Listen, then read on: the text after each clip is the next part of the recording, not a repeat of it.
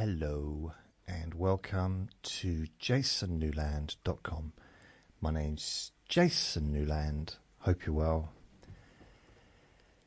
Please only listen when you can safely close your eyes. And this is Let Me Bore You to Sleep. Vinny's doing his... Vinny's doing his normal thing in the background. Not quite sure why he has to do that every time I make a video or make a recording, but there you go. Just to let you know that I have... If you listen to the podcast, I've also got this on YouTube. So you can click on YouTube, maybe if you go on there, subscribe, please. And if you're watching on YouTube, let you know I've also got podcasts where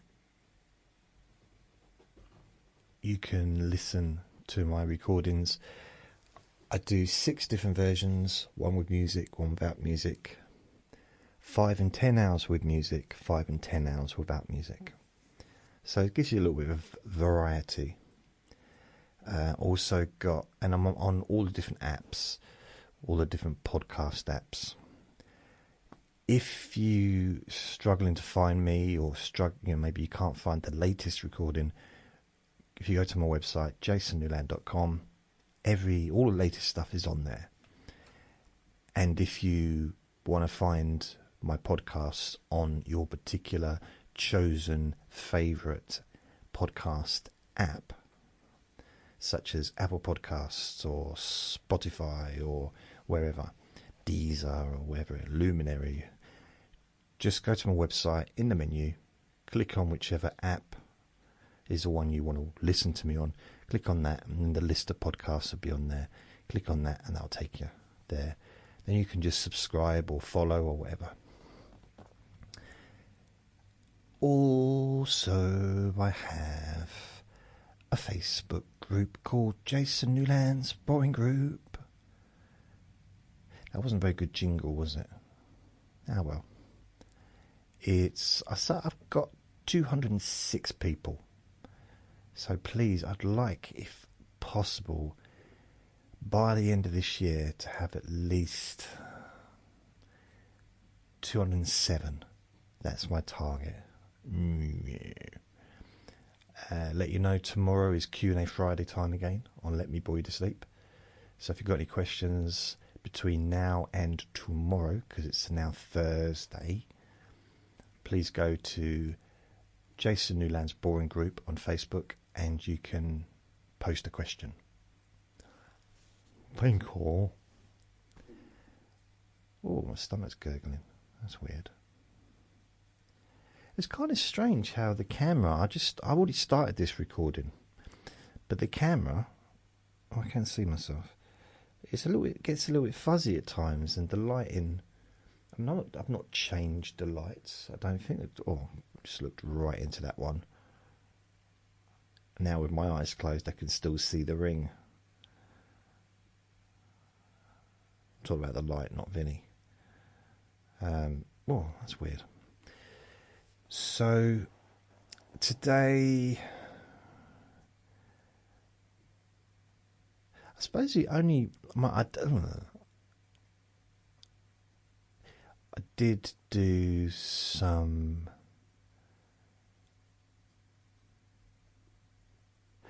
I can't even remember. I'm going to have to look at my laptop. Sorry.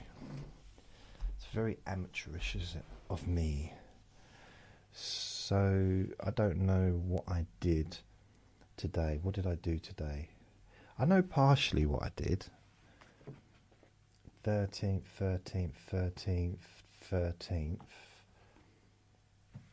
So, itchy ear.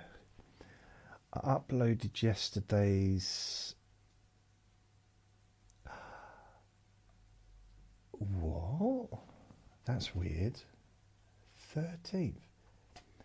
That doesn't make sense to me. it's the 13th today, but according to this, I uploaded Increased Comfort ASMR. But that was yesterday, wasn't it?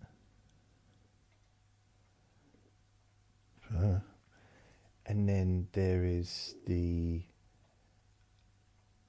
Let Me Bore You to Sleep from yesterday. I uploaded that. Blimey. That hasn't got a lot of views. And I did a Deep Sleep Whisper Hypnosis recording, number 523, called Being Here Now. So that's uploaded and produced, or available on YouTube. And there is a 10-hour version being processed as we speak. So I'm not sure what I've been doing. I mean, I know what I've been doing, but I think I've been working on that stuff. So I did that recording earlier, Being Here Now, Deep Sleep Whisper. You might like it.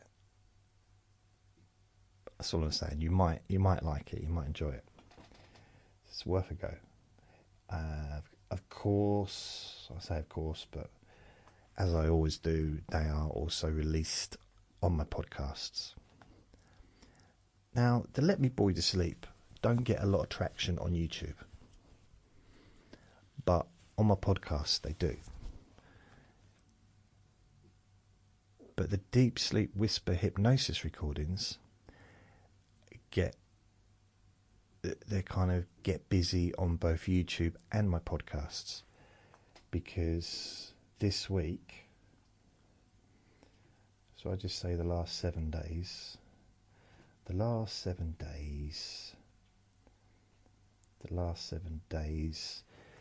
Deep Sleep Whisper Hypnosis has come into second place on my podcast chart. Number one is Hypnosis for Sleeping Deeply. That's the one that has all of my recordings on. Every time I do a new recording, it's on there. Second is Deep Sleep Whisper Hypnosis. And third is Let Me Bore You to Sleep. Let Me Bore You to Sleep is normally second. Third is Stress and Pain Relief. Then there's fourth rather, Stress and Pain Relief. Fifth is Relax and Sleep Hypnosis Daily. Let Me Bore Your Pain Away next. Then Stop Smoking Hypnosis. Chronic Pain Hypnosis. Relaxation for Stress and Panic Attacks. Jason's Bedtime Story Time. Jason's Bedtime. Sleepy Boring Objects. And there's a few other ones there as well. Let Me Bore Your Pain Away. Let Me Bore Your Phobia Away. So they're all... that's just in the last 7 days. The last 30 days... Let's have a look. I reckon... Yeah. Hypnosis for Sleeping Deeply and Let Me Bore You to Sleep. And then Deep Sleep Whisper Hypnosis. And then Relax and Sleep Hypnosis Daily. So that's kind of the order. After... I mean, it's quite a big... Yeah, I get at least twice as many listens of the Hypnosis for Sleeping Deeply than I do for the Let Me Bore You to Sleep. And I get probably 1/3 more Let Me Bore You to Sleep than I do Deep Sleep Whisper, although that's starting to change. So come on, Let Me Bore You to Sleep fans, get listening. I miss you. I mean, yesterday, Hypnosis for Sleeping Deeply, Let Me Bore You to Sleep, Deep Sleep Whisper. So Deep Sleep Whisper in that order. But today, Deep Sleep Whisper number 2. It's creeping up by quite a lot, actually. In fact, there's less. There's about 50 between them. Did you hear that weird noise? Wasn't me. Actually, my voice, my tummy is rumbling. I wonder if that means it's time for time to go and release one. I don't know. So yeah, that's going all right. YouTube is going good. Stop flapping your ears, Vinny. I've even got more subscribers. I've now got 1,465 subscribers. And that's gone up. I mean, yesterday I had 1,459. I know it's not a lot, but I've got 6 new subscribers. The day before that,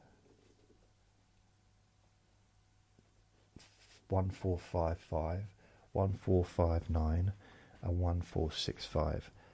So it's gone up, in the last month, last 28 days, it was 1,426. 30. Okay, I realise I'm not really going to compete with Mr. Beast. Not just yet, or ever, but it's fine. It's fine for what I do, and I would like, I would like to have at least 10,000 subscribers by the end of the year. If I can have more, even better. If I can reach the 100,000, that'd be cool. Because I think once you reach 100,000, you get a plaque from YouTube.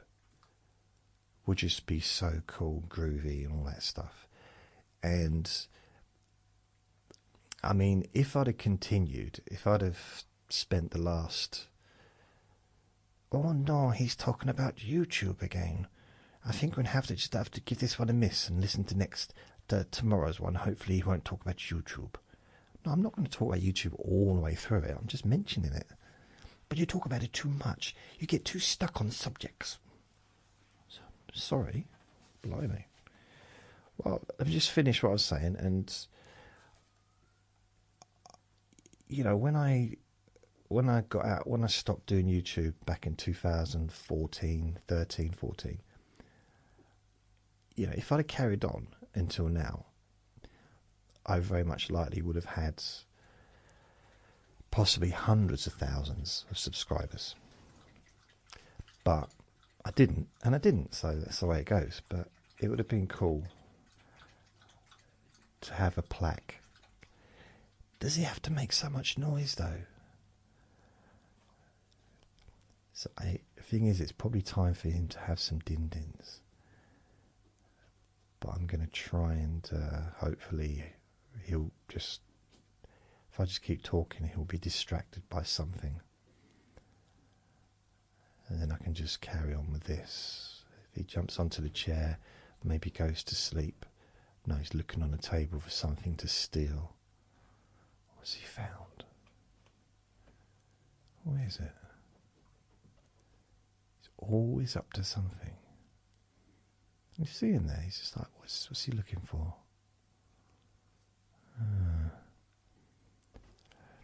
So I've started with the videos.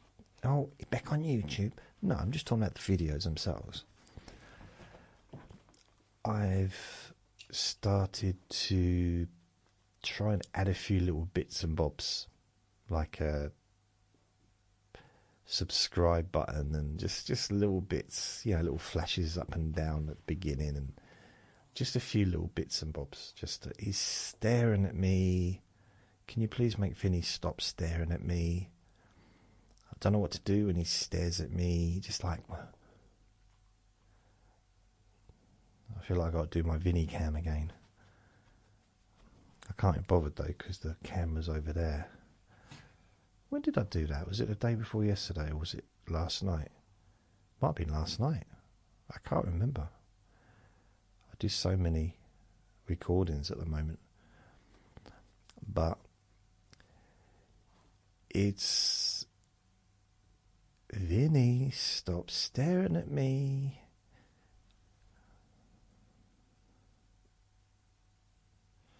He's still staring.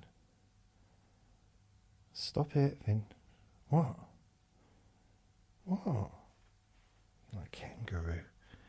What was the kangaroo's name? Wally. Was it Wally? Something the bush kangaroo. Skipper. That's it, Skipper. Come on, Skipper. I try to remember all these different animal names. You got the dolphin. Not Howler. It's not Stinky. They call him Flipper. Yeah, Flipper. Then you got the kangaroo, Skipper. You got the dog, Lassie. There's the horse, which was Black Beauty.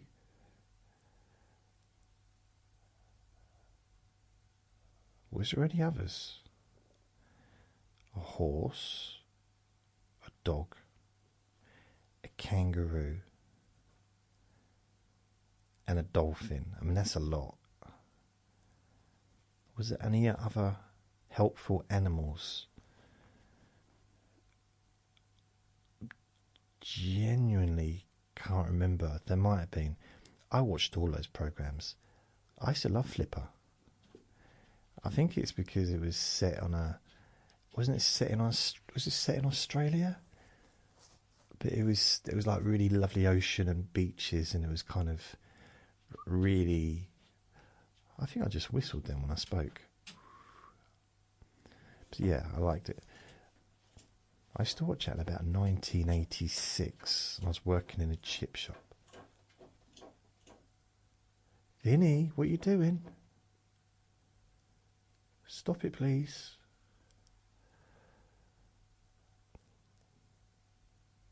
He stopped. Good. So other than making the recordings, you might want to check out the recording I did earlier.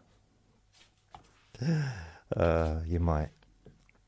I actually re-listened to parts of it, and it actually made me laugh. I know, it's weird. Unintentionally. So the other thing I needed to do today was... There's two things that I was going to do for my neighbour. First of all was to get him, attach his showers, his like shower thing to his bathroom taps, or to the bath taps, and then call up the council and get them to come out and fix his bathroom light. And then I think it was like sorting out his washing. So I went round and I did.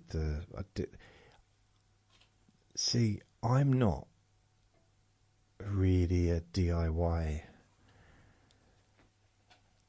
well, not an expert of anything, but I'm not never been really into the whole kind of what's the right word?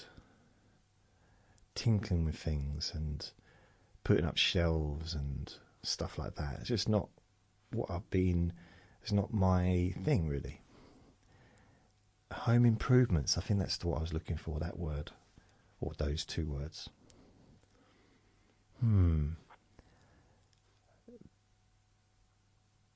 But he asked me to put it up, so I put it up. I opened the box, and it's in bits. Why couldn't they just have it all set up? Just put it in a box, have it all connected. But no. And, I mean, of course I didn't look. I know enough about home improvements and DIY to know that you never look at the instructions. I know enough about that. I'm not much of a man, but I know that that's definitely a part of being a man, is to not look at instructions. So I'm trying to figure out how to put this thing together. And some of it seemed obvious, but I was missing a bit. But that was in the plug. That kind of... Because there was all these little bits falling everywhere. I thought it was going to be one of those plastic things that you put over the tap, and then you, like, it has a metal thing around, and you screw it in to tighten it around the tap. Because I've seen those before.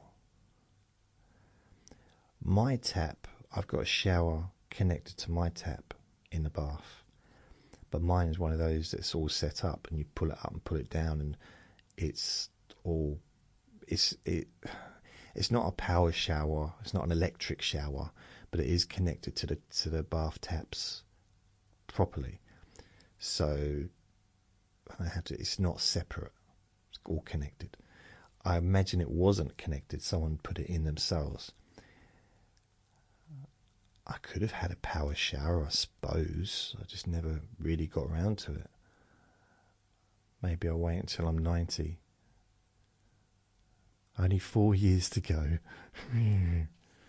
So I went round there, and it wasn't one that you put over the tap and like screw in the metal bit so it tightens. What it was this thing that you put over the tap, and it had like this Velcro wrap belt thing that goes around the tap and sort of keeps the thing on, keeps the hose thing onto the tap. And I first started to put it on, and it wasn't going on. I had to kind of really force it on, because it didn't go on easily. It was real proper, like, I had to put a little bit of effort in. And I don't like putting effort into anything. But this, you know, what could I do? I could just like walk out and say, nope, too hard, you do it yourself. But no. So I did it, and it seemed to work out okay. The one bit I struggled with, there was the long bit that attached to the handle, you know, the bit where the water comes out of. So I attached that okay, fair enough. I attached the nozzle bits to go on to the taps, those okay, and that attached to and that all attached to the big long nozzle. But to connect that nozzle to the hand, the thing, you know, the hand thing, just wasn't happening. And I was looking everywhere. Well, not everywhere. I mean, I wasn't walking through the streets, knocking on people's doors. Can I just search your basement, please? Like, no. It's going to be around where I was. And what it was in the end, something needed to screw over, but it's already connected to the metal hose. So it's basically putting it on and pushing it down and then just screwing it on. Now, I had a visual when I was explaining this to you. You might not have had the same visual in your own mind as what I just said. But it went on, works beautifully. Probably the best home improvement adventure I've ever experienced.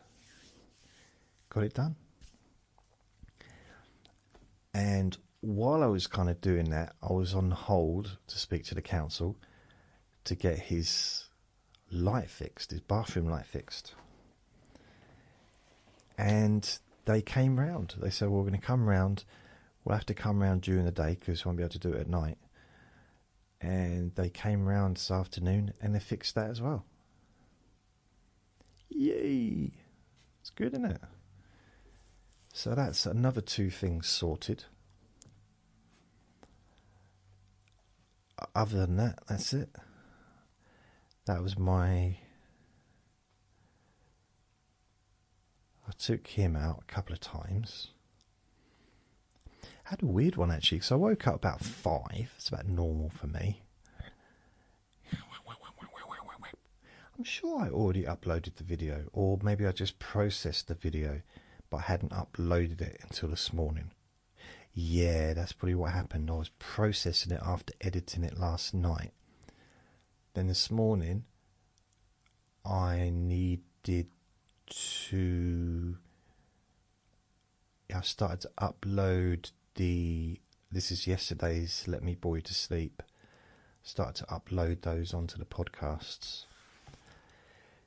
And now I'm trying to keep up to date with the podcast that's attached or connected to Spotify, because I got a little bit lax with that and they weren't being updated.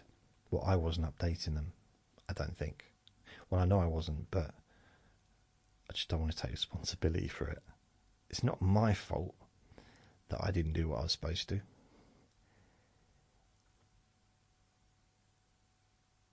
It should all be back to normal now. Wonder if I'm going to update. Have I got any more? 1465? No, still the same.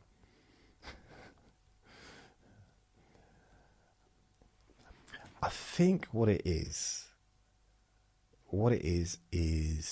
YouTube is a bit of a novelty for me again. Because this is the first time, the last month really, or since the end of the end of December maybe, I started making videos again. And I didn't really do regular videos for years and years and years and years. I just thought, you know what, I'm going to wait until I look really old and unappealing, and then, you know, when I ask people to close their eyes, they're like, oh, thank goodness for that. Whew. You know, either you look at me or you close your eyes and become deeply relaxed. And people are just zonking out like, oh. That's the noise I imagine people make when they're relaxed. Might not be. So yeah, it was just... See, there's no point me doing it if I'm not interested. Does that make sense? So I know some people like the deep sleep whisper, some people like the hypnosis, some people like the let me bore you to sleep. Maybe some people like all of them. It's a balancing act.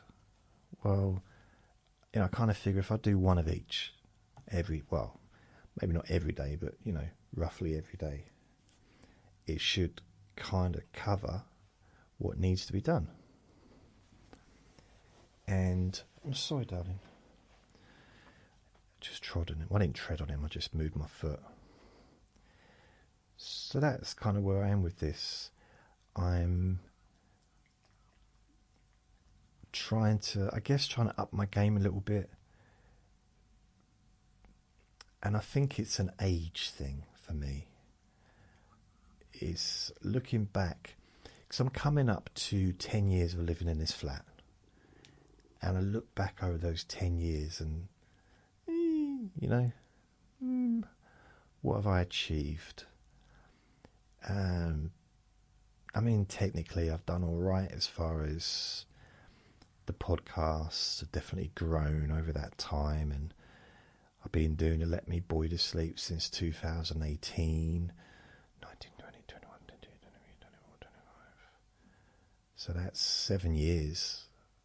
So I've been doing this I think it's next month, so it'll be 7 years. I've been making recordings and videos for 19 years now. So, you know, it's okay, but just... I felt a little bit like for a while, maybe for 3 years, I don't know, I felt like I was a little bit in limbo. In some ways I feel like the last 10 years I've not made the most of it. And now I want to try and get some stuff done. I mean, there's not really enough hours in the day to accomplish what I'd like to accomplish. I got a really lovely message the other day. Let me read it to you.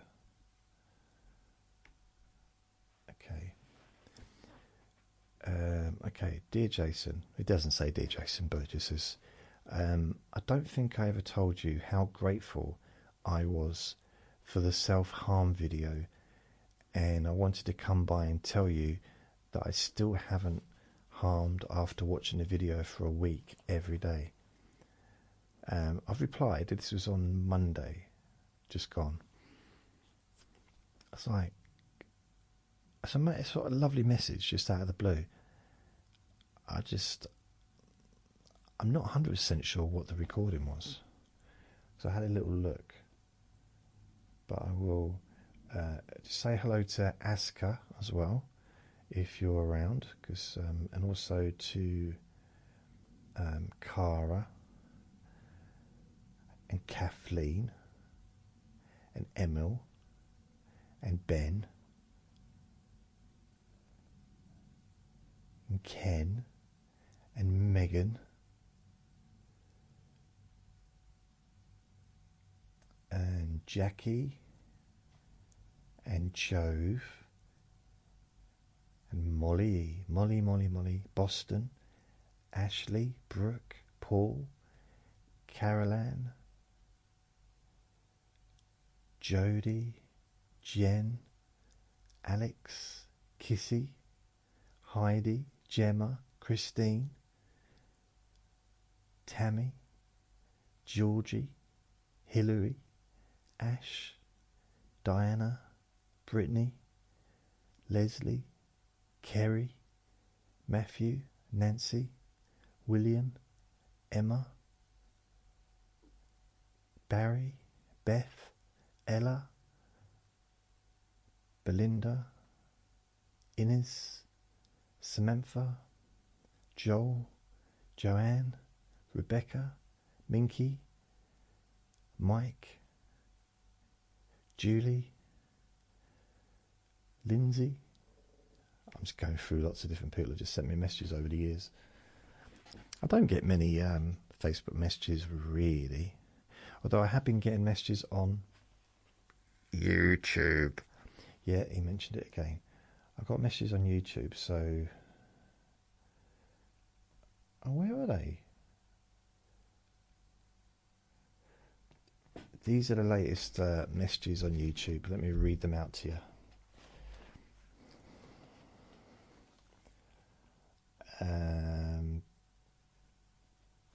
I'll do them from now until I'll go backwards. Happy YouTube birthday, Jason. That's from @Frefos. Thank you. Christine says congratulations on your 18th. Love you and Vin. Love you too, Christine. Thank you. Soren Abul. I'm just going to read out the names on YouTube, tag names or whatever. I see the dog is still enjoying his brownies ice cream. Yes. Thank you for boring us from Joette3148. Thank you. And Night B100MS. Love your whisper. Thank you. At IIAMM. No, at IIAMM_TI. To be fair, I can't see that very well from here. Love the dedication, definitely subscribing. Thank you. That's from 15 hours ago. Christine writes, love this one. That was for the cold neighbours. That was Let Me Boy to Sleep a few days ago. Love this one. Lots of information about your early days, and you're right. Sometimes all we need is a biscuit. You're a godsend to the people where you live. Thanks again for your recordings. I love listening to you. Well, thank you, Christine. That's very kind of you. This is nice, isn't it? So now I can read messages out, because I don't get hardly any feedback on the podcasts. So that's one of the good things about YouTube is, you know, I can read out the messages and I can see the messages.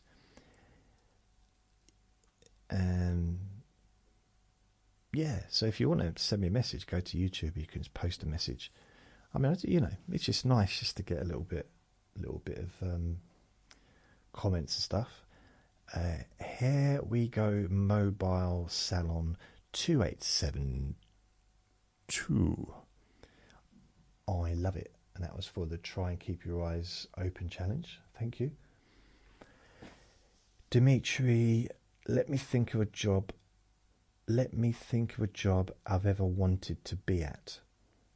Okay, that was a title. Your videos always make me more relaxed and calmer. Jason, hope you had a nice pizza. Oh, this is Saturday. Was it Saturday? Let me bore your pain away. Hope you had a nice pizza and a great time for yourself after recording this one.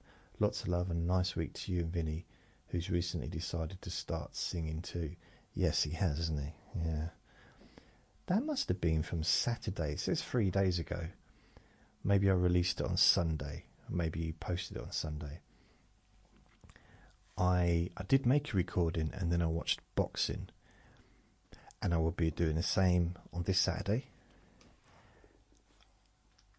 And I will be doing the same on the following Saturday because a big old boxing bill. But that's going to be starting at about 4 o'clock in the afternoon, 3 or 4. So if I do make a recording, it will be early on a Saturday. And yeah, blimey. Great video from France. Hugolasic 9712. Thank you. And then I've got Ben Folds. First time listener, fantastic voice and love your humour. Oh, it says humour spelt American and then in brackets British, because we have a few words that I'm saying this like you don't know. You might not know. I don't know. I don't know who's listening. You may not realise that we have, although it's English, some words we spell different. I mean, you know, we clearly pronounce things differently, like aluminium, aluminum. You know, we call it aluminium, and we say roof, not roof, because then what would the dogs do? You know, it must be really weird. So in America, whenever a dog barks and goes roof, roof, everyone's looking up. What? Just looking up at their roofs. What? Like, no, I'm barking. Roof. Roof. What's on the roof? Is there a ball? What is it, boy? What is it, Flipper? I'm like, no. So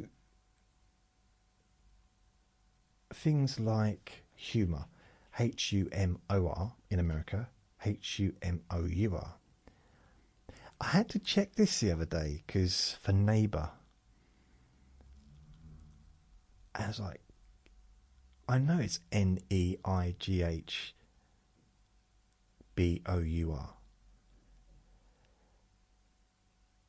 but every time I typed it in, it was coming out as wrong. It should be OR, because that's the American way of spelling it. And it's like, why? Why can't we just spell things the same? I mean, I'm happy either way. Then I was on the Ancestry thing the other day, and I was looking at some news clippings from the probably 1960s, and they were spelling jail, not Jail, it was GAOL, I think, or E, something like that. And this is in a newspaper. That's how jail was spelt back then. So it's not just we spell things different from other countries. We spell things different to how we used to spell them. Very confusing. Ben Folder, yeah, first time listener, fantastic voice, love your humour, birds farting, ha ha. I'm not doing this message much justice, am I going? Ha ha. Ben Folds, that sounds like someone I know. Not don't know, but that sounds like a familiar name for some reason. I can't remember what I was talking about in that recording. It was Calm Your Mind. Oh, it was one of my more serious recordings. I subscribed and have no idea why you don't have way more subs. Fantastic channel. I agree with you. I agree, I should have way more. I think it's because I'm rubbish. That's why. Lady Rabbit's Foot says hello, so I said hello. And then Mag-Oi1MG says, hey, YouTube just pushed your videos into my recommendations. I don't know you, but keep up the good work. Hope you'll get more recognition. Thank you.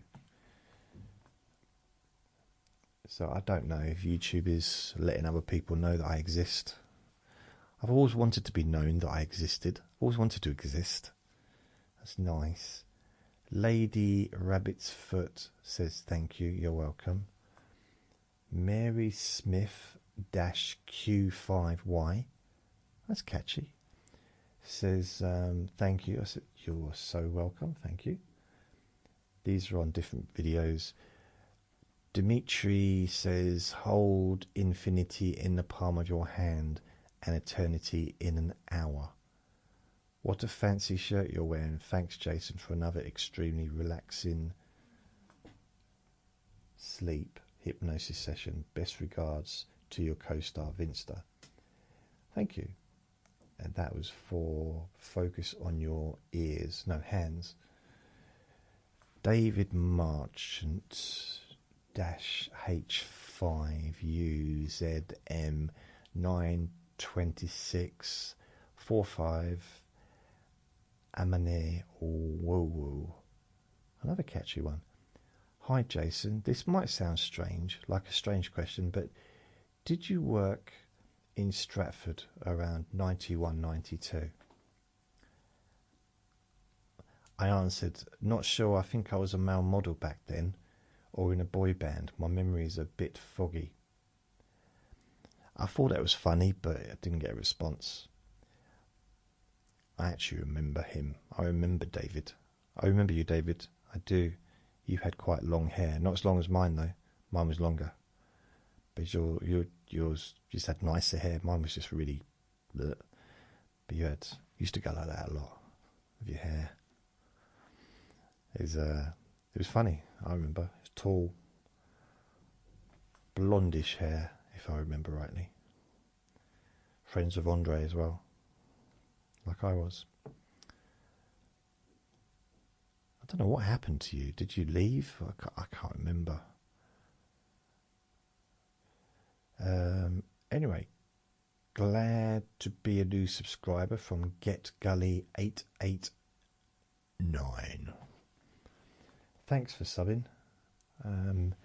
Dimitri, it felt a bit weird to see Vinster sometimes almost freeze in a sort of strange and tense pose when he bent over his body and neared his head towards his tail.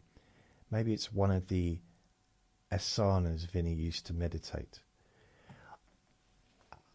He studies that part of his body. That part of his anatomy he's constantly watching. He's asleep now. He's fast asleep at my feet. Completely zonked out. And what have I got? What other ones? I love this, says Bailey's Brown.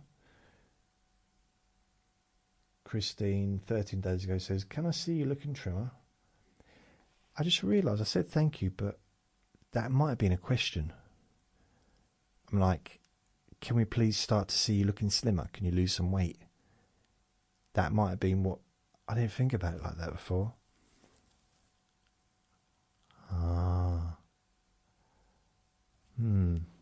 I think I have... Well, I know I have lost weight, but...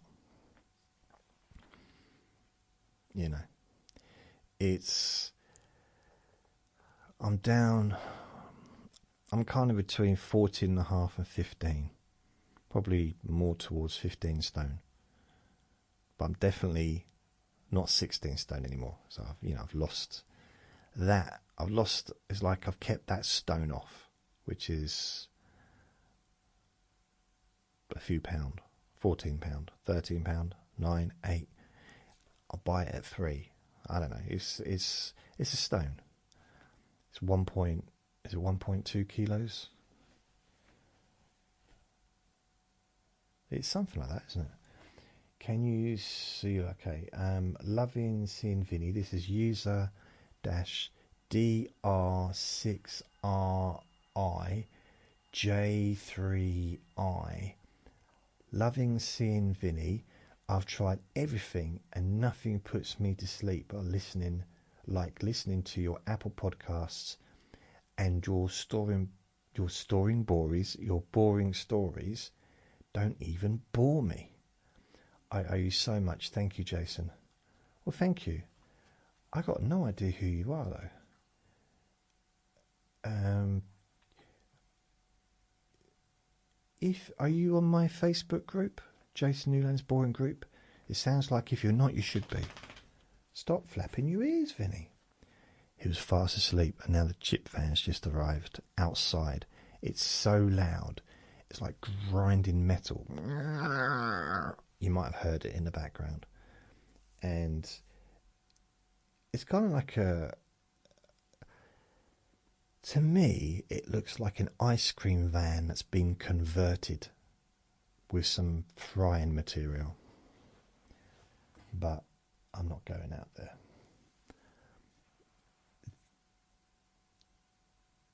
So I got another one at Chris PCHE. This is like a form of Buddhist metabhavana meditation mixed with hypnosis. Not a criticism, I liked it. And that was relaxation in, stress out. Yeah, I agree. Yeah, I put I agree. Yeah,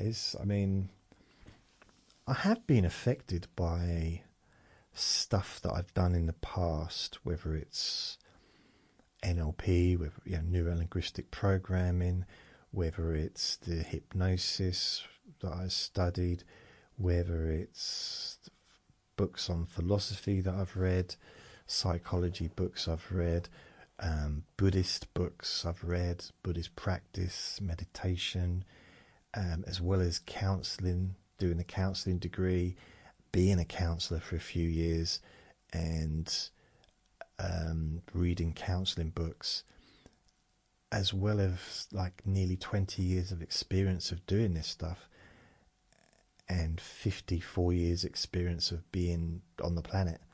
I think just all different things mixed together, and I don't always know what it is that's influencing me. I just have an idea. Like, I think it was yesterday or the day before, I thought, I got an idea. Oh, what's next? Christine says, oh, you want to hear the idea? Okay. I thought that tickled me, sorry. It's the little things in life. Yep. Still little. I thought to myself, how about lying in bed or sitting in a chair, but lying in bed, closing your eyes, and then imagine yourself getting up, just noticing how you feel lying in that chair with the bed, or the bed, and your body being supported.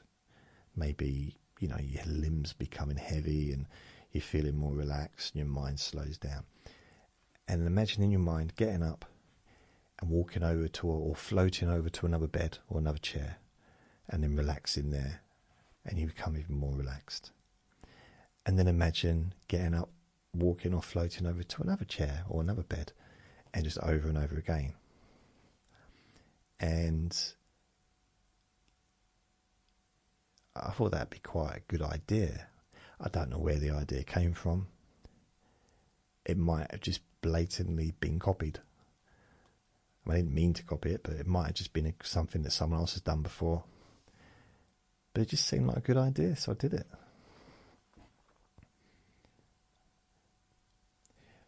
The thing is, because I'm not going to say I'm a scholar, I'm many things, but I have read quite a lot of some of the old hypnosis stuff, the books from the past, from 100 years ago and stuff like that. And, or even further.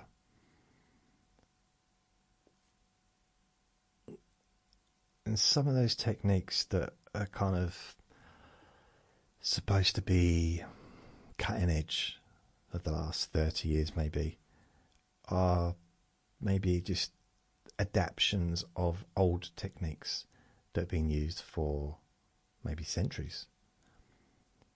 So there isn't, I mean, everything can be unique and original, but at the same time there's still that thread going back to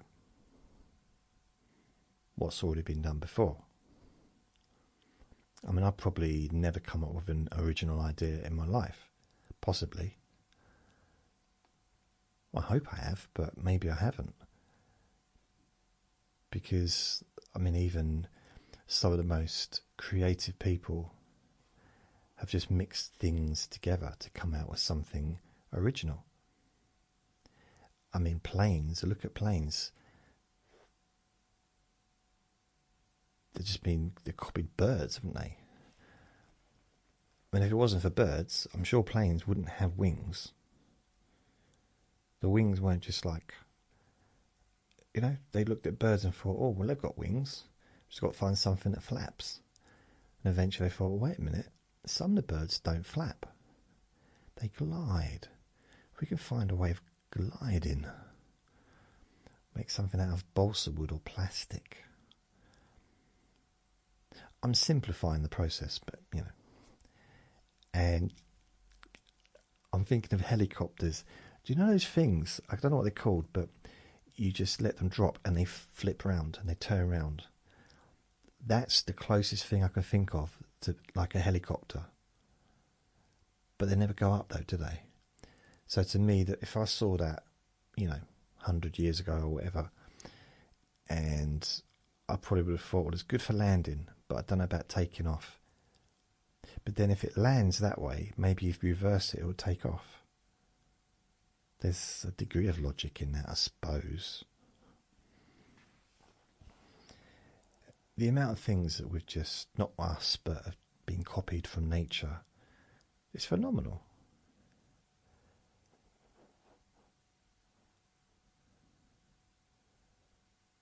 I do wonder, with the technology that's about now, I mean, with ChatGPT, I use it every day. And they've changed, because OpenAI owns ChatGPT. OpenAI also has an image software as well. So they do, and this will kind of incorporate things together. So now they've improved their image technology. But what they've got now is, instead of the image just opening up, it now goes down and it shows a bit of it as it goes down to present you with the final image. So this cutting edge technology is like going back to 1998, waiting for a picture to open up on the screen. It doesn't take as long as it used to, but it's weird because, you know, these days things just open up straight away if the internet's good enough. But to go through that process of just watching it, like, oh, I wonder what's going to come up, what's the next bit going to be? And I remember that feeling back in the late 90s, waiting for images to open up.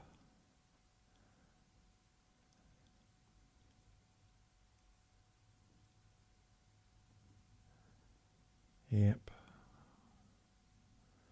Wow. Right, so I got caught up in a moment then. So yeah, it was quite weird, although the images are getting... It's more advanced. I like ChatGPT because I've been with them for a couple of years, since they pretty much launched. There's lots of other AI stuff. But I just like the idea of learning to use one. Well, I'm no expert at all, but I know how to use it for what I need it for, and there's still a lot more to learn.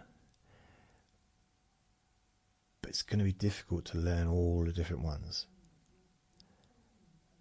Can you hear that? TVs are really loud downstairs. So there's a few things I want to try and do. I need to automate some of the things that I do. So I'm thinking if I can put in a title to a recording and just ask ChatGPT to create 10 different images,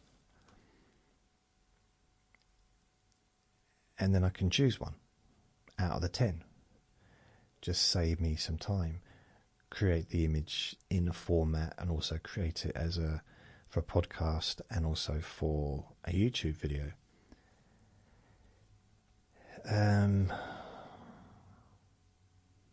There are AIs, apps, or editing software AI that can edit a video, put it in, and it'll take out all the gaps and stuff. But if you do that with me, it just won't work, because the best parts of my recordings are the gaps. They're the most interesting parts. And if there was no gaps, then it just, yeah. And it's going to be weird because I'm kind of like a bit of a dinosaur now when it comes to someone that talks, I would say, relatively slowly on YouTube and on podcasts. And I think that's going to be a thing of the past more and more, to the point where I will be a bit of a dinosaur, like completely a bit of a relic, even more than I am now. But I guess that could work in my favour, because then it would be my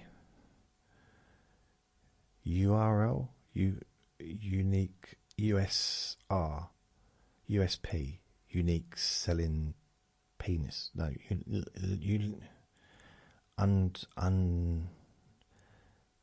it'll be my catch or whatever.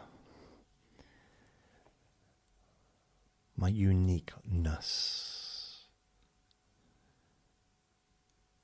Because I think it won't be long before, still, if you go through YouTube, how often can you find someone who talks slowly?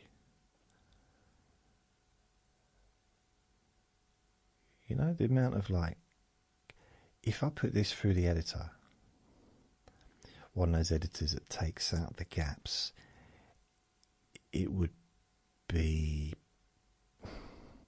some people would probably prefer that. But that's part of the thing as well, because if someone's listening to this and they're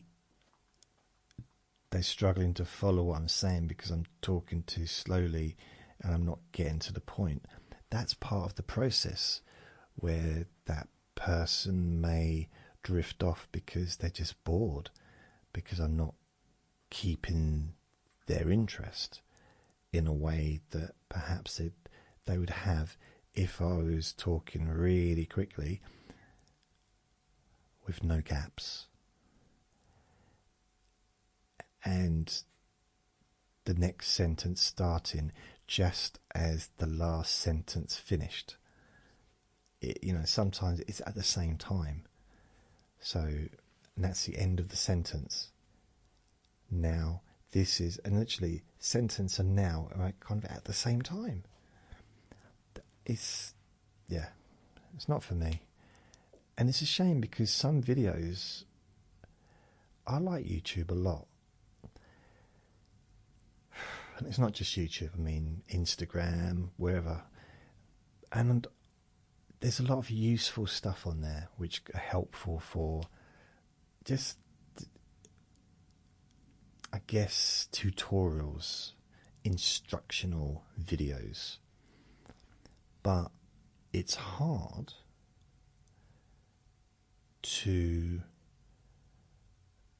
for me to watch something that's so fast, like like it, too fast, too quick. There was a TV program called The Bear, and it was about a kitchen, a chef in a kitchen. I couldn't watch it. It was too fast, too much, too fast, too quick, too just. In the same way, if I'm watching something on telly, a movie, and I don't always get what's being said, and I realise I thought it was my hearing, but if something's said too quick, I don't grasp it. It doesn't. I just can't. I don't hear it. And sometimes I'll rewind and I still don't hear what's said, even though I'm listening. Can't, because it's too fast. Now, that might just mean that I am super unintelligent and I've got a very slow brain. And maybe I'm as, I don't know. But I can't do fast things. I can't be around people who talk really quickly. Well, that's not true. I can be around them, but and sometimes I talk quickly. Occasionally, if I'm excited, I might talk quickly. But that's not my default. My default is just taking my time. And I notice more when I'm around two other people. See, when I'm around one person, sometimes they listen to me, sometimes they're not listening. Other times, if there's two people, I'll be talking and they're literally just talking over me, not listening, because I'm just talking too slowly. And I'm like, well, no one's listening.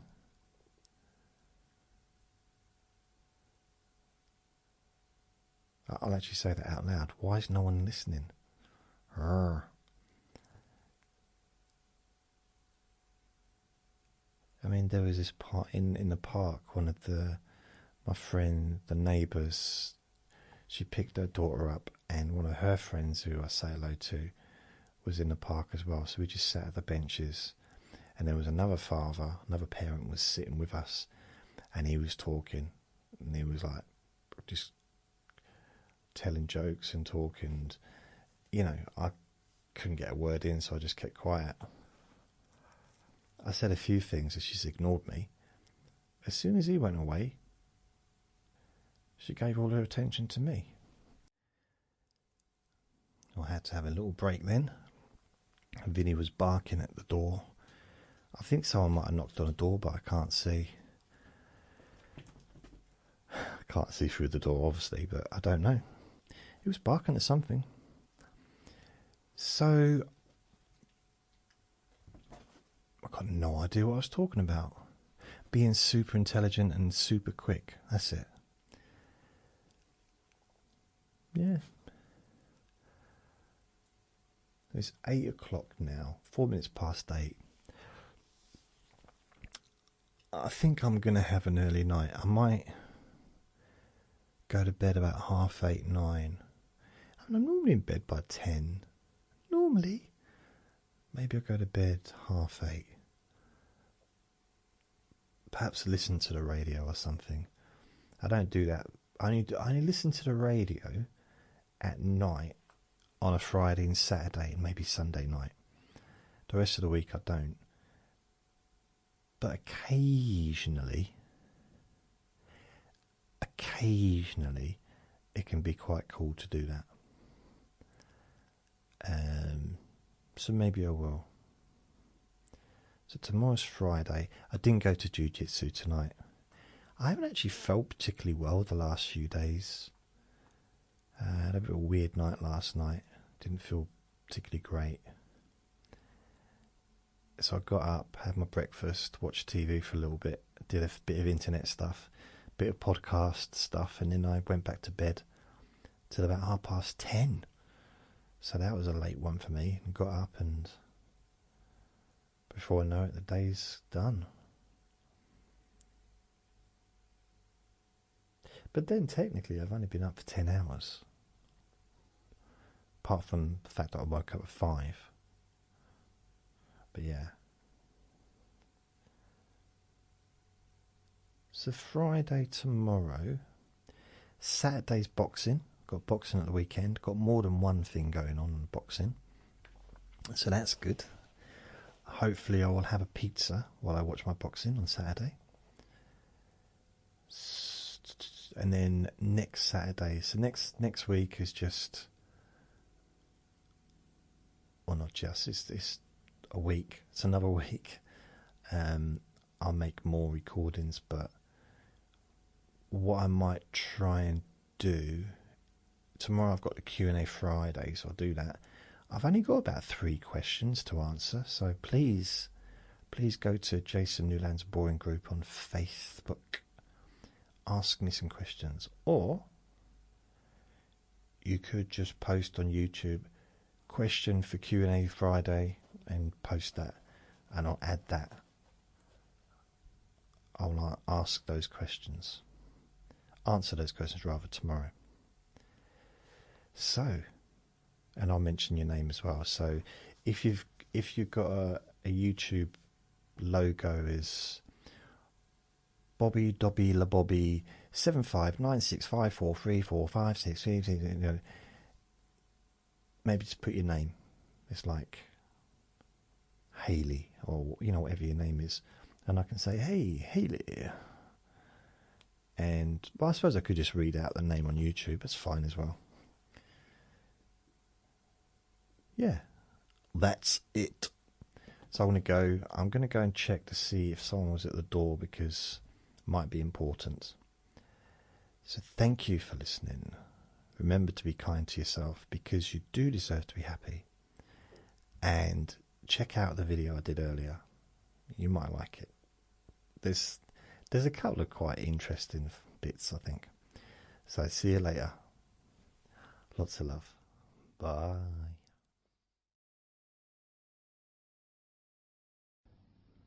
Relax in a more deep and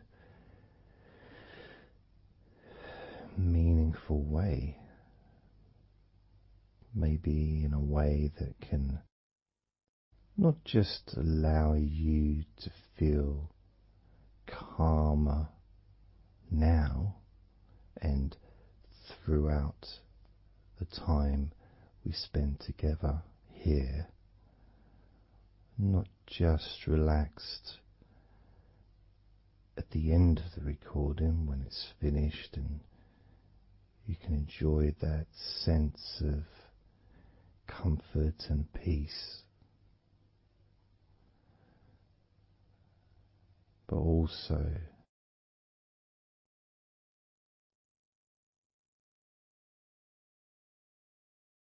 I think it would be nice to have those feelings of relaxation continue for longer after the recording is ended, so that you can still benefit from listening to my voice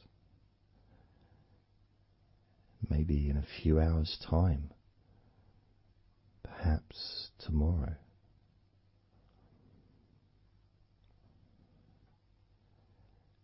And then by listening regularly, especially if you find, like some people do, and myself as well, sometimes I find one particular recording that really resonates with me, and I just listen to it over and over again, like every morning, every evening.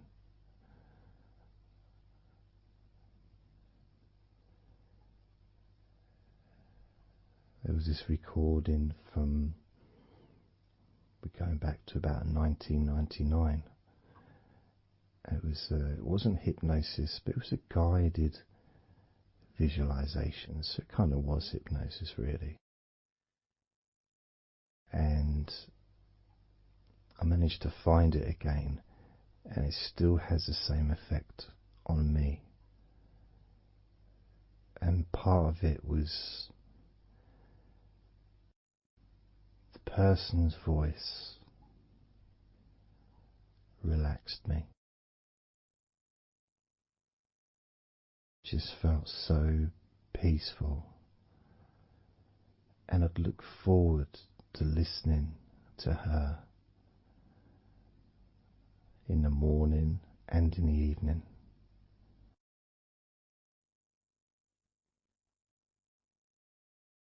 And I knew before even pressing the play button that as soon as I'd done that, pressed the play button, this was in the days of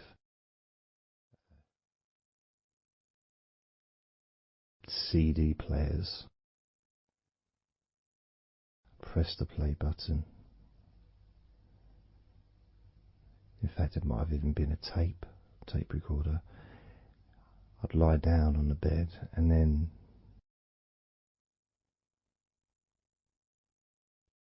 even without necessarily listening to her words, because I had them memorized really, it was as if my body knew exactly what to do. And the muscles just almost went into automatic relaxation.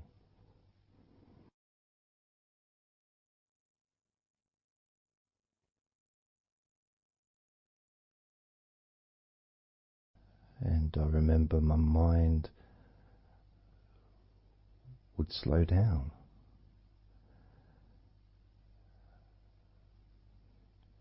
Now, I was listening to this recording in the early days of learning hypnosis, and long before I ever made any videos or audio recordings myself, because I didn't start doing that till 2006.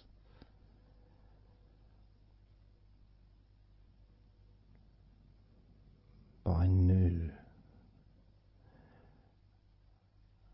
knew how helpful I found being able to just let go, to have that trust in the person that I'm listening to.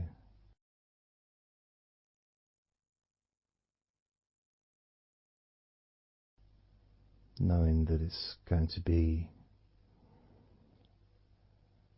just as relaxing, if not more so, each time you hear my voice.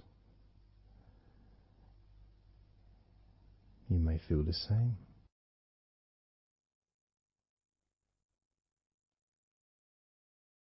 Some people have been listening to me for over a decade.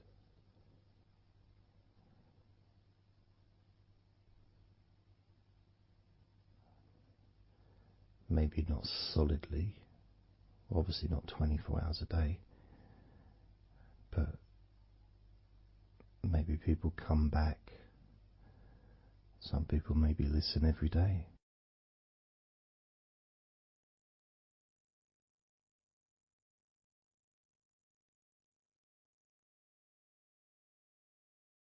And something that I do, which you may not realize by listening, is when I record these recordings, now for example, I also am affected by the words that I say.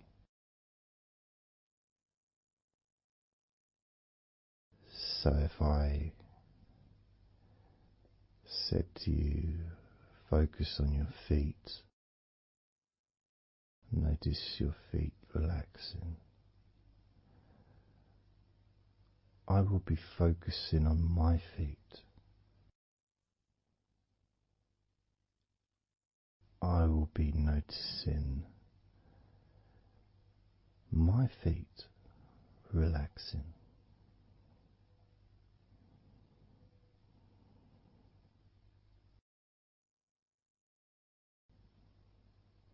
If I said focus on your hands, and maybe notice the difference between each hand. Perhaps notice the air in the room, the temperature of the room on the backs of your hands.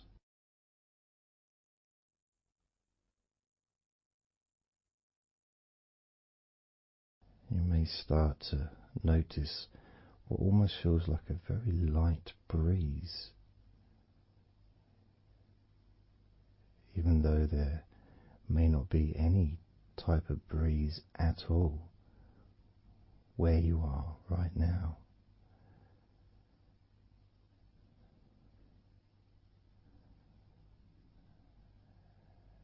And as you become aware of your hands,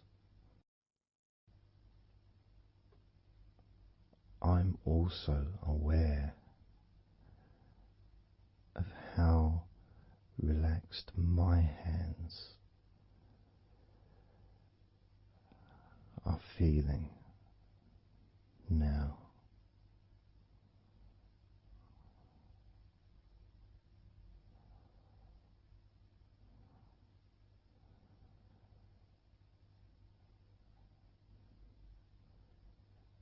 And when it comes to potentially drifting off to sleep, which may be the reason you're listening,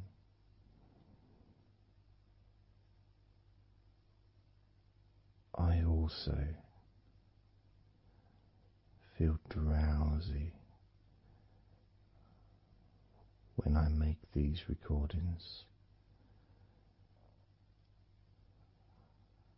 I also notice my mind drifting.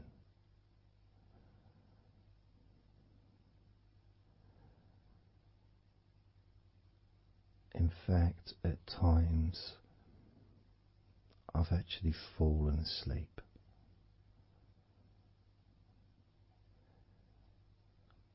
without even noticing. And then I carry on talking.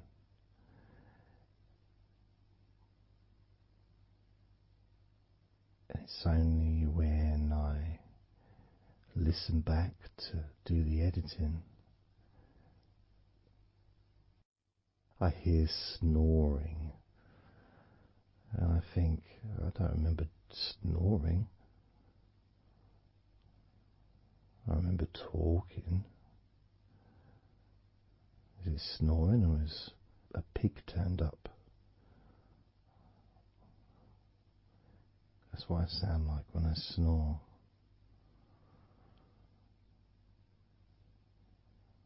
And I get really into the whole experience.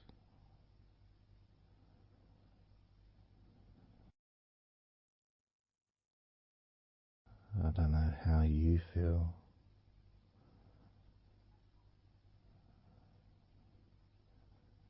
How relaxed you feel in your feet. How relaxed you feel in your hands.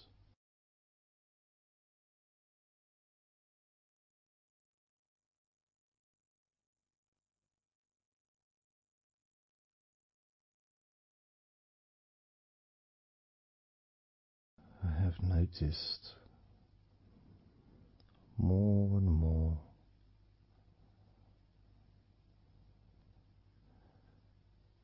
that the more relaxed, deeper level of comfort you feel, the easier your breathing becomes.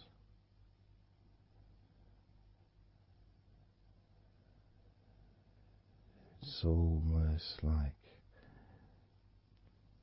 that additional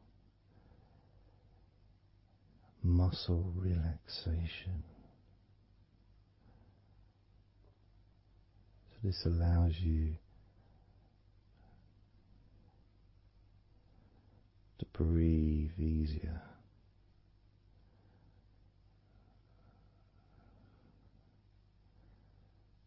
Without necessarily focusing on your breath.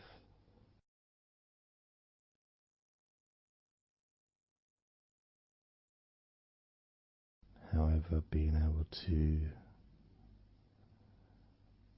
notice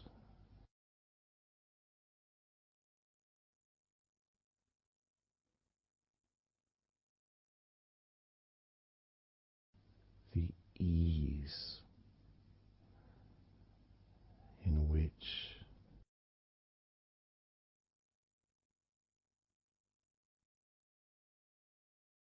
you breathe so naturally.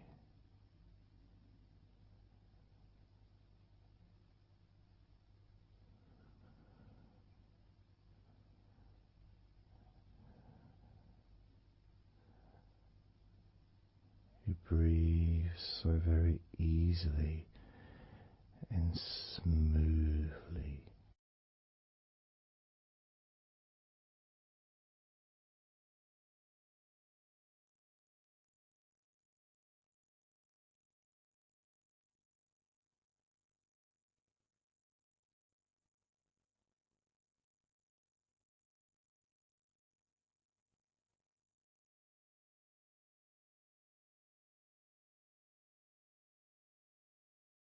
Whenever I imagine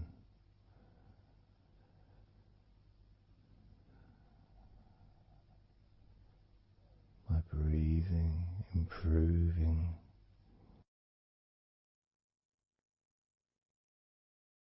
when I've got my eyes closed,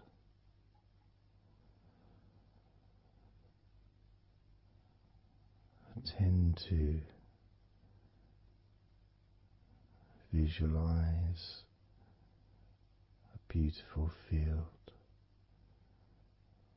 with trees and flowers,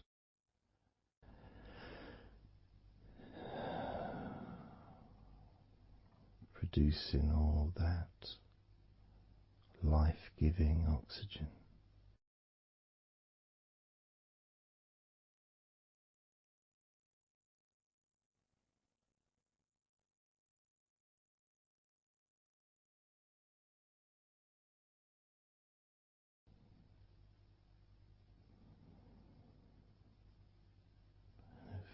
feels nice.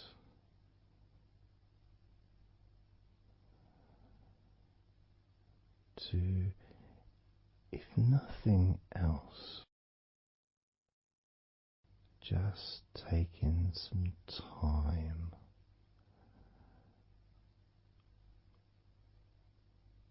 away from everything.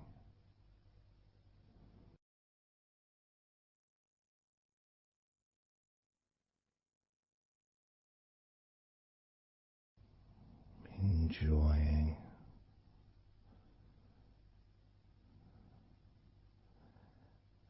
that feeling of peace, serenity,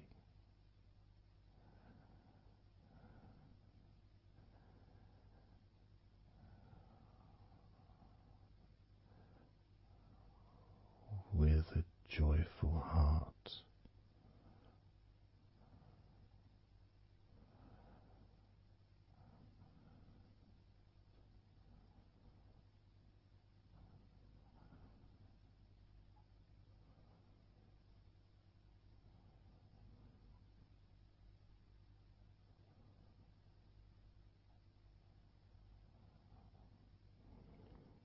Time seems to just drip by so very slowly.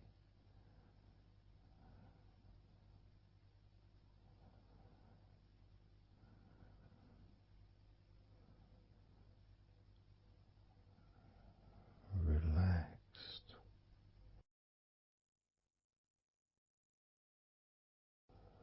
so deeply peaceful,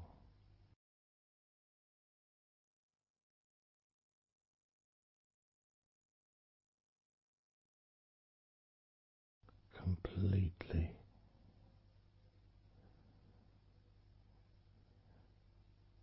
unattached to any thoughts whatsoever in this moment.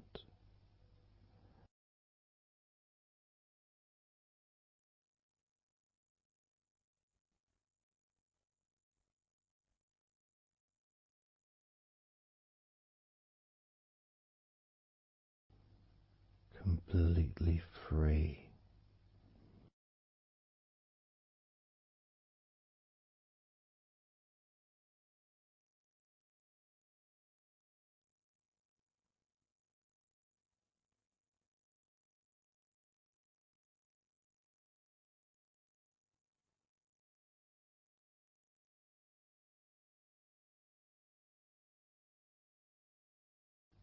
Noticing that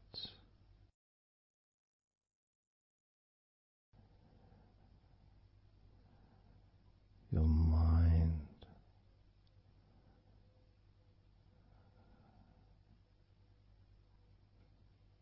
has slowed down,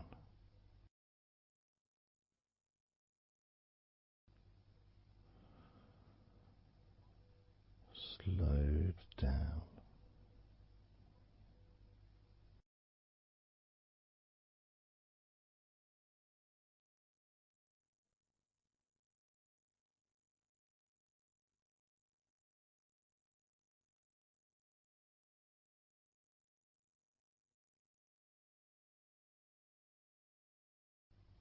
because nothing really requires your attention.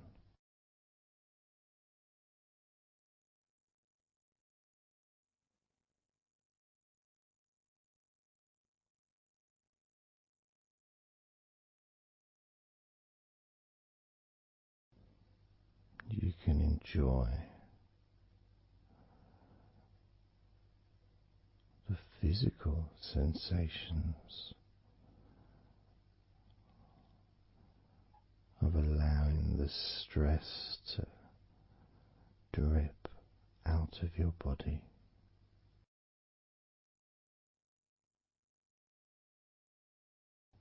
Dripping out of every part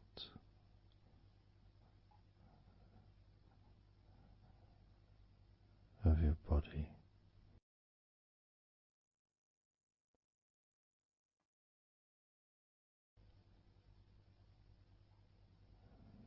And being released from your brain and your mind.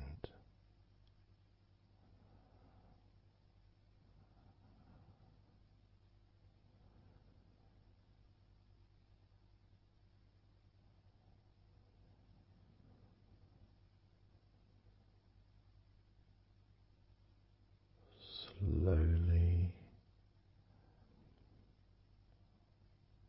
but surely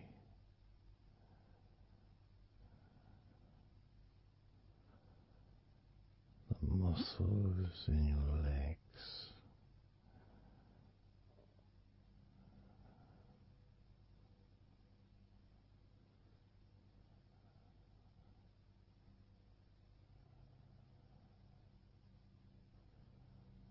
relax.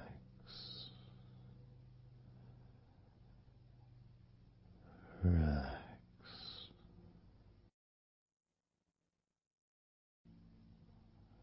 Relax.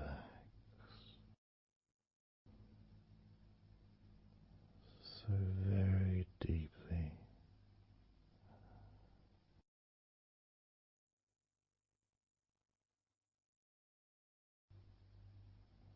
Relax.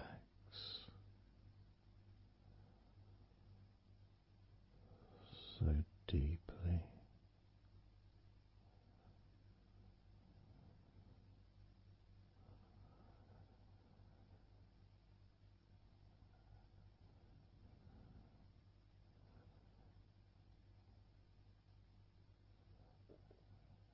And the feelings,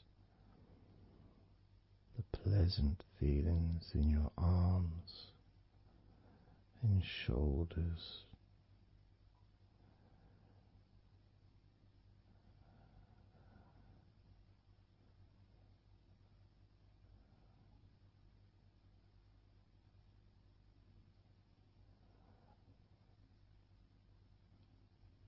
deepening each part of your body further and deeper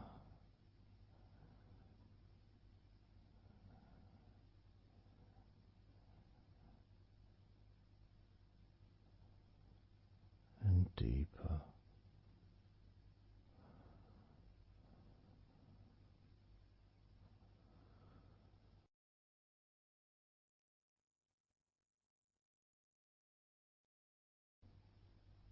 Noticing the feelings in the back of your neck,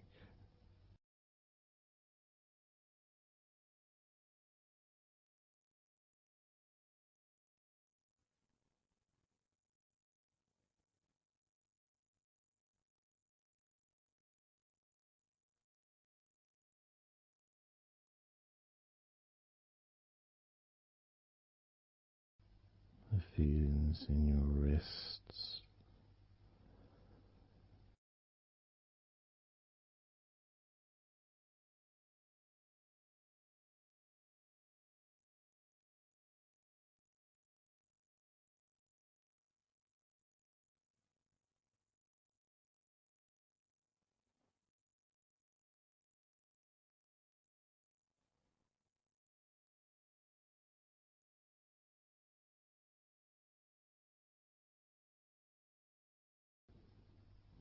the muscles in the front of your body,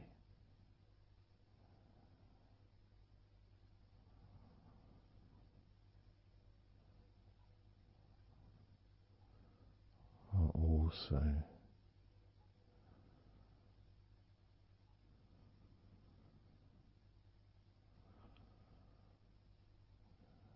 feeling peaceful.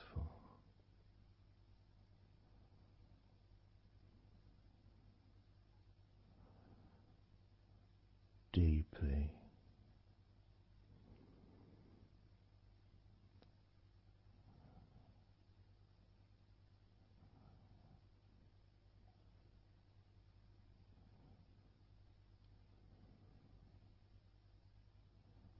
there's a sense of peace spreads through your very core.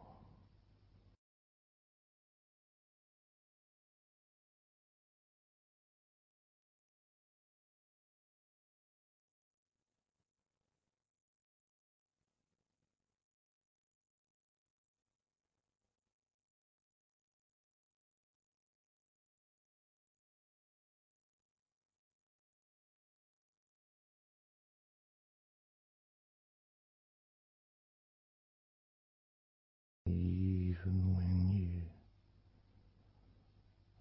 focus on your mind,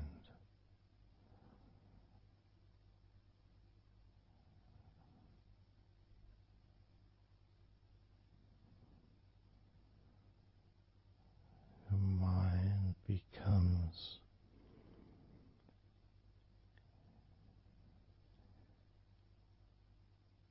even slower.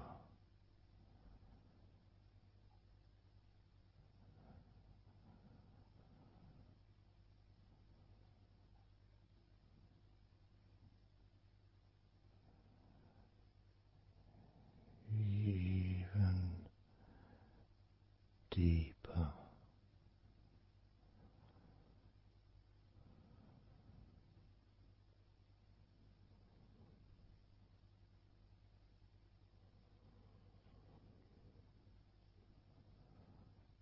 Relaxing.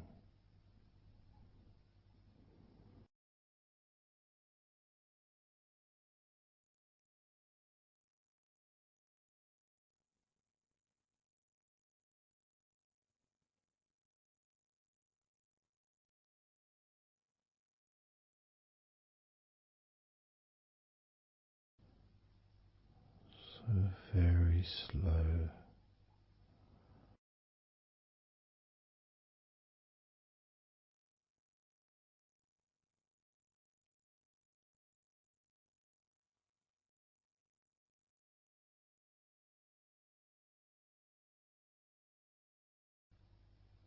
Your stomach.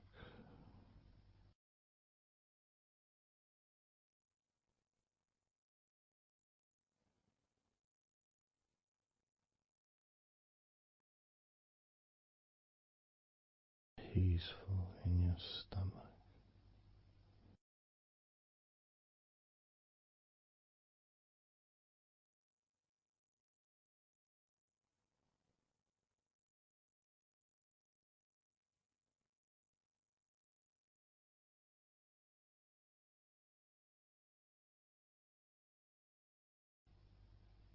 Your back.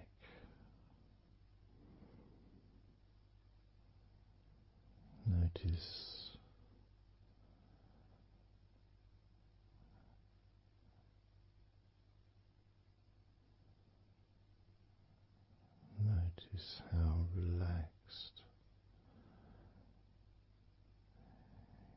you now feel.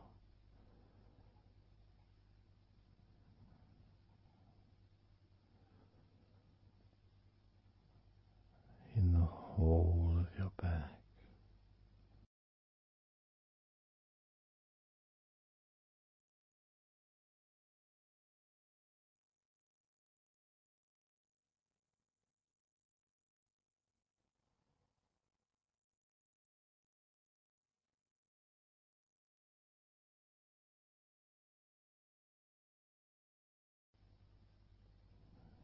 Your spine, from your brain all the way down middle of your back, sending and receiving millions of messages every day.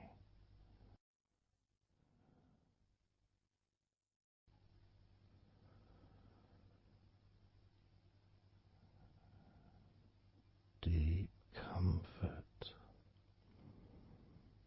increasing.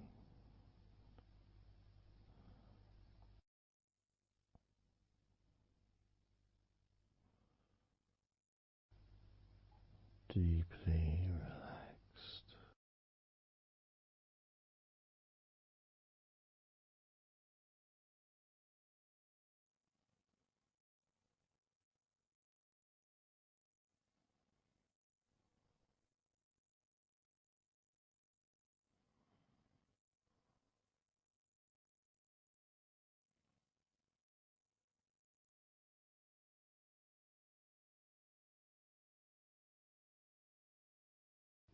Your knees,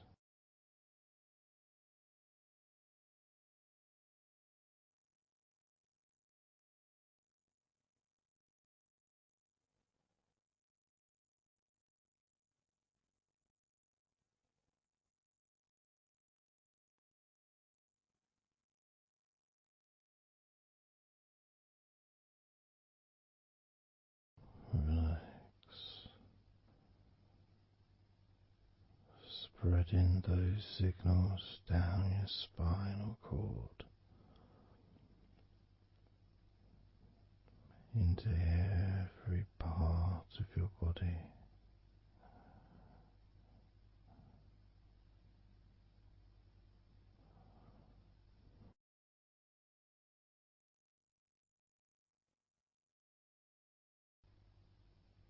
Your shins and your calf muscles,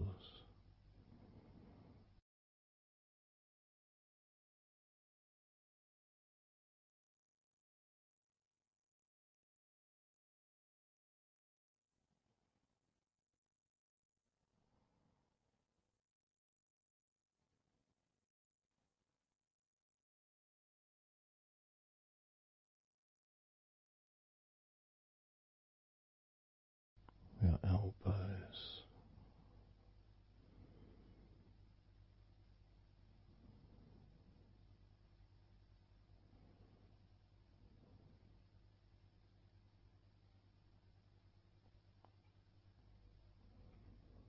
feelings of peace and tranquility spreading through your body, tips of your toes to your eyes, your fingers all the way to your lower back.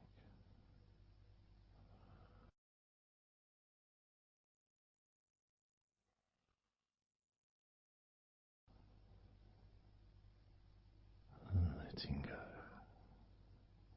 really letting go.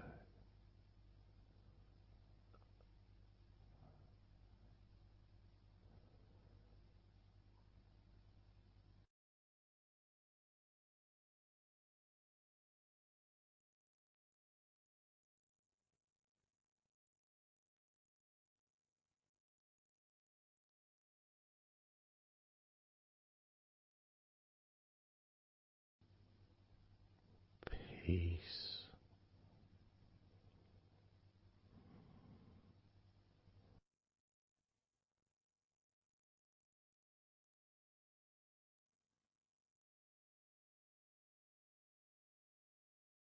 Drifting.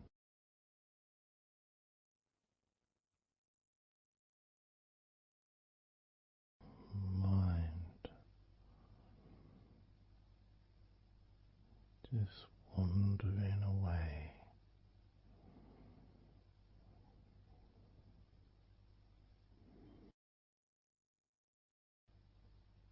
Happy to let go,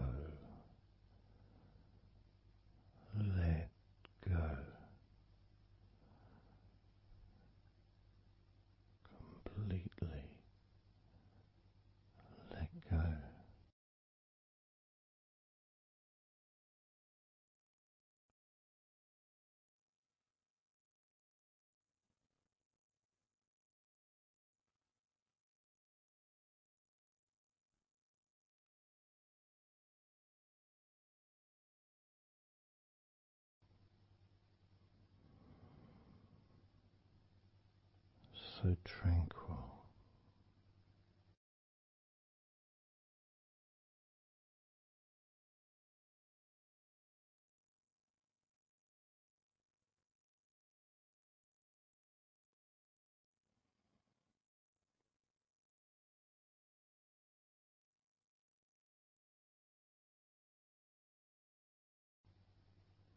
Your whole body enjoying a sense of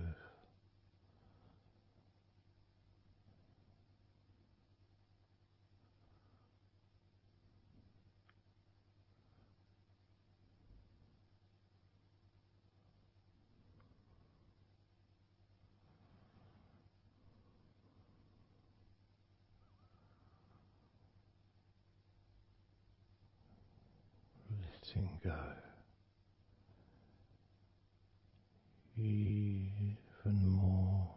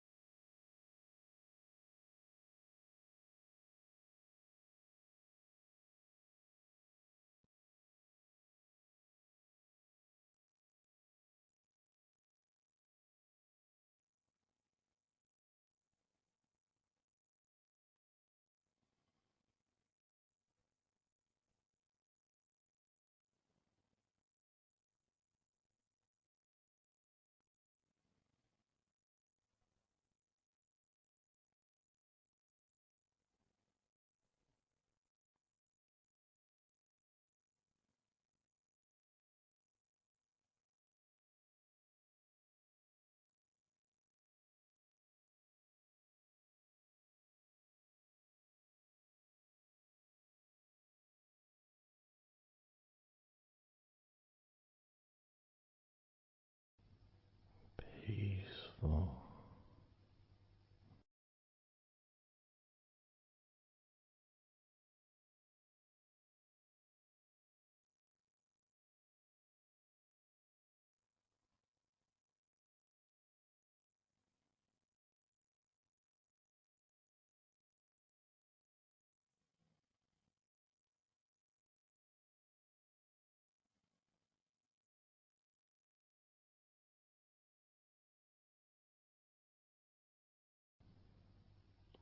Enjoying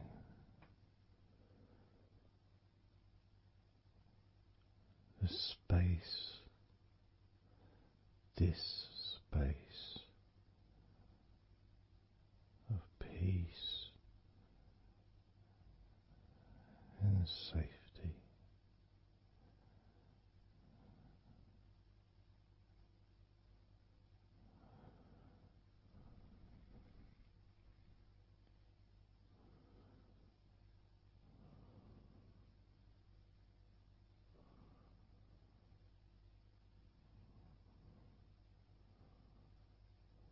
So very, very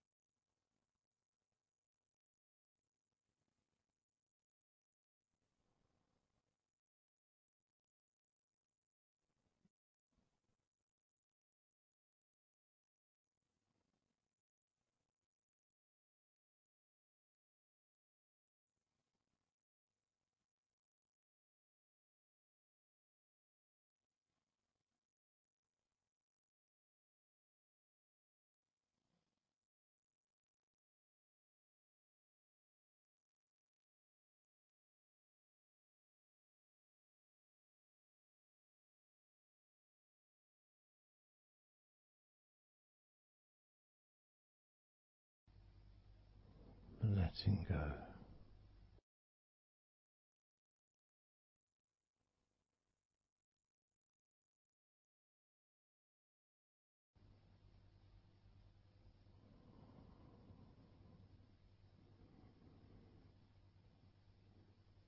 Maybe we can just focus on the different parts of your body, just to notice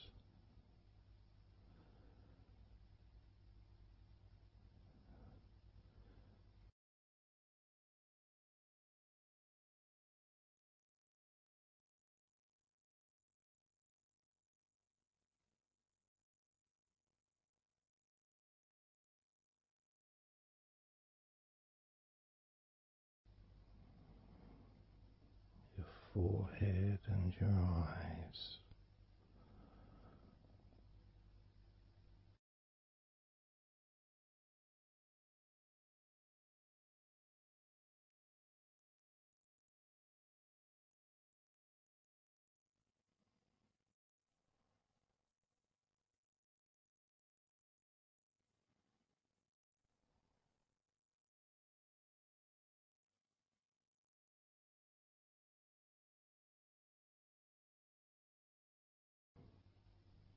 Your jaw,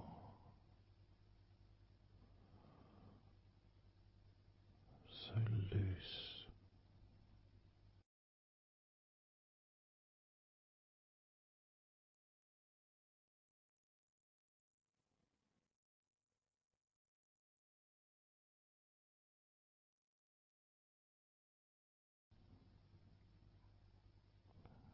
Noticing a sense of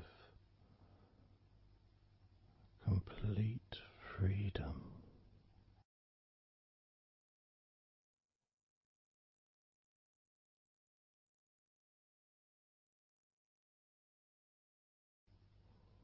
Absolute freedom.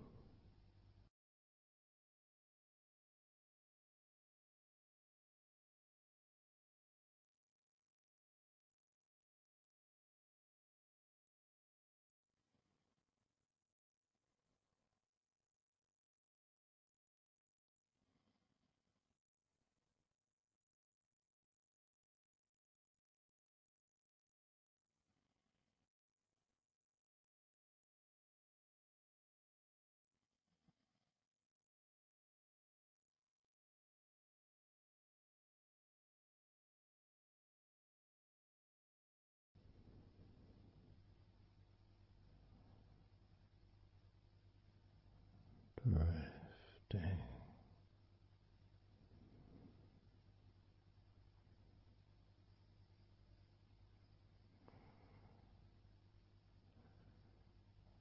Drifting.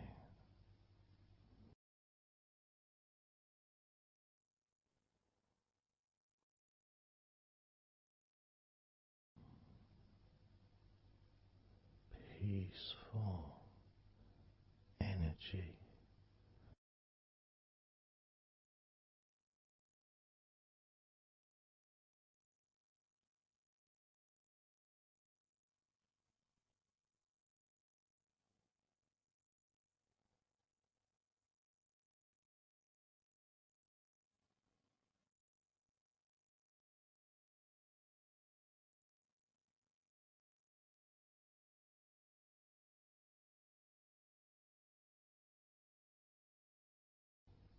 Peace to breathe.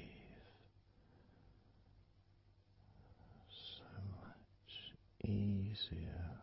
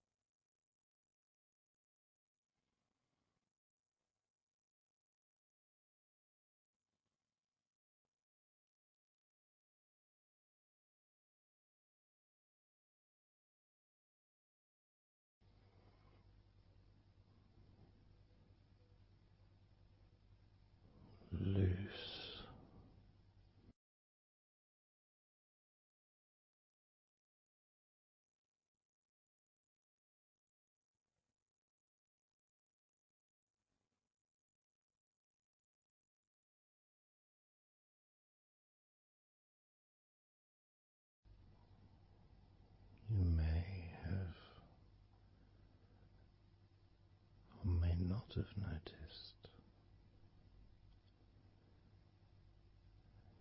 your mind drifting.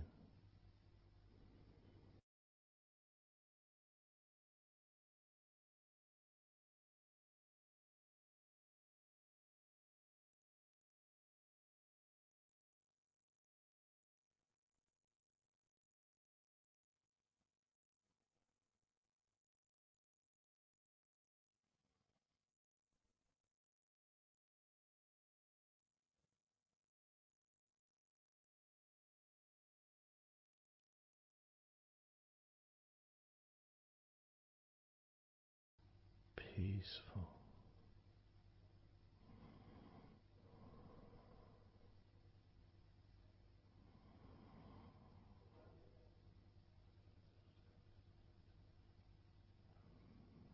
Moving even more deeply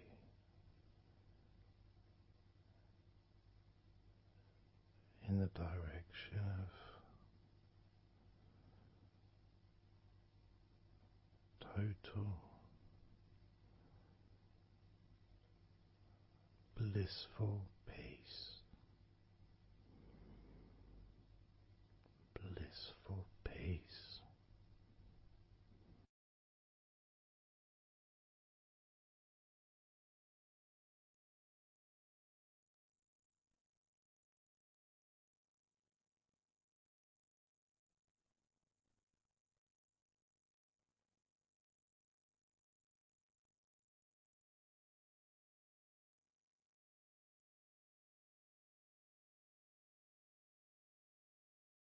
Drifting.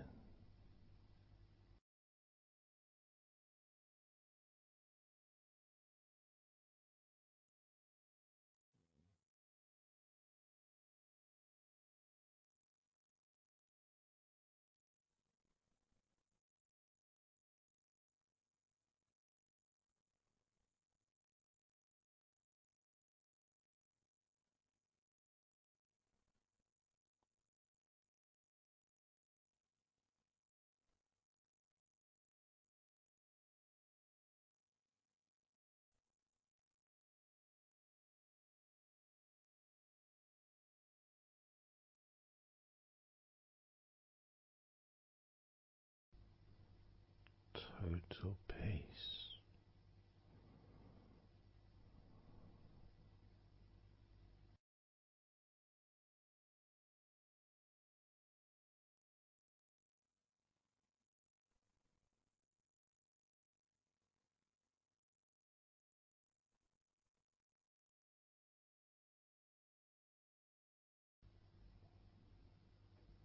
Calm.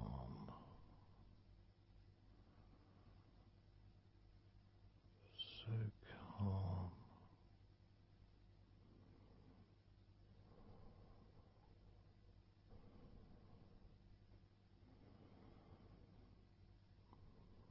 Letting go.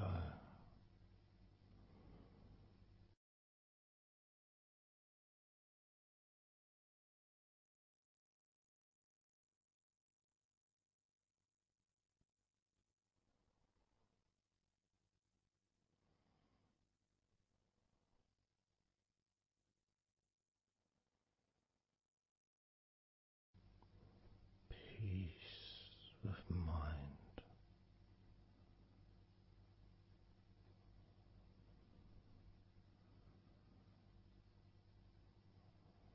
Relaxed body.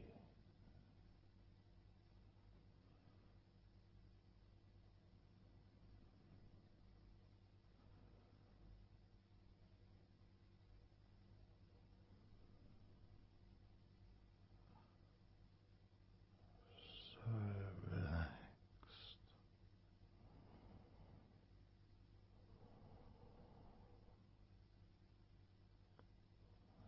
So relaxed.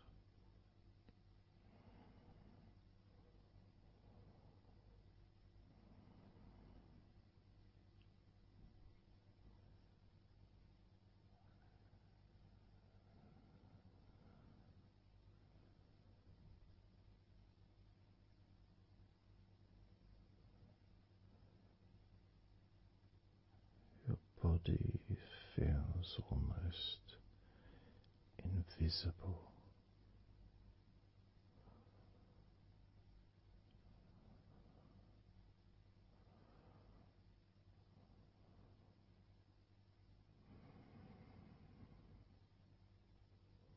So very relaxed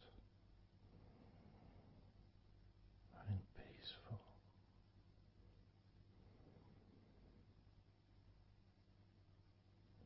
So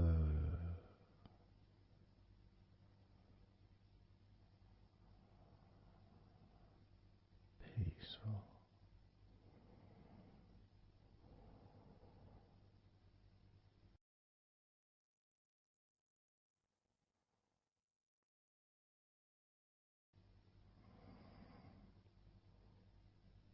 Relax.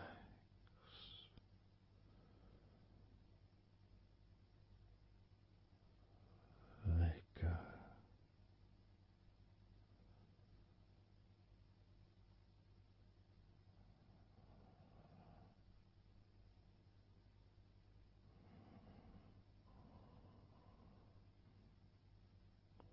So peaceful.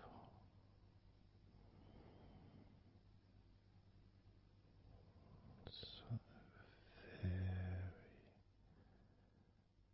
very peaceful.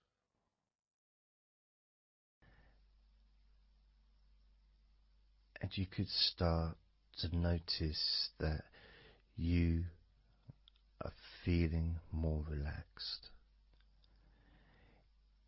Even though I've not purposely focused your mind upon that sense of physical comfort that is growing within you throughout your body. And your mind starts to slow down. And that could be almost in recognition of, I guess, my speech not being particularly fast.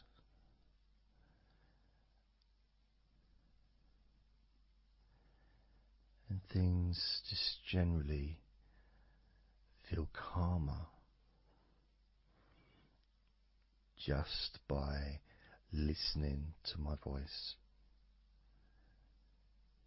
You give yourself an opportunity to take a break from the day.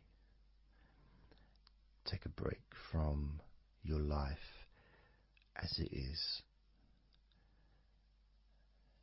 And to give yourself a rest. Giving yourself permission to take some time off. And to allow your body to relax. And allow your mind to slow down. Which in turn releases the tension, any stresses that you had in your body.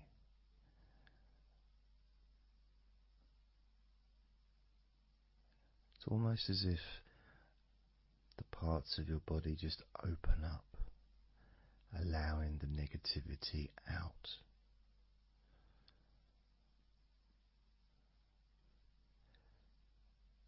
And at the same time, replacing that negativity with positive, healing energy, which then fills your body up, and your mind too also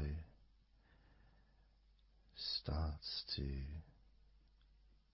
appreciate those feelings of increasing confidence and an almost uplifting feeling, positive healing, an energy that spreads through your body like a wave comfort. And all this comes from just allowing yourself a few minutes, maybe half an hour, however long you want it to be, to just rest.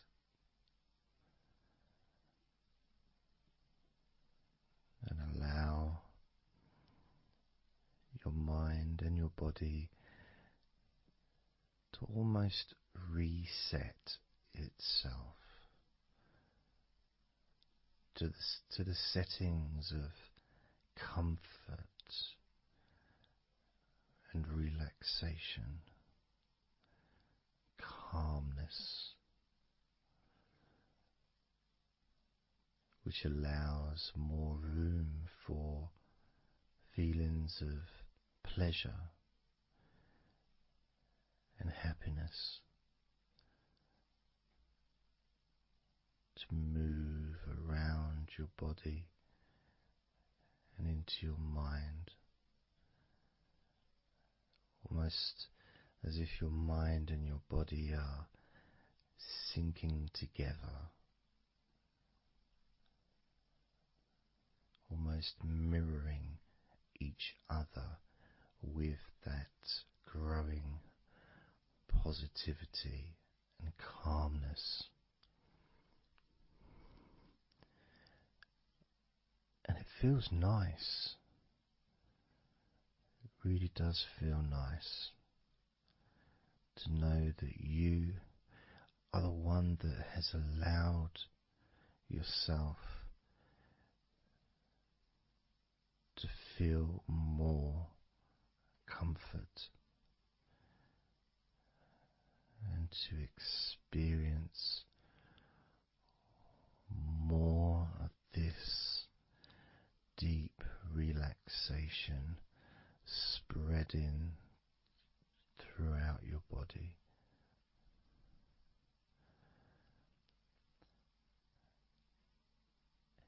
And as I focus on each part of your body,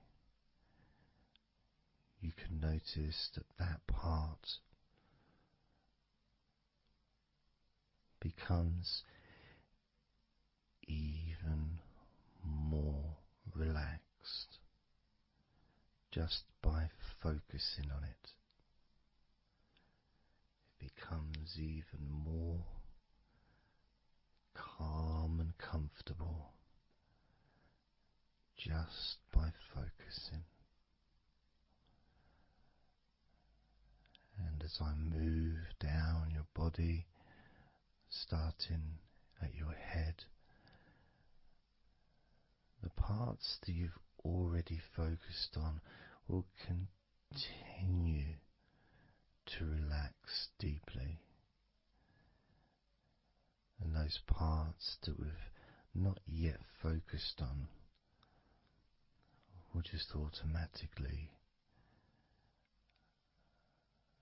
release any remaining tension in anticipation of even more comfort about to come.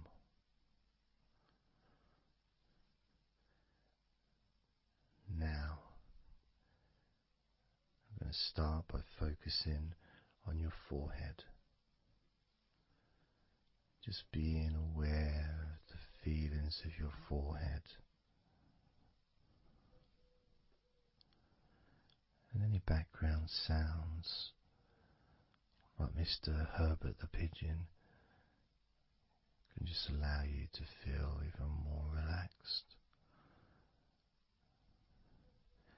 It just means you're in the moment. This isn't a sterile environment.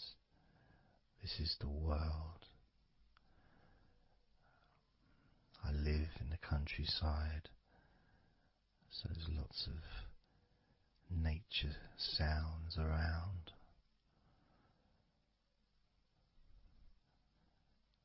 So as you focus on your forehead, just notice how it becomes even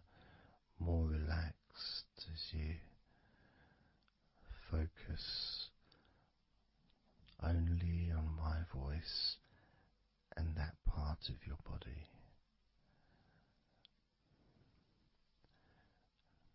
Moving down to your eyes, focusing on your eyes, noticing how your eyelids feel so heavy, yet so light at the same time, and all the muscles around your eyes relaxing completely. Moving your focus down to your mouth, your lips, your tongue, your teeth and your gums, and the whole of your mouth relaxing, calm and loose. As you focus now on your jaw,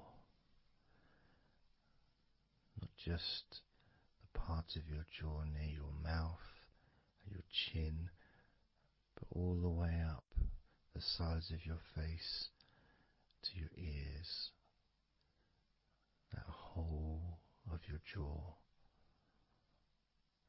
feeling more relaxed and calm.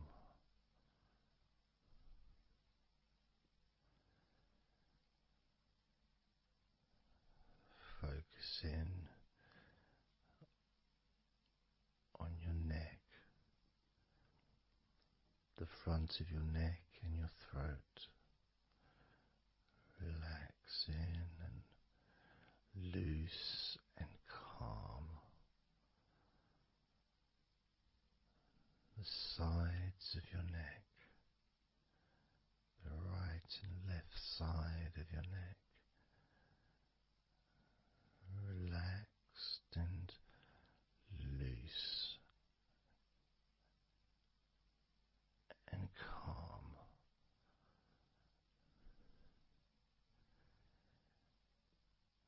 And now the back of your neck, focusing on the back of your neck,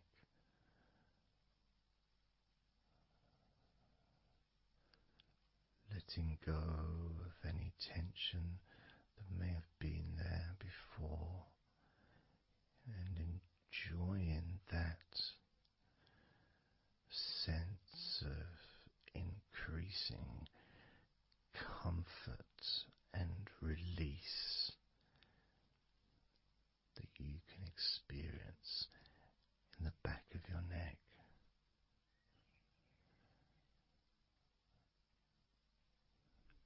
Moving down your back and moving either side of your spine, right from the top of your back all the way down to the bottom of your back.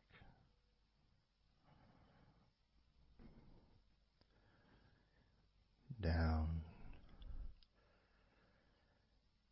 to your lower back.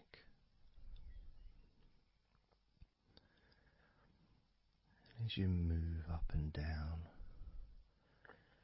your spine, you can feel the muscles either side of your spine relaxing even more.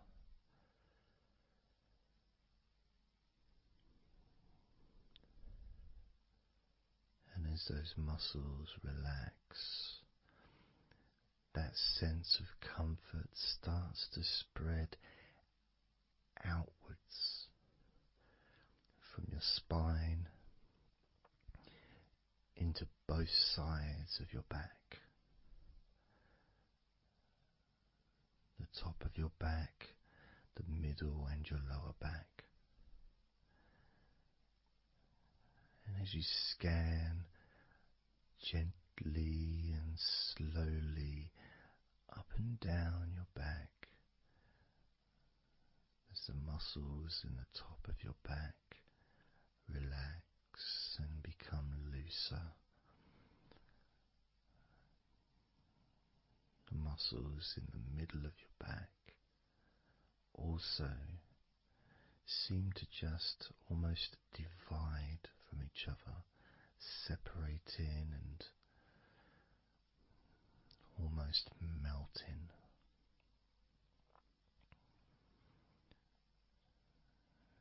And in your lower back, there seems to be an extra special feeling of comfort that spreads into your hips, so down your lower back and into your hips, into the area where your coccyx are, and into your buttocks, and all those muscles that spread from your lower back into your hip area start to melt,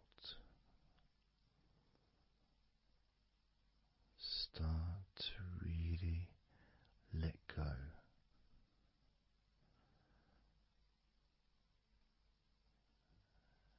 And even though we're about to focus on your shoulders, your back and your spine will continue to let go. Continue to relax so calmly.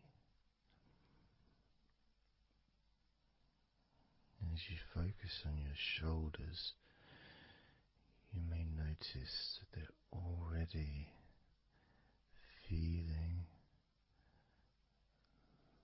really loose. They're already feeling calm.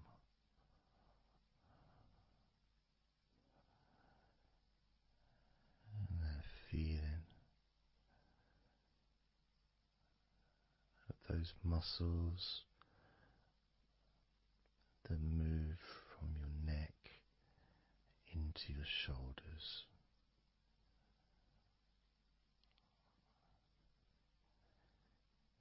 Feel so soft and gentle, so smooth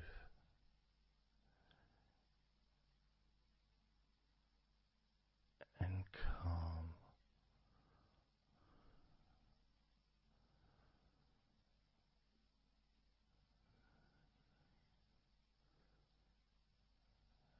And the feeling in your shoulders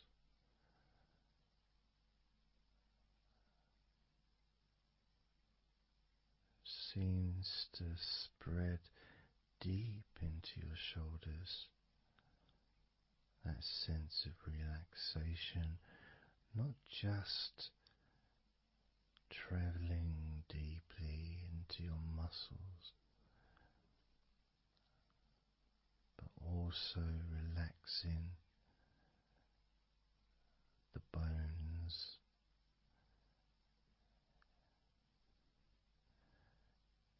and moving all the way to underneath your arms, relaxing that whole area between the tops of your shoulders and underneath your arms,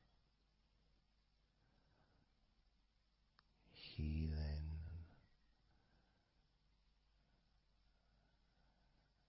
You feel so relaxed and comfortable in your shoulders. which sends that deep healing message into your arms.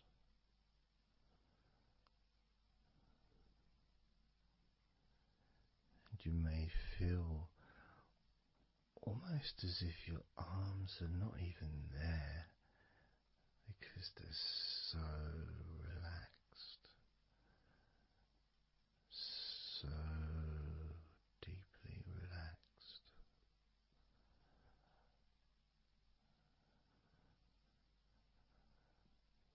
So calm.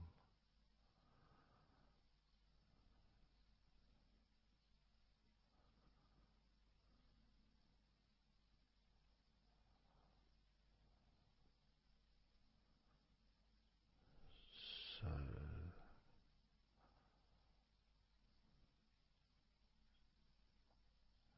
loose.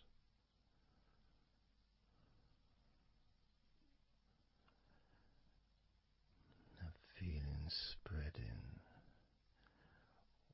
all the way down your arms to your elbows, including your elbows.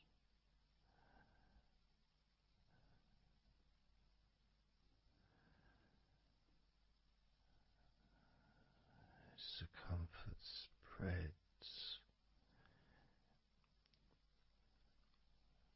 all the way into your wrists, your forearms and your wrists,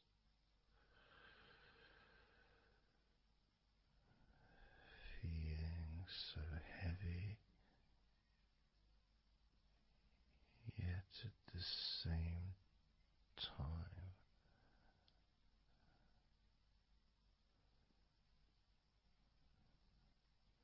so light and gentle.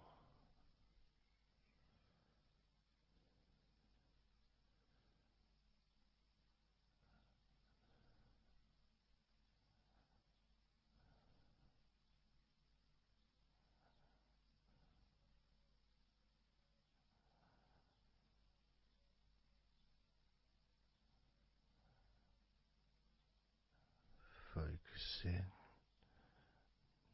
now on your hands,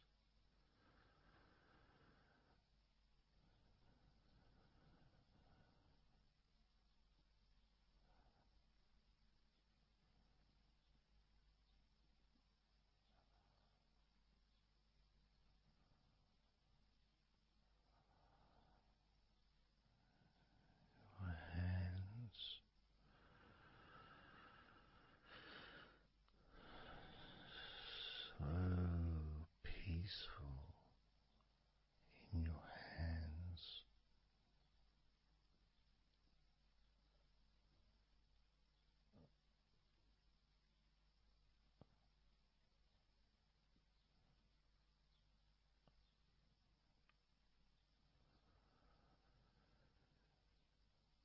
There's a sense of real peace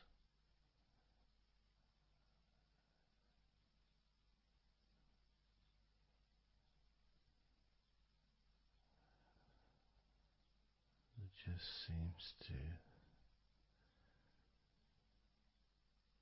feel so familiar when your hands relax deeply.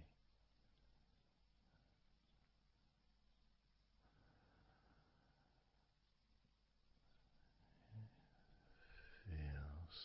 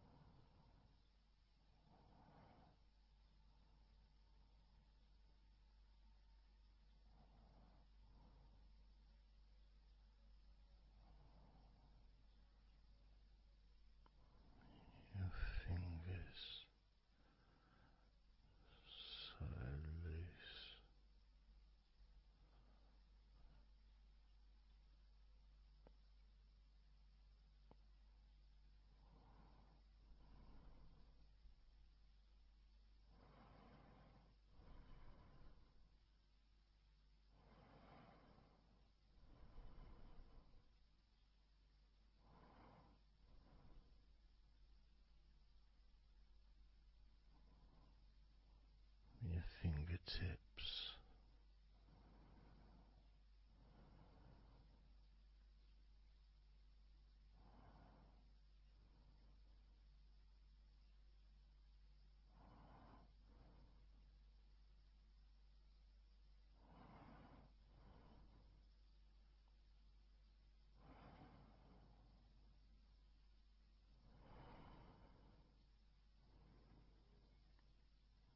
Moving your attention to the front of your body,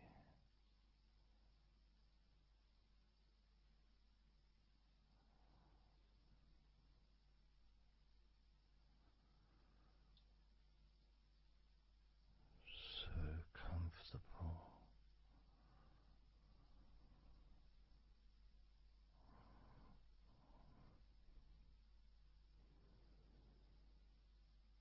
Moving your focus to your legs,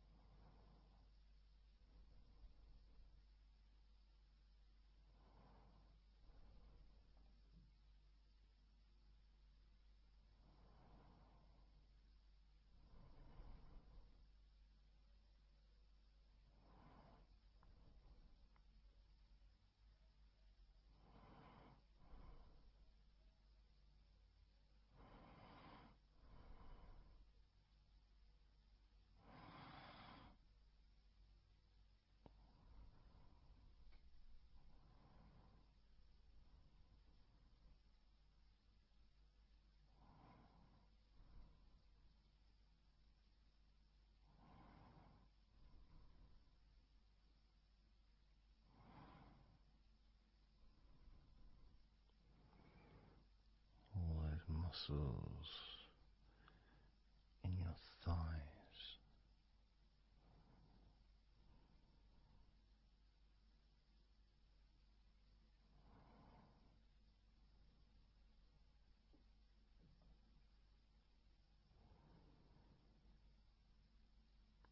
your knees, so relaxed.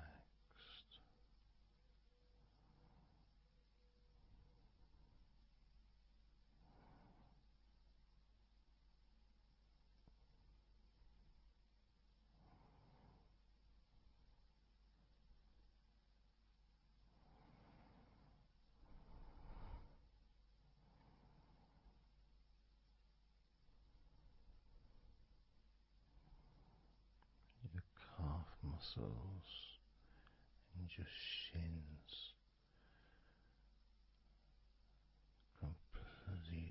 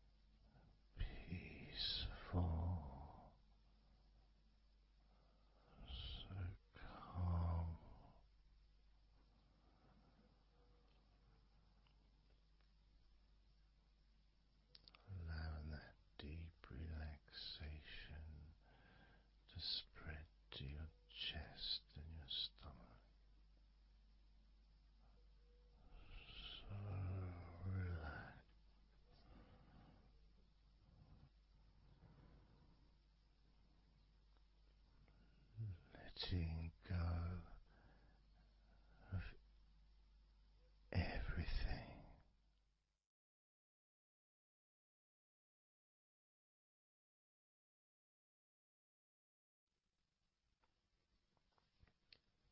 So I'm going to start counting down now from 20 down to 1.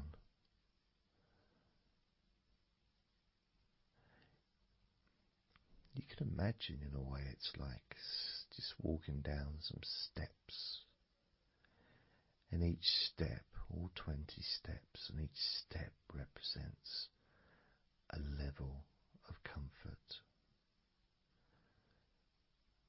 Each step represents a deepening of that comfort.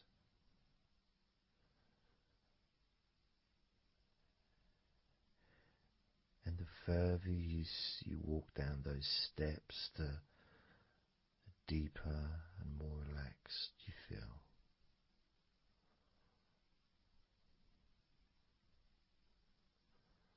So, starting with number 20.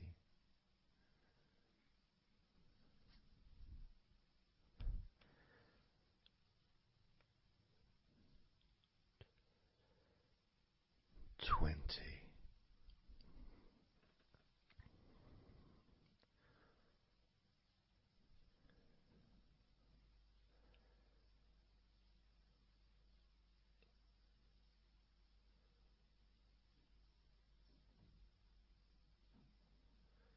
19.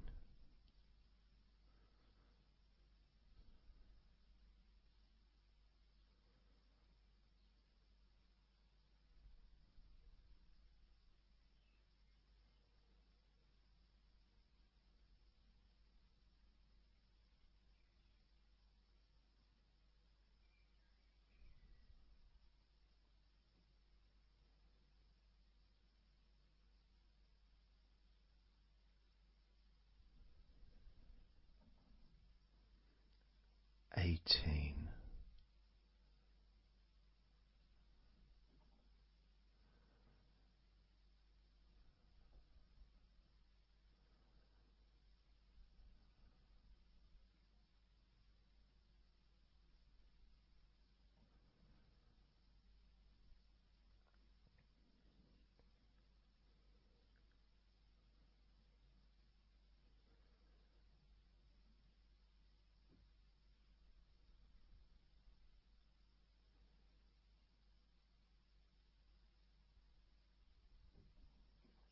17. 16.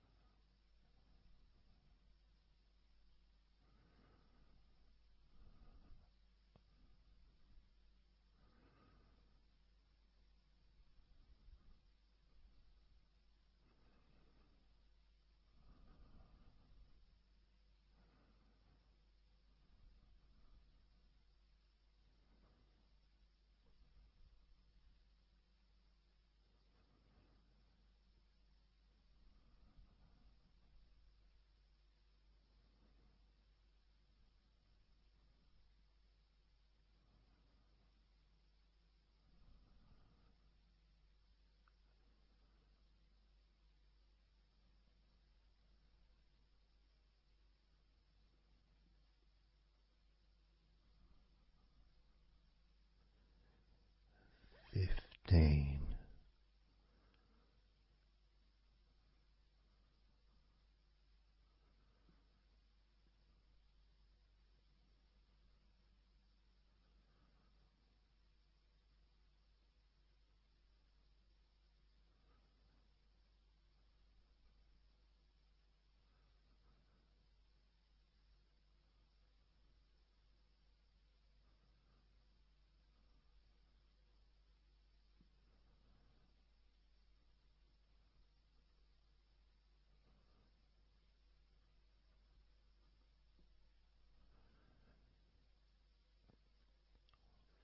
14.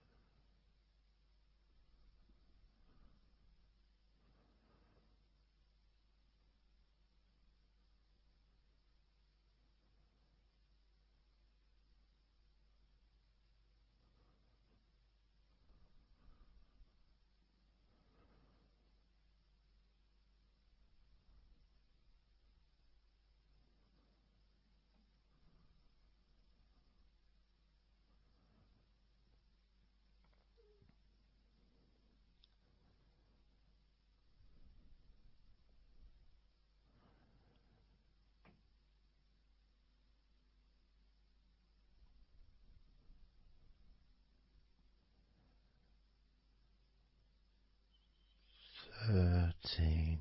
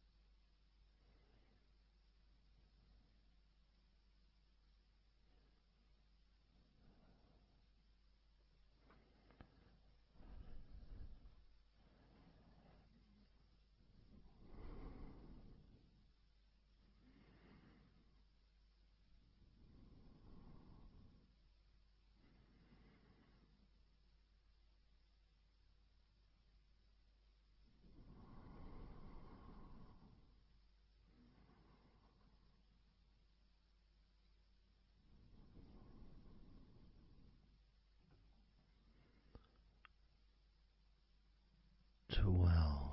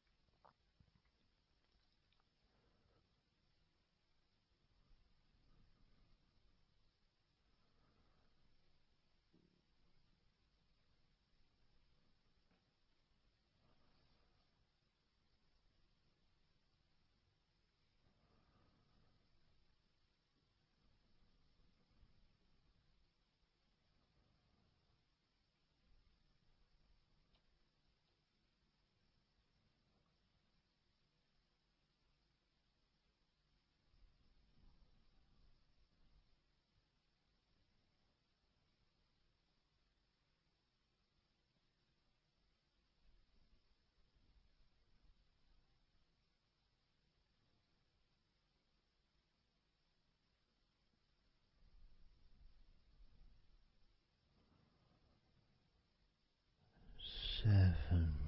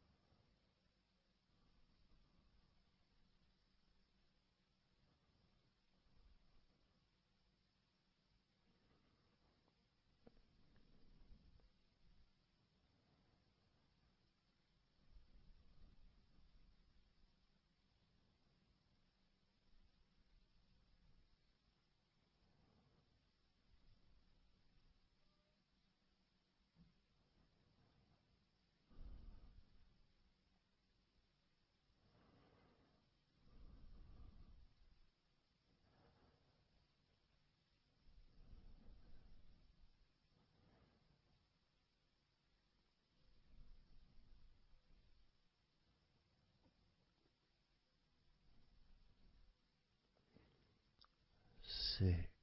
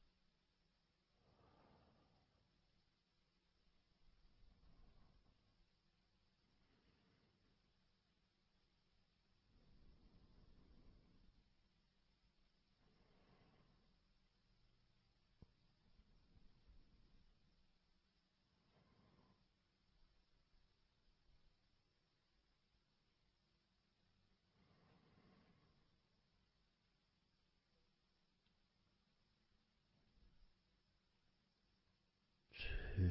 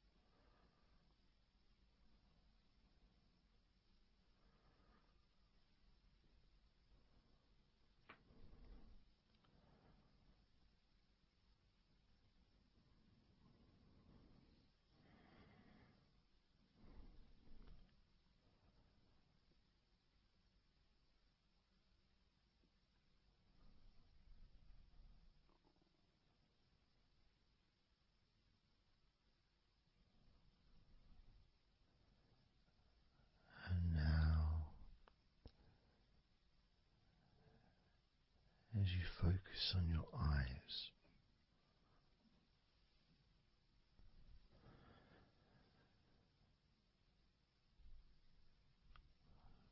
we're going to count down from 10 down to 1.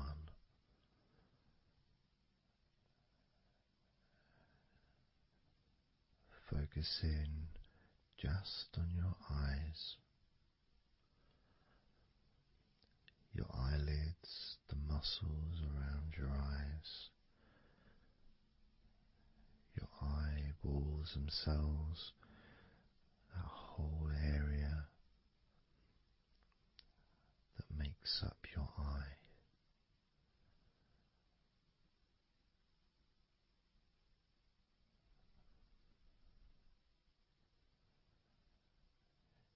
And as we count down from 10 down to 1,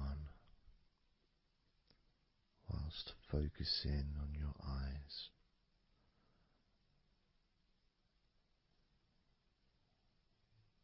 you will become twice as relaxed with each number counting down. And you may find that all you want to do is just drift off to sleep. And if that's what you want, Just allow yourself to do that.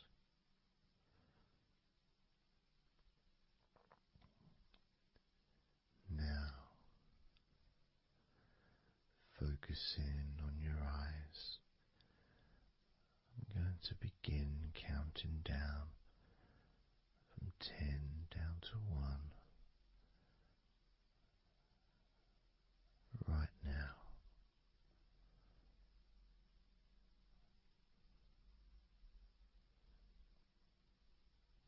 10.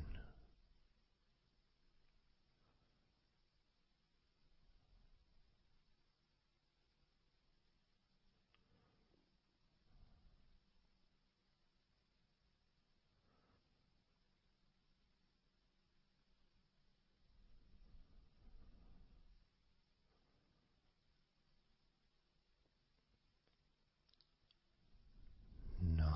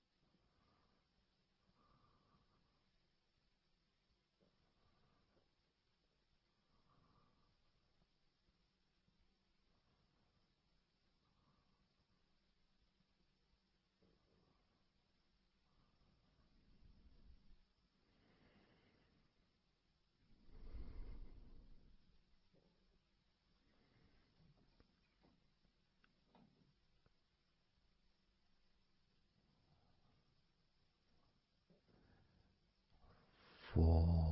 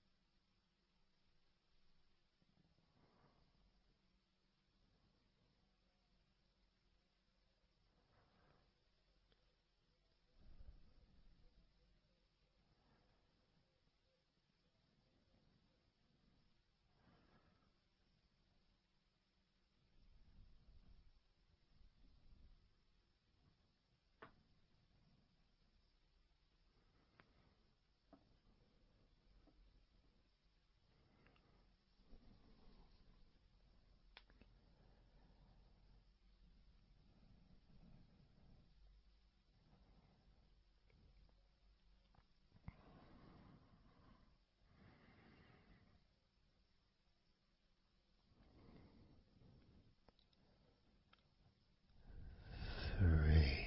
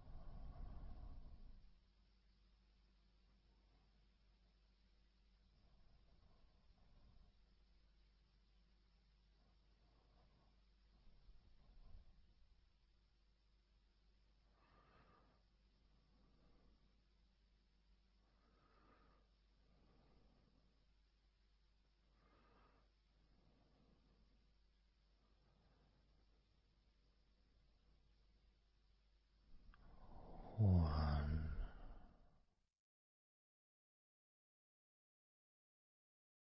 So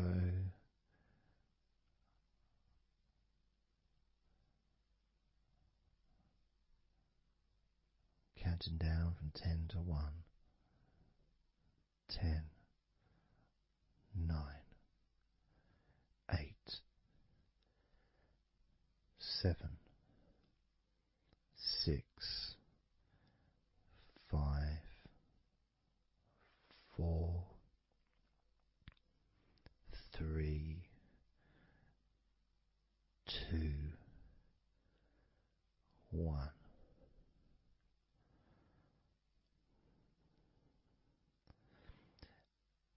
And maybe that was a bit too quick in order to relax.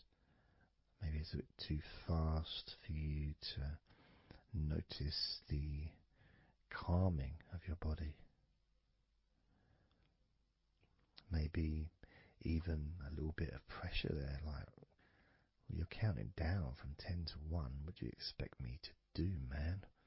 You expect me just to go all floppy just because you're counting down?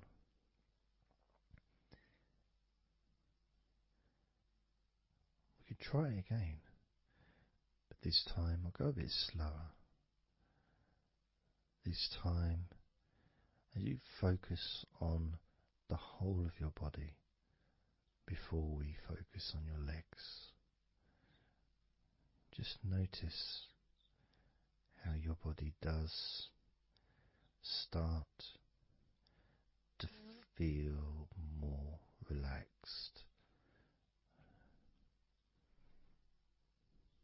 with every number that I count down. 10,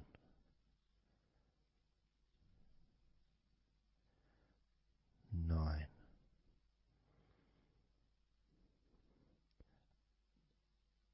8,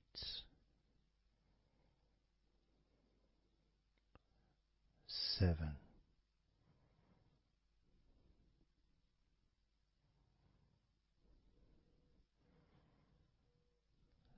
6,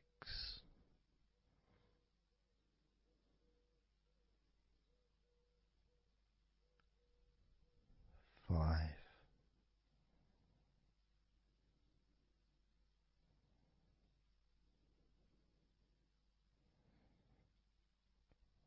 4,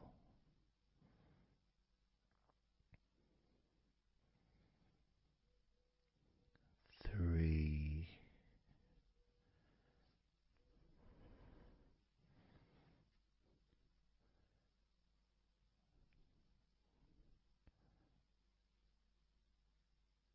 2,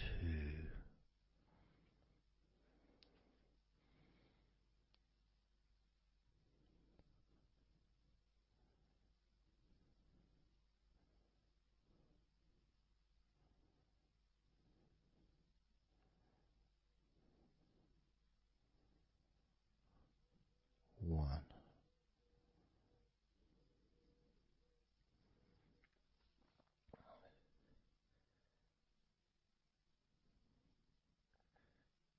And just notice how you feel generally, how your body feels.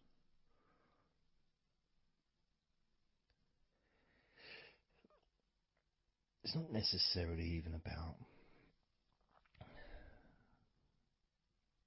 counting down from 10 to 1. It's that space that you have, that space between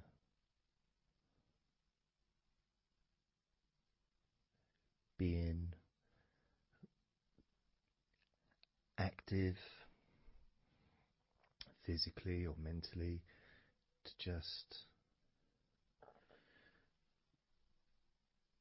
sitting or lying down, just being there, not doing anything, not saying anything, not needing to think about anything. So it opens up a space, a bit of a space, a gap.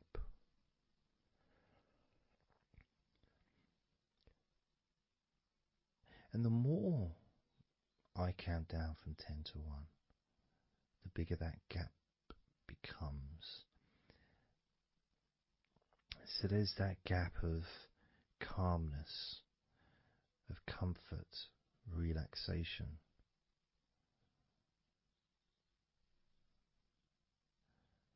It's a nice feeling.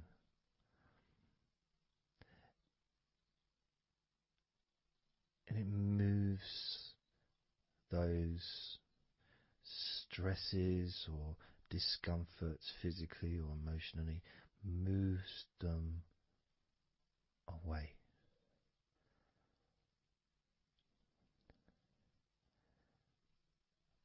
Allows you to just slow down. So I'm going to count again from 10 down to 1 and notice that gap widening. the gap.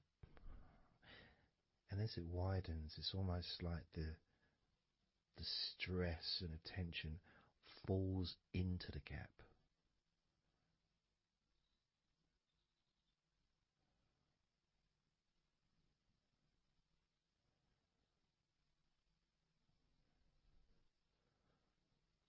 And gives you that distance, that space. Now, 10, 9,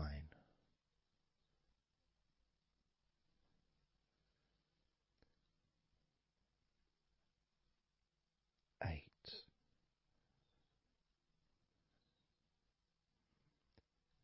7,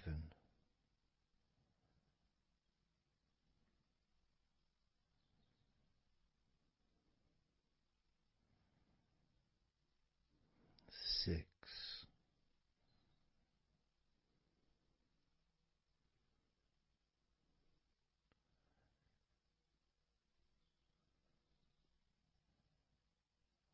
5,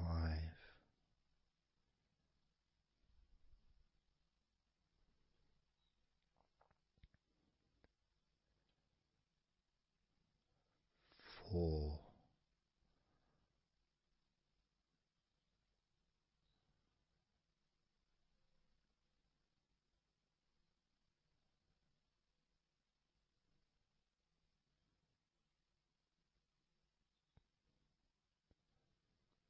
3,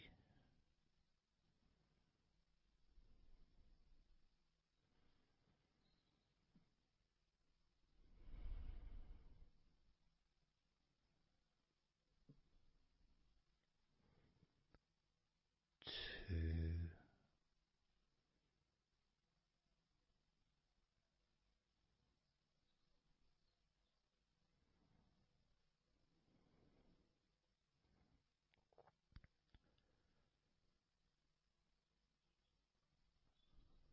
1.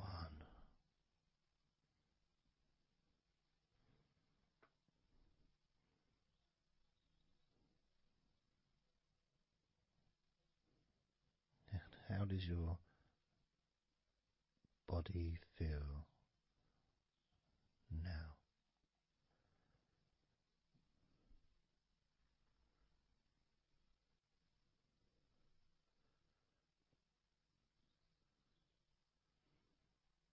Can you notice that you're feeling calmer?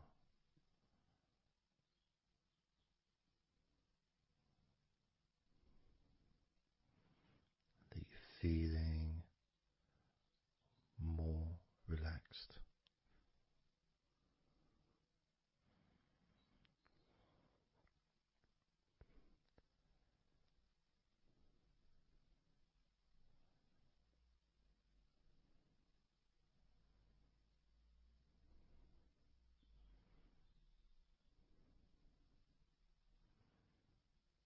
As we now focus on your legs, just your legs.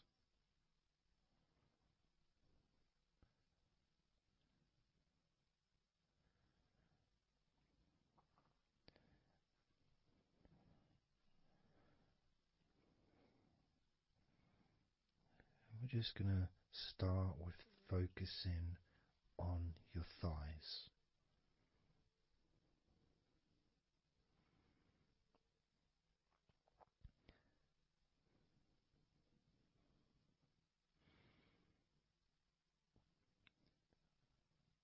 Of course, it's not the most exciting thing to be doing because I'm sure, like most of your body, there's not a lot going on right now.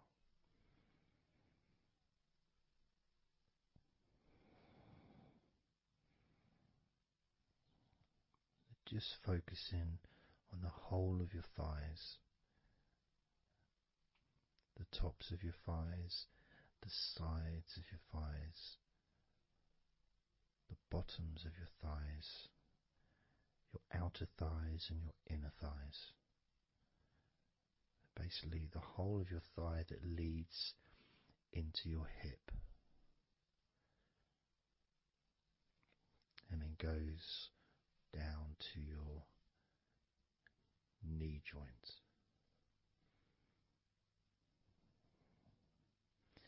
Now this is a big area. It's a very heavy area. It's very strong. Probably the strongest muscles in your body are in your thighs.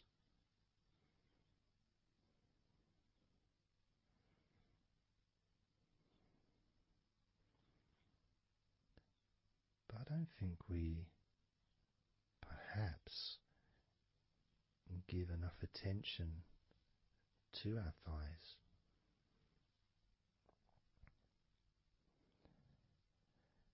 Perhaps we don't acknowledge how important our thighs are to our lives.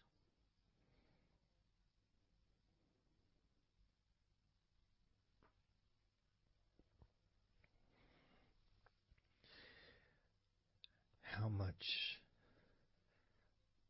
they actually do for us all through our lives.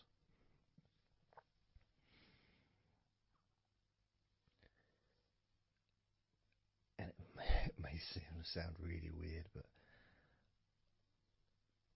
I think that all of our body parts, especially our thighs, need some TLC. A bit of love shown, a bit of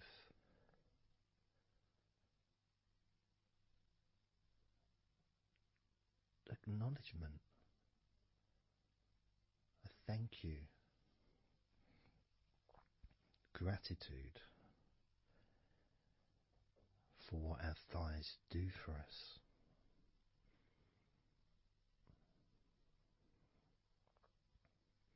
And I know this may sound a bit strange. Maybe you think, why am I? Surely I should be out in the garden hugging a tree or something. Well, it's hard to set a microphone up on a tree. That's why I'm doing this indoors. Otherwise I would be outside hugging a tree. No, I can't see the television from the tree.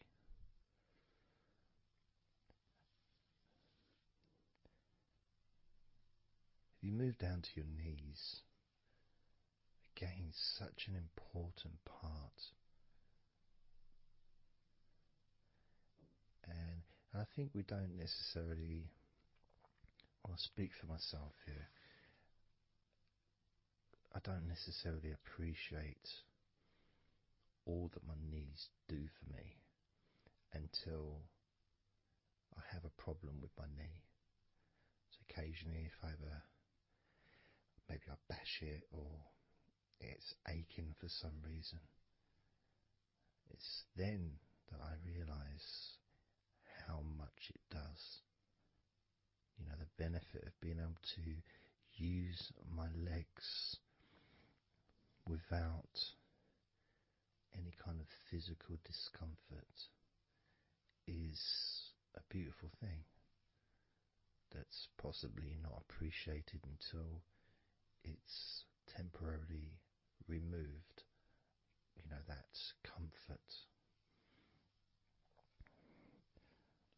But as you focus on your knees, regardless of how your knees feel,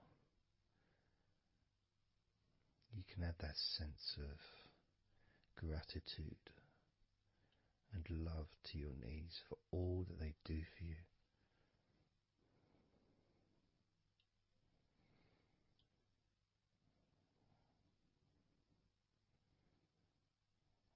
And you can still have that attention on your thighs, and maybe notice how your thighs feel. Maybe you've noticed that they are relaxing more deeply.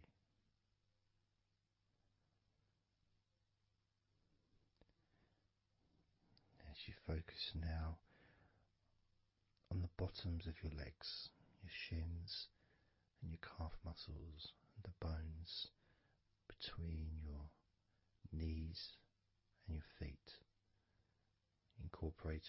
course, your ankles. So important.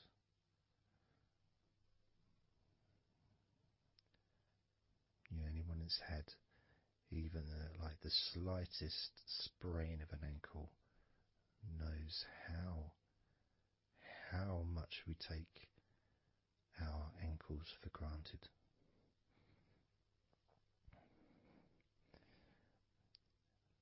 And it's kind of strange in a way when you think that,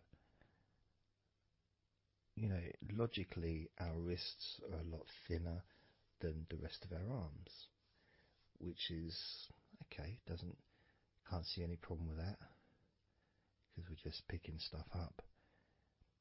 But our ankles are so much thinner than the rest of our legs.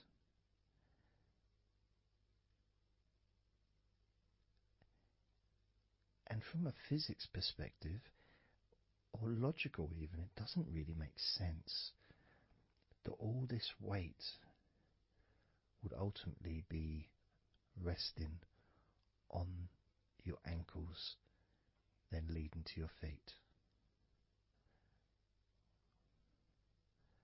That thin area, thin bone, yet it does so much great work. Supports us, supports our body for a lifetime. Helps us to balance, helps you to get around and be mobile.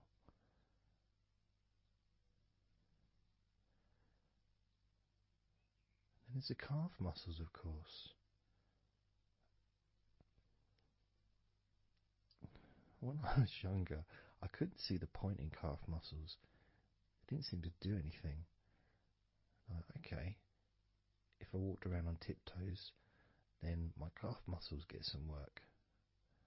But of course that's not true. The calf muscles are being used whenever we use our legs.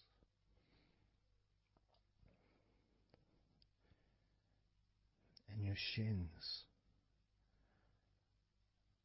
there to protect your lower legs.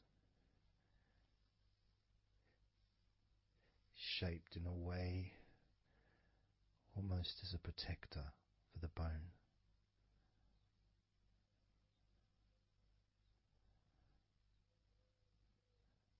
Leading, of course, to your ankles and your feet. But we're not going to focus on your feet, we're just going to focus on the legs. And I realise that now that I've mentioned your feet, you're probably focusing on them anyway. So maybe I should focus on your feet a little bit. You can have them in your awareness, the same as you have your thighs in your awareness, even though we haven't been focusing on your thighs for a few minutes. We've been focusing on your ankles,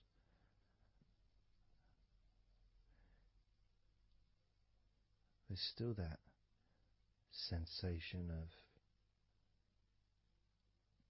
comfort in your thighs. And there's that movement of energy, because the thighs hold lots of different sensations. Of course, there's the muscles, the big, strong muscles that we have in our thighs.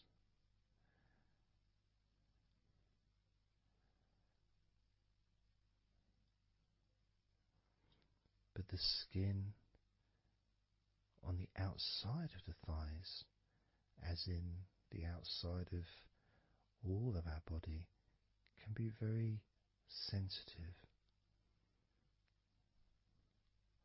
Sensitive to the touch, sensitive to temperature.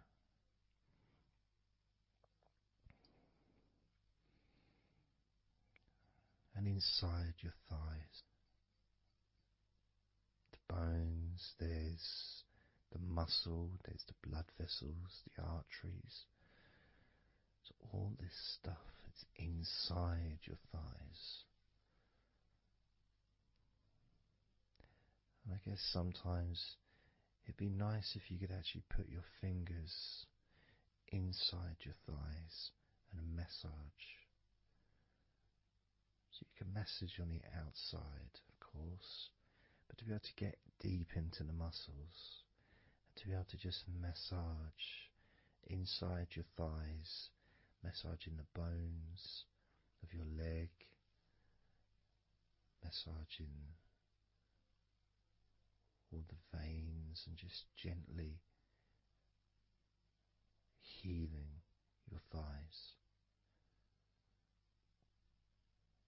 And you could move down, massaging inside your knees, just massaging those bones, but with healing fingertips, spreading that healing energy deep into the joints of your knees.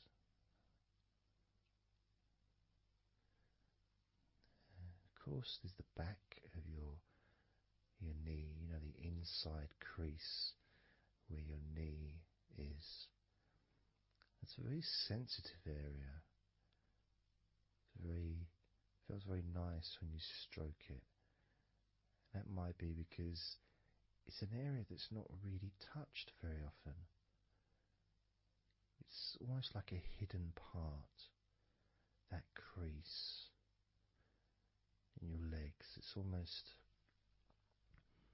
like a part that has a sensitivity which is a little bit different.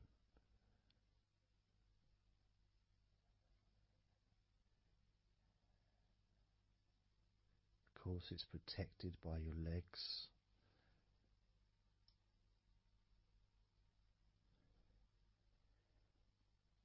So you can imagine putting your fingers into that crease in your legs.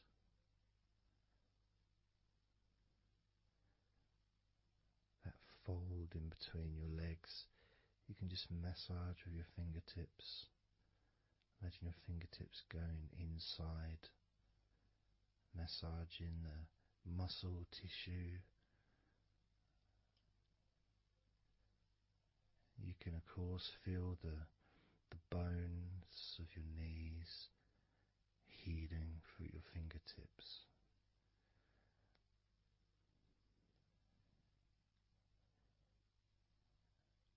And then as you go down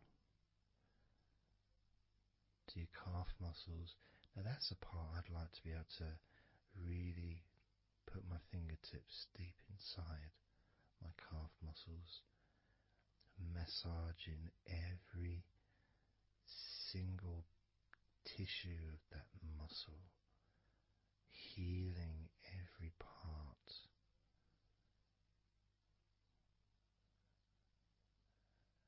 And then doing the same for my shins, massaging and gently stroking the bones, gently stroking them, healing in a loving way, because they deserve to be treated as the precious bones that they are, because our legs are so precious, as in all the other parts of our body. They're more precious than any jewel on the planet.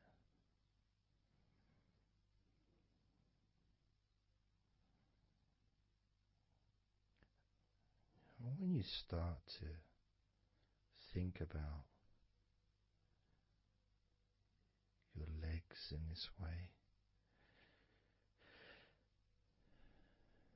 it can change your perspective.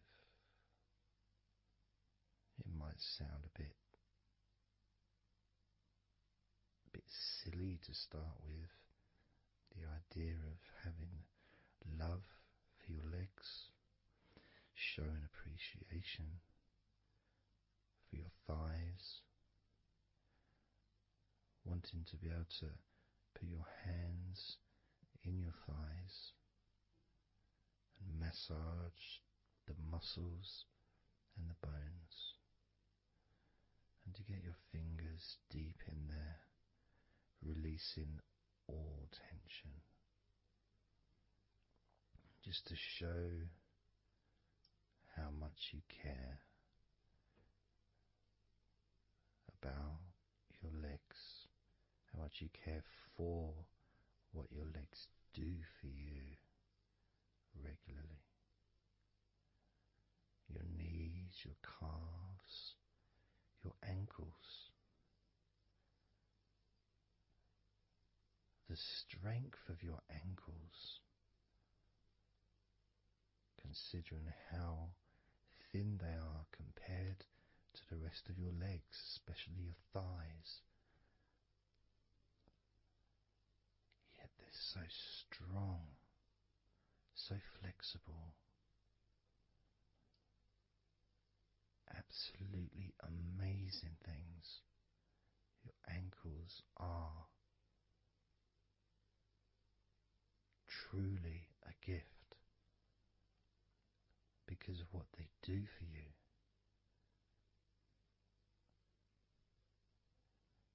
Supporting all that weight, regardless of what weight you are, even if you're only 8 stone, it's still a lot of weight for these little ankles. Now I'm a lot heavier than 8 stone, double that. Yet my ankles support my body all the time. Although they do give off a sigh of relief when I sit down. In fact, my whole legs do. My feet also go whew, and my toes clap.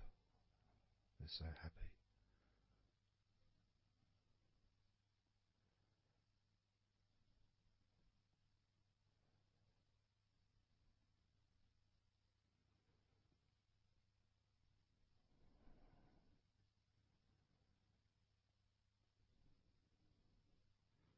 Your legs really are amazing.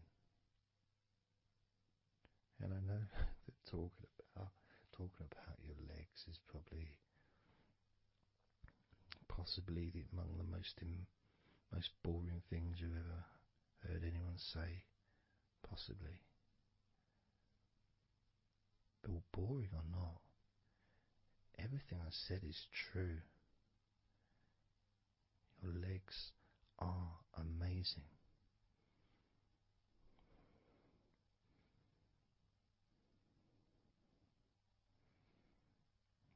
Your legs deserve not just respect,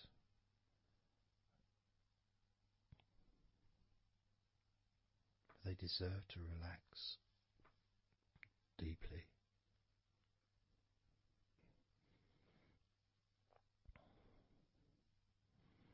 They deserve to take some time out of the day to just let go completely.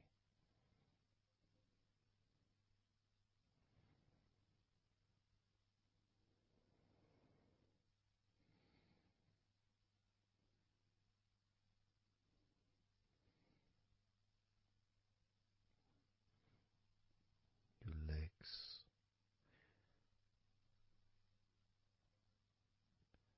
really can relax.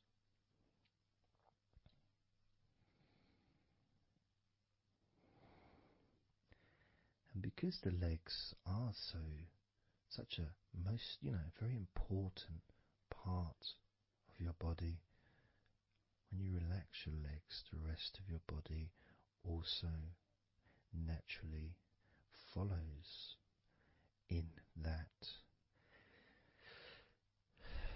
journey of comfort.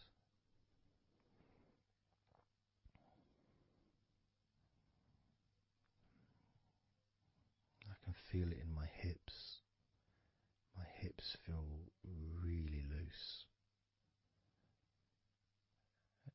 also my lower back as well. My lower back really feels stretched, even though I'm just sitting in a chair and there's no stretching as far as I'm aware that I'm doing. But it's almost as if the muscles are just relaxed so much that there is a natural stretch as the tension has reduced a lot.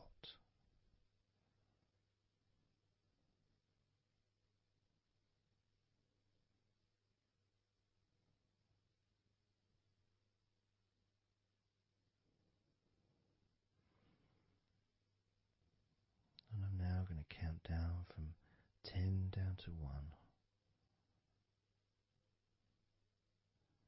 And you can continue to feel wonderfully relaxed.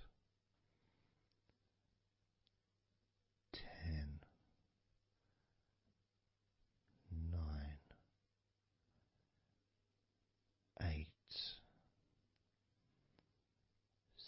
7, 6, 5, 4, 3, 2, 1.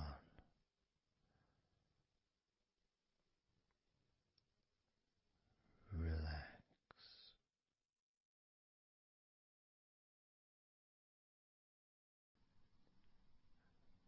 So I'm just going to count down from 5 down to 1.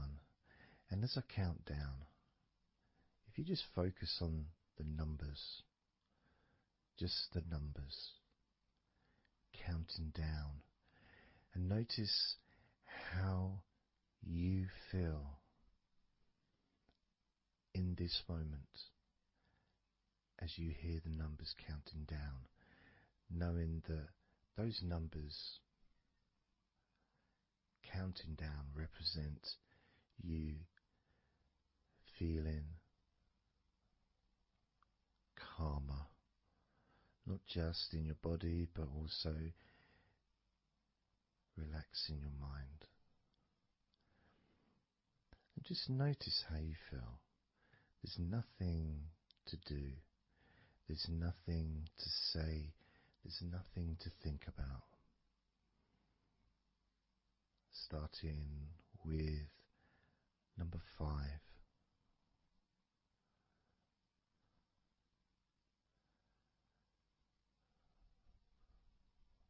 4.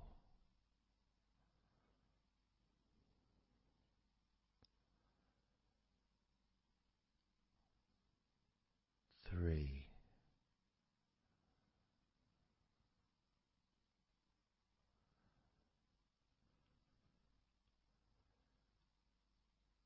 2.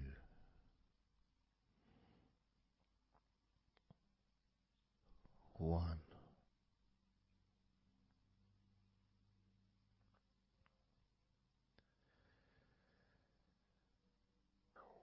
As you notice the gradual letting go of the tension in your body, you may also begin to notice and be aware of how your mind is starting to slow down.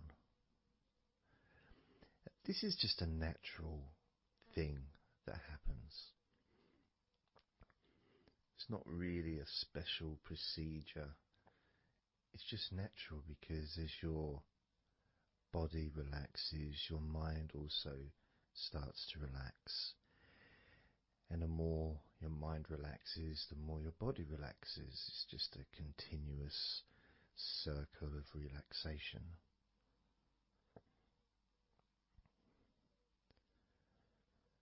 And there's that calmness that comes from relative quietness. Even if there's background sounds, either your side or mine, it's still going to be quite calm. You haven't got the television on, there's no music in the background unless you're listening to the recording with music, of course. You're very likely not going to be sitting in a room with other people. Of course you might be, but generally it's more ideal if you can do this on your own. So no distractions.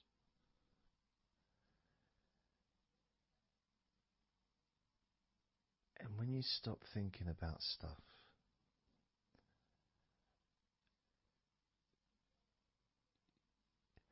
relaxation automatically rises. A sense of comfort starts to grow. And without trying to build it up into something fantastical or something magical,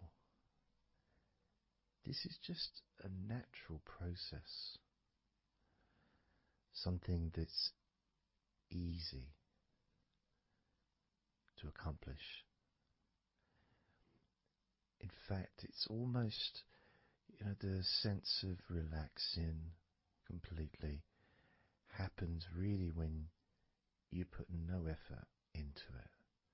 It's not something that you can really force.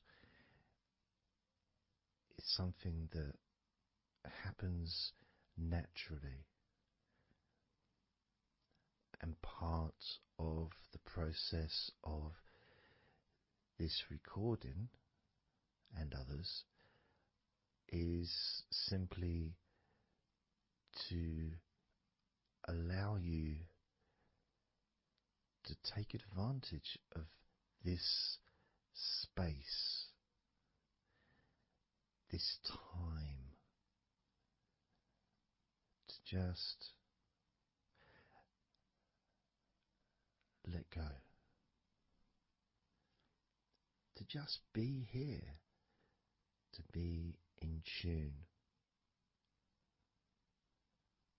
with how you feel.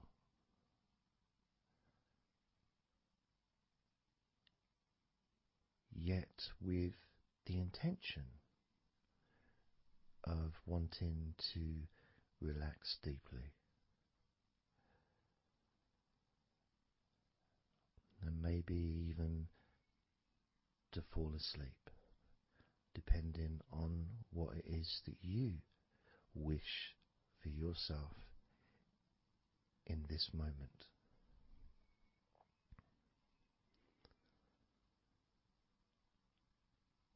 As we know, relaxing is the majority of the process of falling asleep. The actual falling asleep part is the tiny bit at the end. The deeper relaxed you become, the easier you find yourself drifting.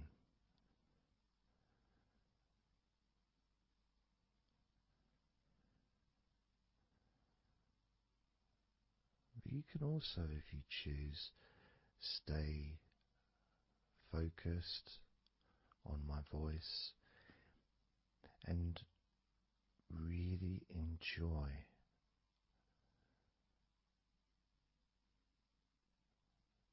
the process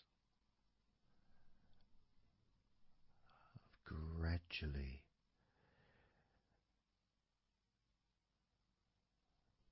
relaxing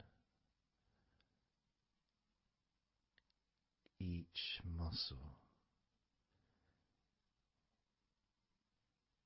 in your body, effortlessly.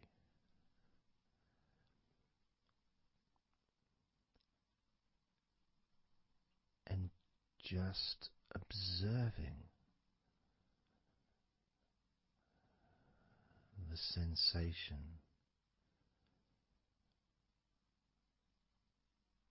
of letting go.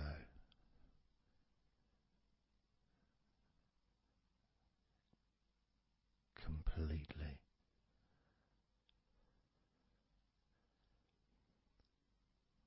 This time I'm going to count from 6 down to 1. And you can notice your mind calming down more with each number that you hear me say.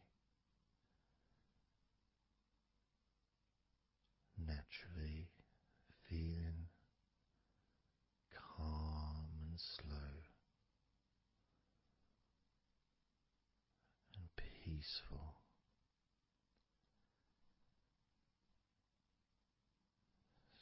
6.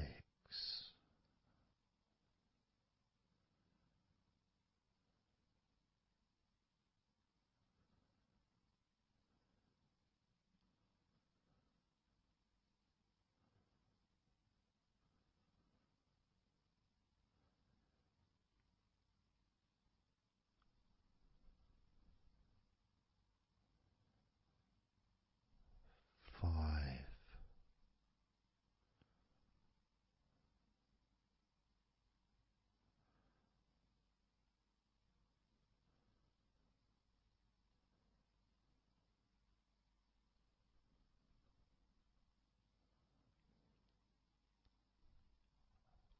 4.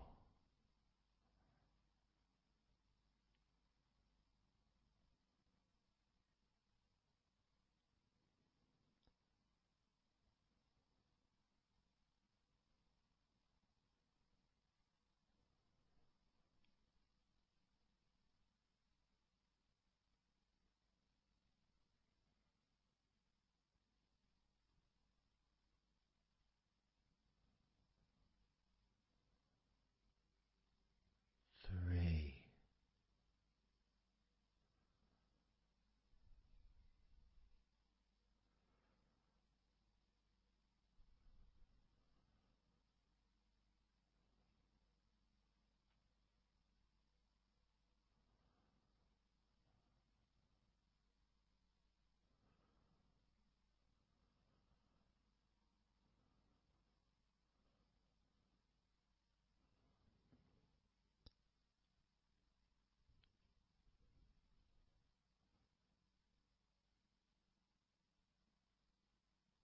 2.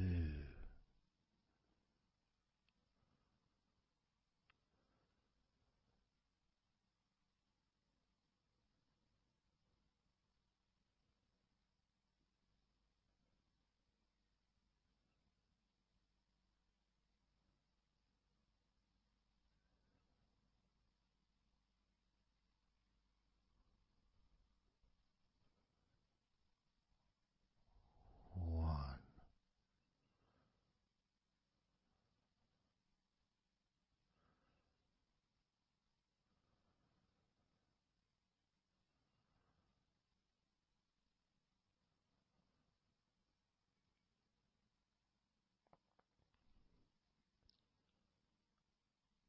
Being aware of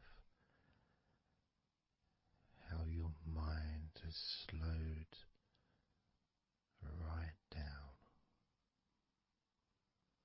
sinking deeply into relaxation.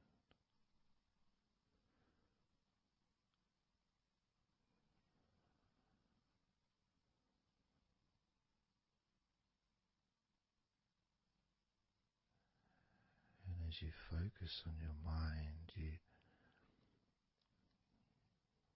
may notice that there are some thoughts still there, maybe some stubborn thoughts that for some reason perhaps need your attention.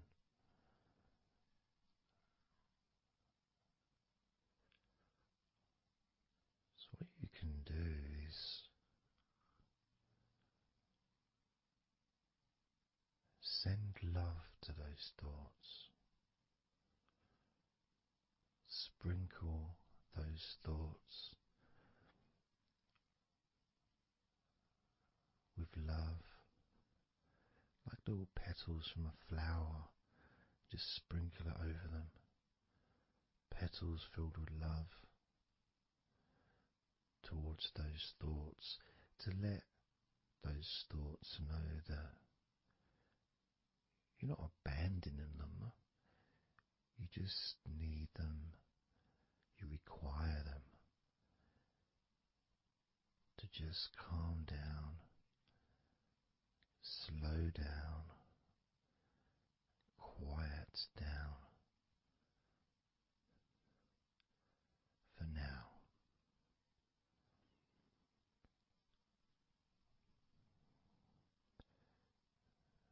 So as you focus on those remaining thoughts, as we count down this time from 7 down to 1, with each number, just imagine sprinkling those flower petals of love, kindness, gratitude over those thoughts, which will allow them to just melt away and relax deeply with every number.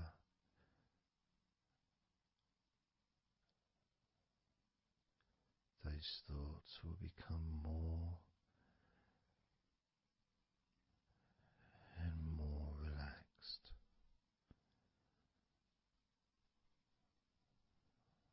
Starting with number 7.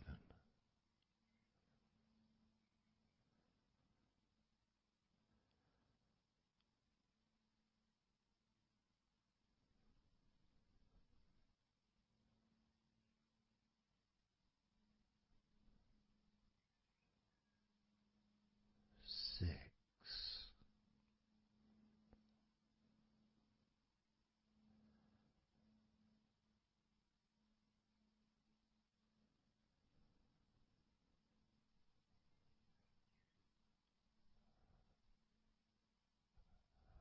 5.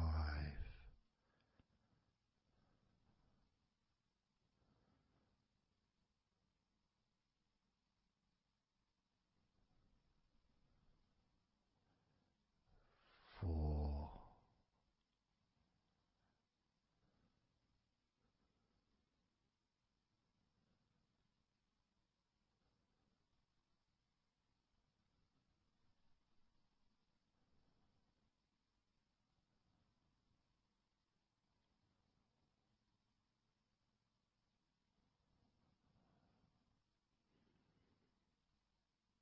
3.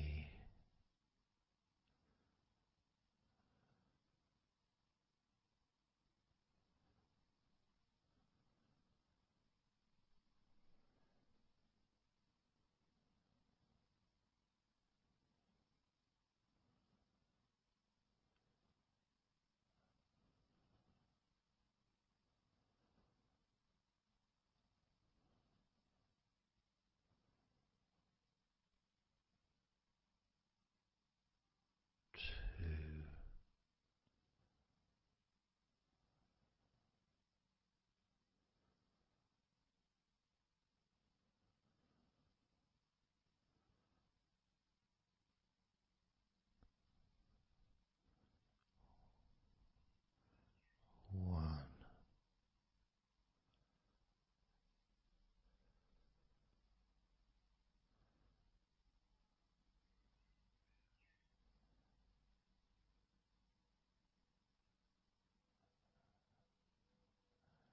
And as you now notice how relaxed you're feeling in your body,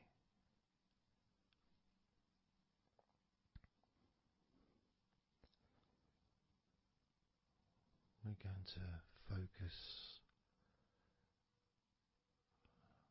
on your hands.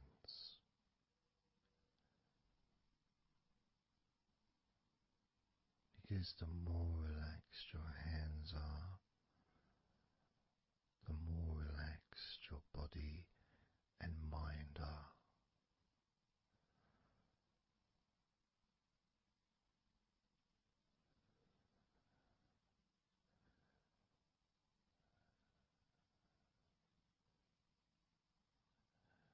And as you focus on your hands and your fingers,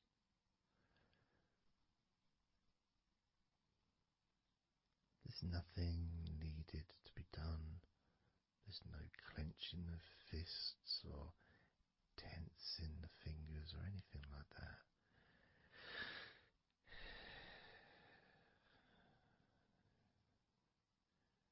It's just noticing and focusing on your hands.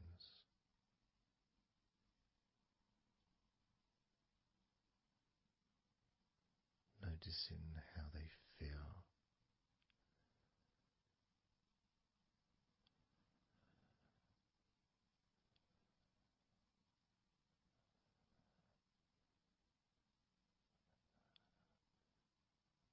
Because the more relaxed your hands feel, the calmer your mind feels, and the more comfort you feel throughout your body.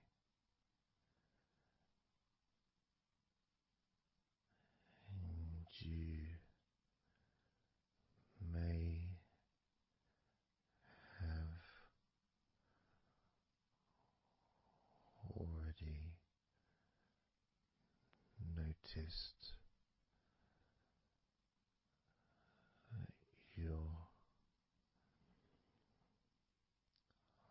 mind is starting to drift.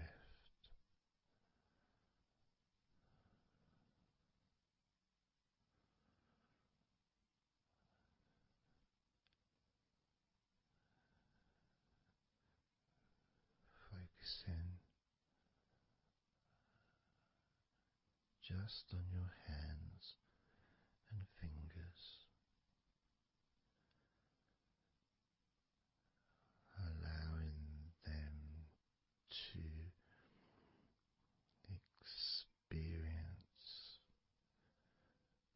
a real deepening of that relaxation in your hands and fingers.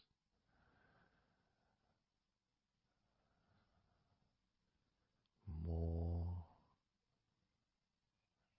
and more relaxed with each number.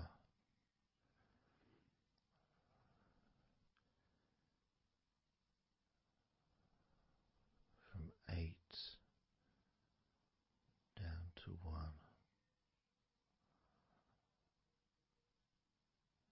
You can almost feel that healing and relaxing energy spreading into your hands and fingers,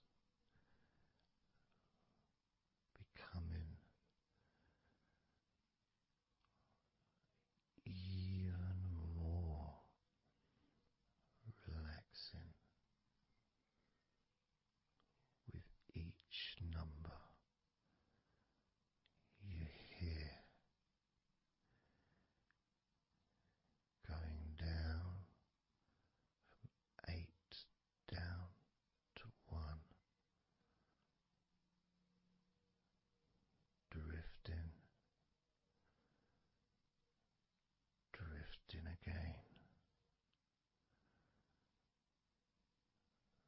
starting with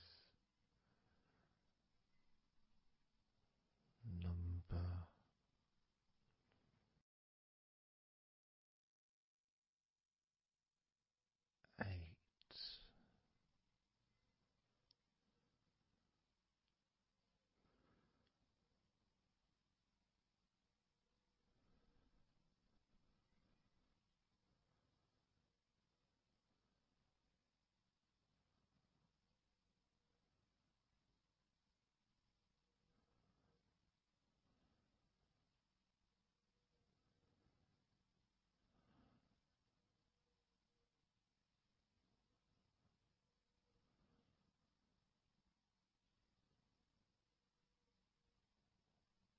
7.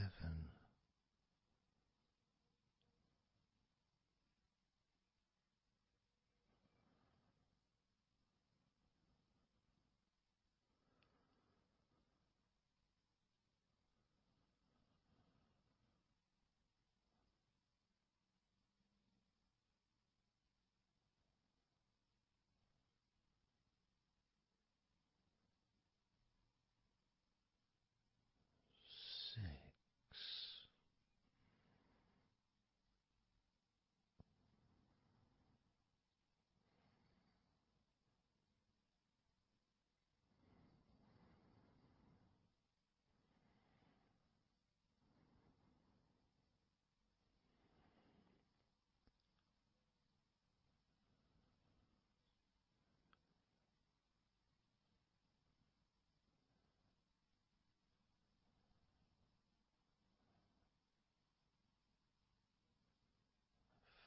5.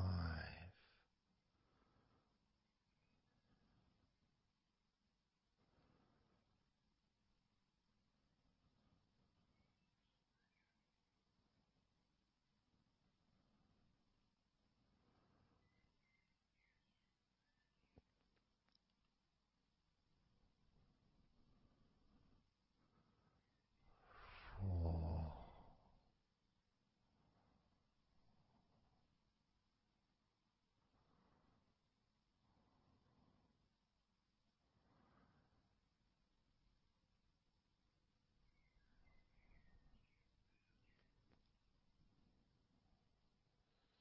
3.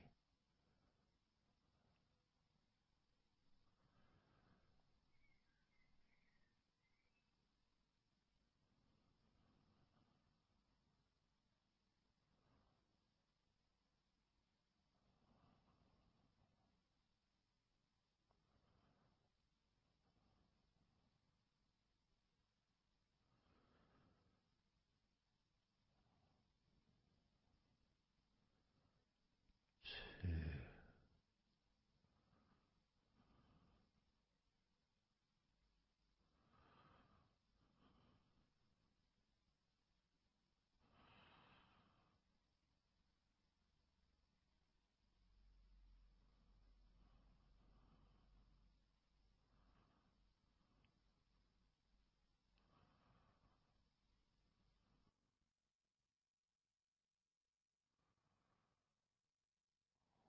1.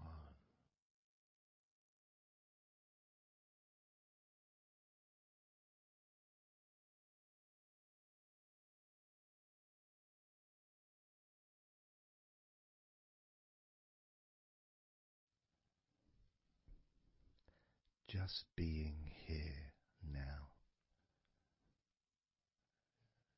Nothing to think about, nothing to do, nothing to say. And everything just feels calmer.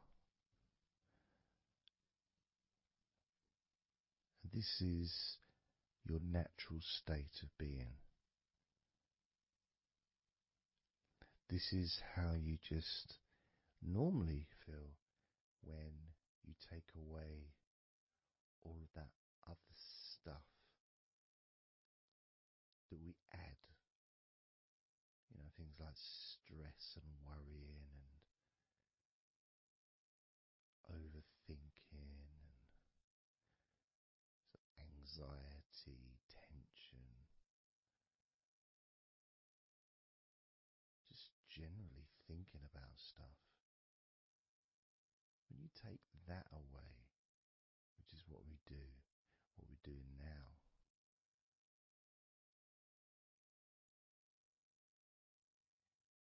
you're left with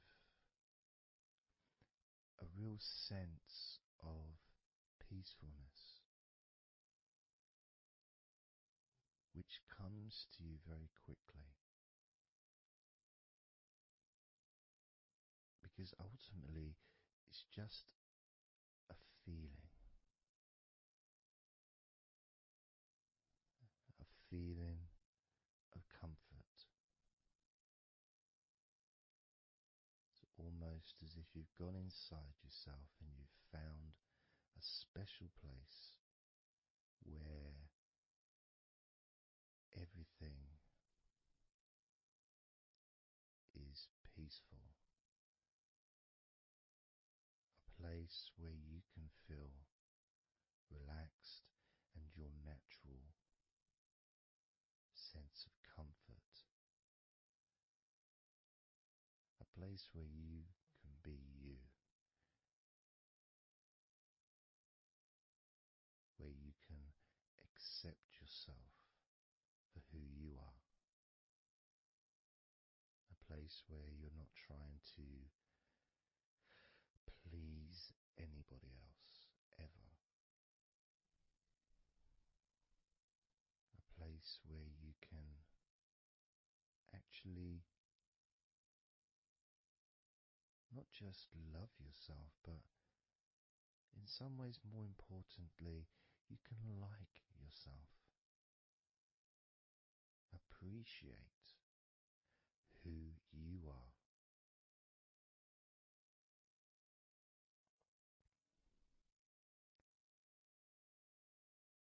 And that sense of gratitude is in the air all around you.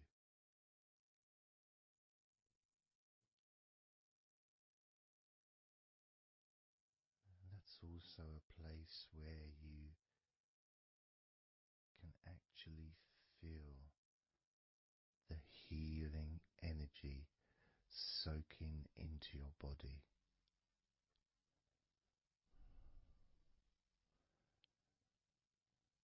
Healing energy soaking into your body. And that healing energy spreads through your veins, traveling to each and every single part of your body.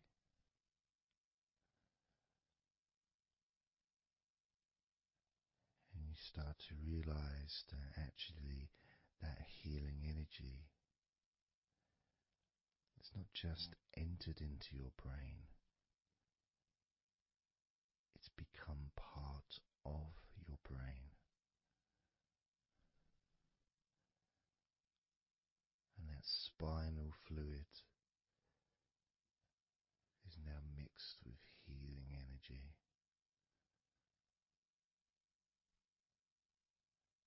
Not just allowing you to feel so much more relaxed and healthy in this moment,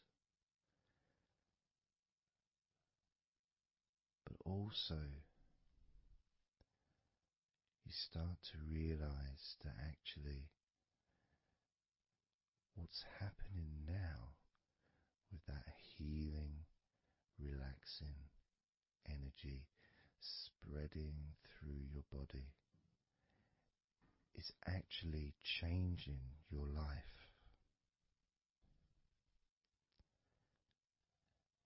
It's actually changing the way you're going to feel, not just now, but tomorrow and the next day, as your health improves.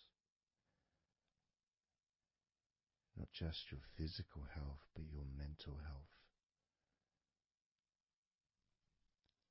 Things that used to bother you in the past, for some reason, no longer have the effect that they used to. Because something has changed deep within you. Maybe things that used to cause you to feel anger no longer have that power to control you the way they seemed to be able to before. As you realize that you're the one who decides what affects you. You're the one who decides to feel relaxed and calm when you choose to enjoy noticing these natural developments of healing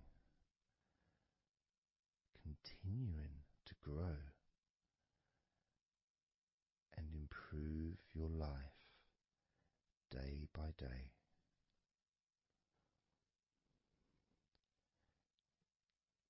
Including, of course, your ability to relax so much easier and sleeping is the most natural thing in the world to you. Because falling asleep is something that you've done so many times in your life.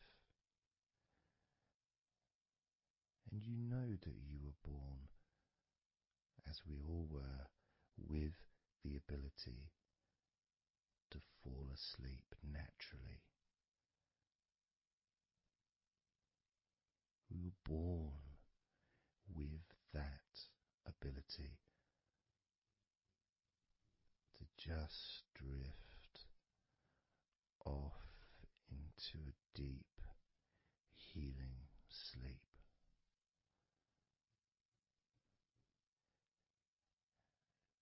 Even when we're kids, sometimes we'll fall asleep when we don't even want to.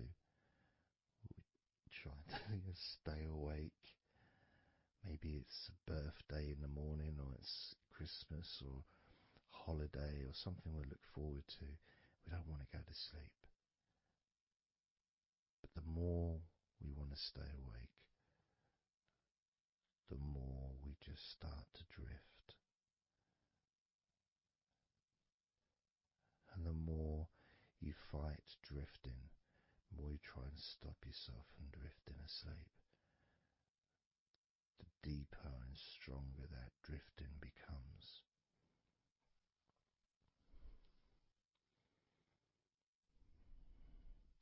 Because we're born not just with the need to relax deeply and to naturally fall asleep, but it's our birthright. It's part of our DNA.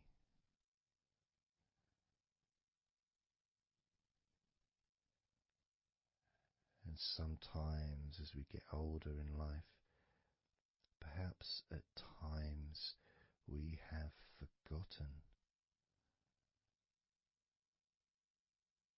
that relaxing completely is not only a wonderfully pleasant experience,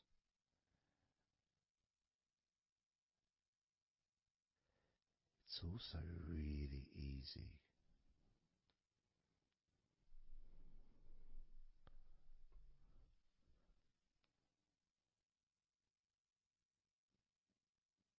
It's very, very easy to let go. Because that's all it is. It's just deciding to let go.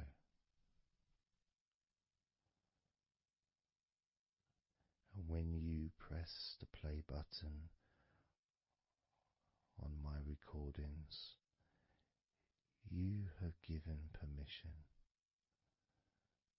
for my voice to relax you. When you press that play button, you have given me permission for my words to affect you in a positive, only a positive way, opening up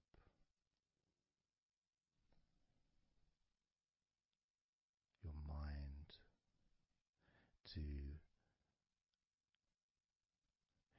useful and healing suggestions that can have such an amazing effect on how you feel right now, as well as those changes that continue long after the recording ends, those changes within you that continue to flourish and grow, transforming your life in a positive, beautiful way, allowing you to move forward in your life in the direction that you choose for yourself.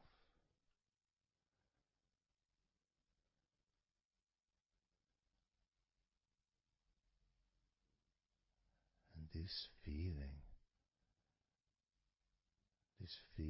that you can experience of safety, comfort, calmness,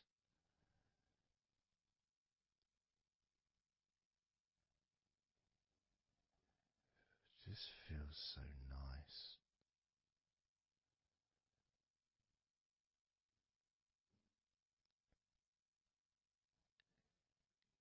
It's such a healthy place to be.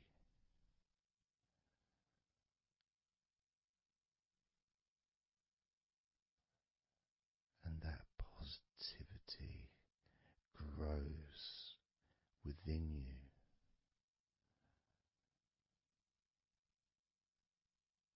Each and every day,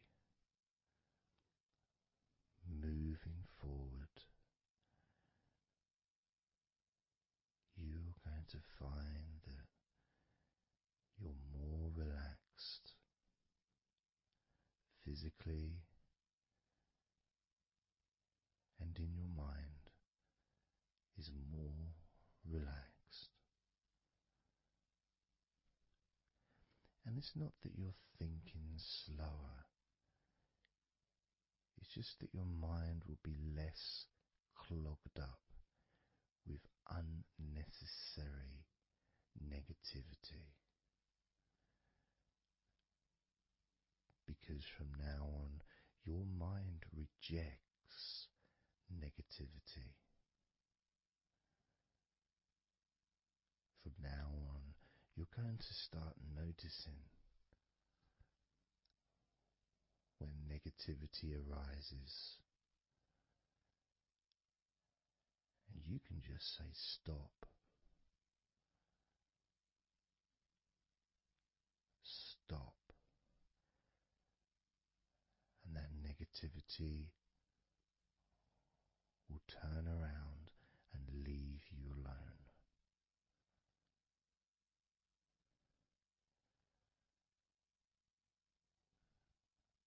Stop. And that negativity will disappear.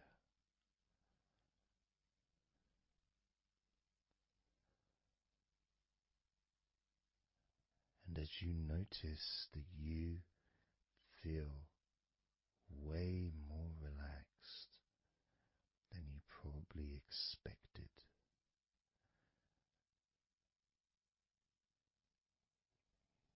you congratulate yourself because you're the person that has done this. You are the one that has opened your mind up to the simple facts that you can feel more relaxed in your body and in your mind.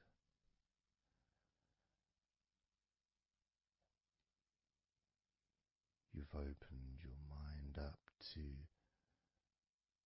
the birthright of being able to just fall asleep easily when you choose.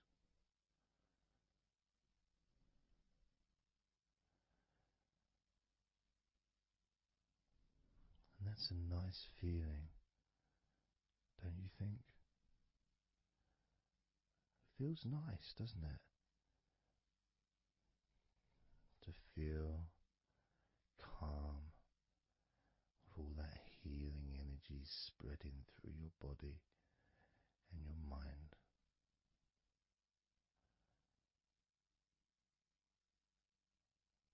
To spend time in that special place where negativity can no longer enter.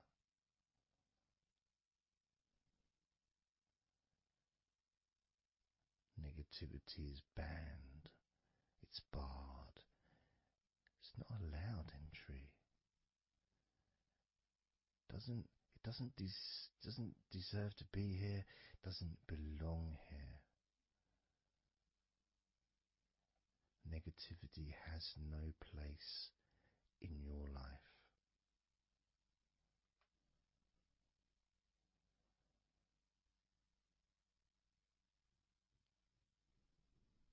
Which makes room for more comfort, more healing, more relaxation, more peace.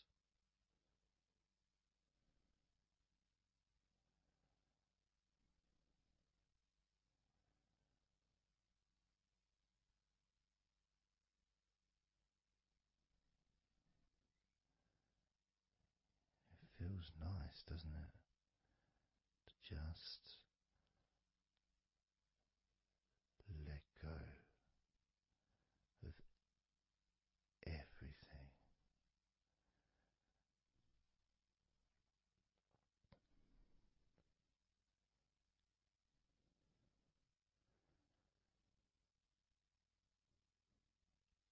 And I'm going to count down now from 20 down to 1.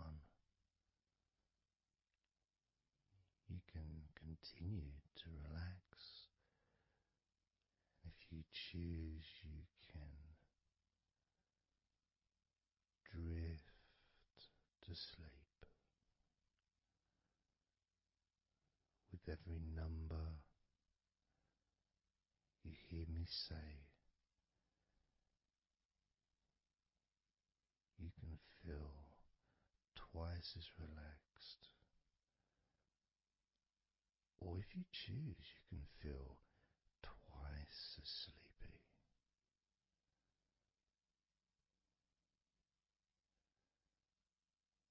Now,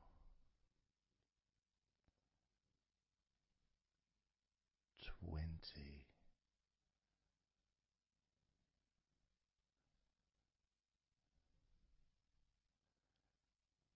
19.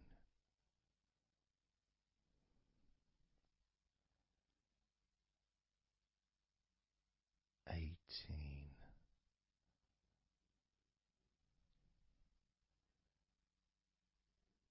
17.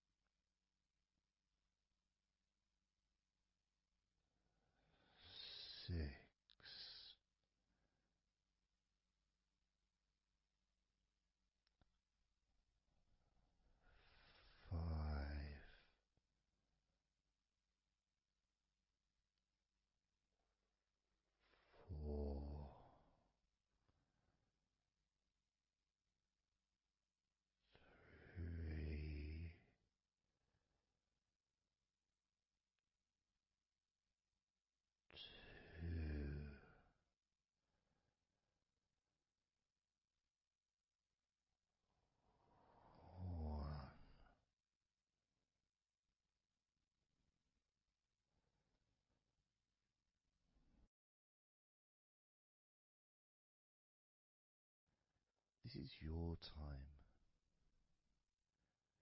to just take a break. Your time to relax, to allow your mind to slow down.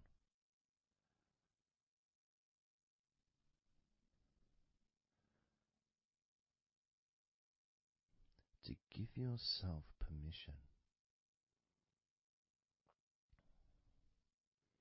to take a break from everything. And you're the only person that can make that decision. You're the only person that can actually tell your mind to just relax.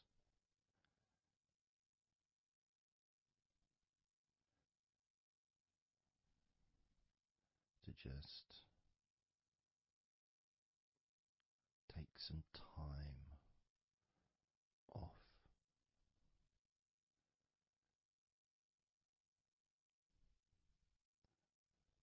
So that you can focus on your body, getting in touch with how you feel physically.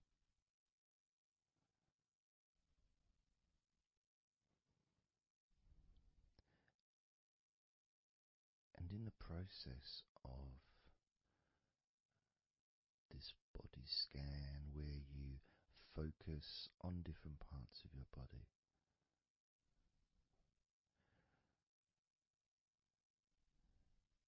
those parts that you focus on and observe, even though you're not purposely requesting for those parts of your body to relax, it's kind of expected. You expect, when you listen to my voice, to feel more relaxed, naturally.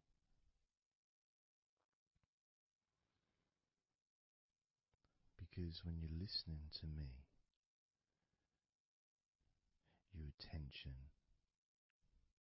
is focused on my words. And as my words guide you to focus on those parts of your body, your focus increases.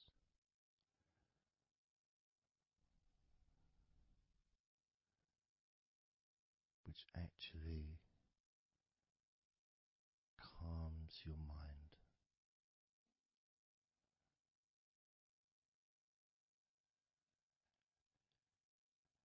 And when your mind calms down, your body relaxes.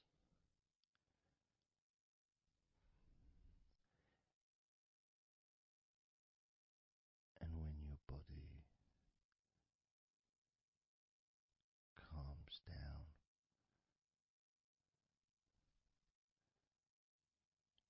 your mind relaxes.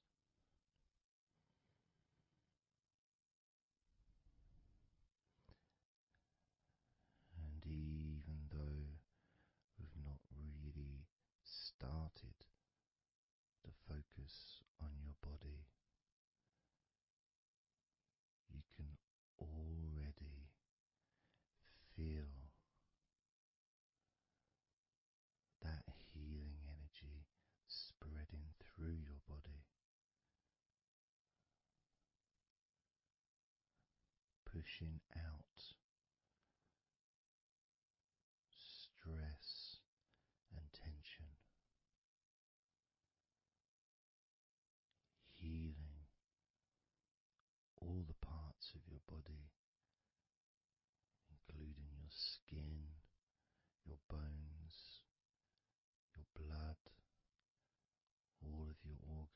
inside your body, all of the muscles, all of the fat, all of everything, every hair on your body is filled with that healing energy.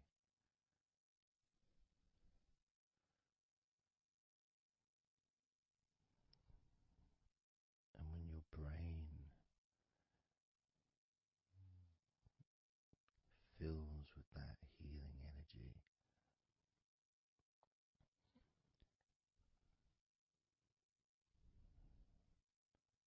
the feeling of comfort and relaxation increases.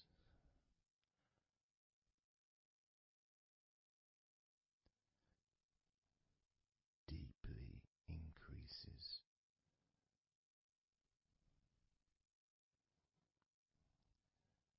In a way that your mind starts to feel perhaps a bit drowsy,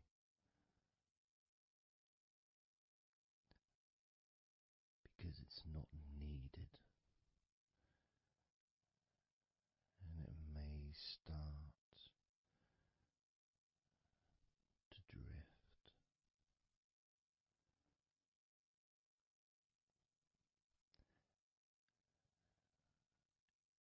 If that's what's needed. So if you're listening to this and what you need is deep relaxation, that's what you'll get. If what you need is to fall asleep naturally and easily as your mind drifts, that's also what will happen.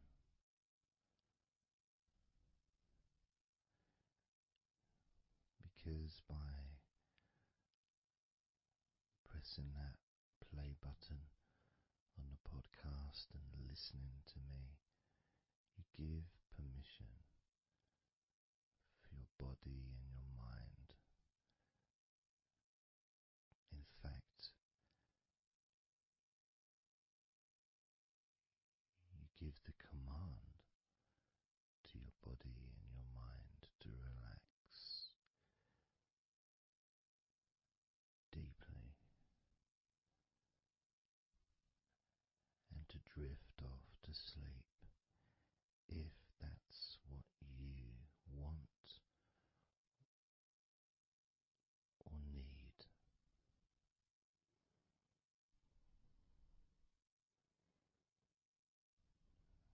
And as I focus on the different parts of your body, you may start to just drift, and then you come back again and you hear me talking, and I'm focusing on a different part of your body. And you may find yourself drifting,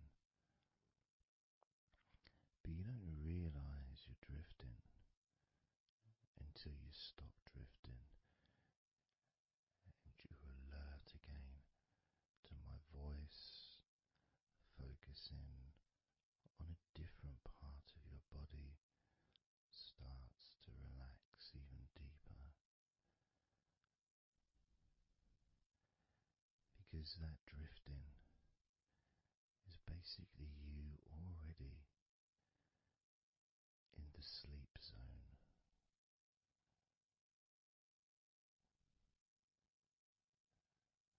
And the more you drift, the longer you drift, and the longer you drift, eventually that drifting continues into sleep.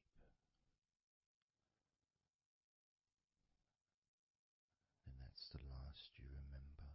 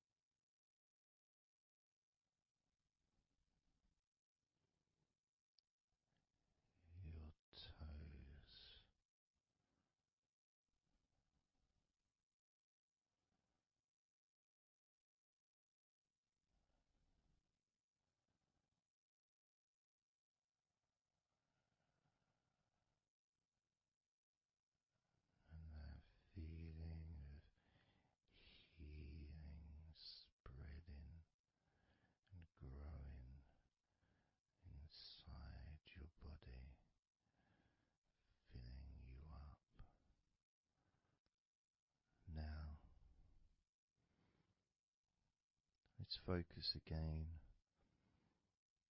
on parts of your body. Focusing this time on your forehead.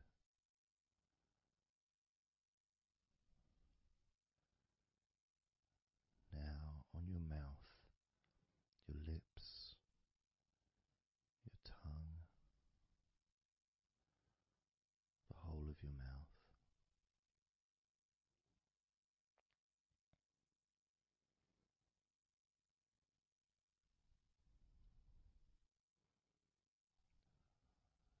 Focusing on your fingers.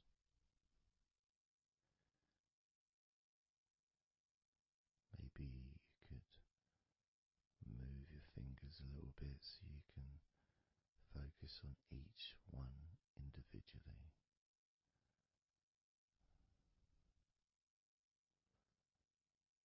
Both hands. And even though as you focus on both of your hands now, they almost seem to just melt into one.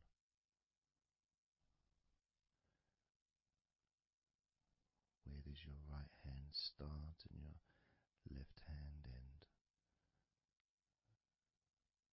It's almost as if it just mix together.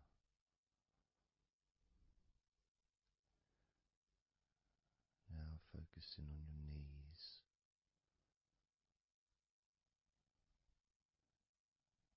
Just noticing how your knees feel.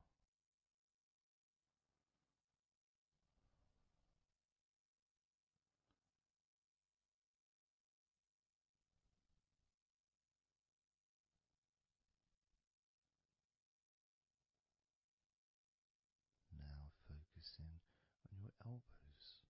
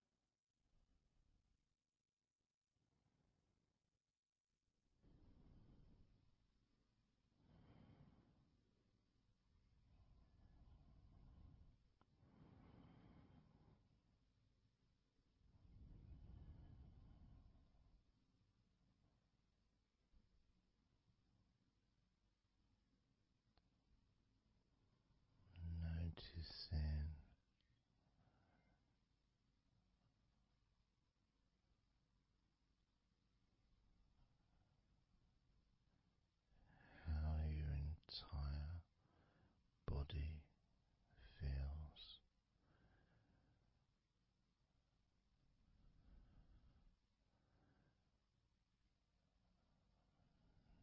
Noticing how your mind feels now.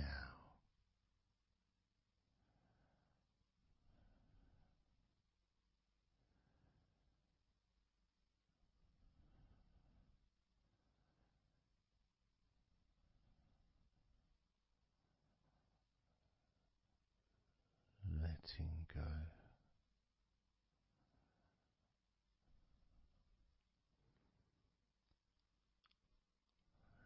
Letting go.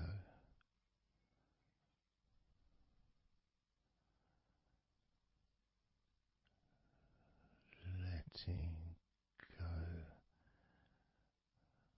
of everything.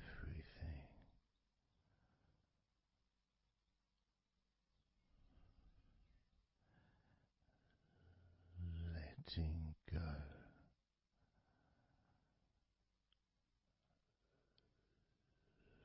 Letting go.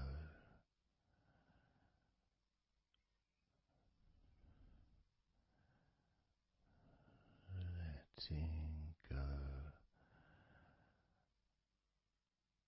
of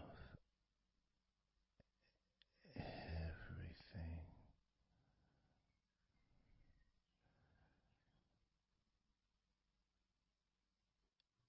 Everything.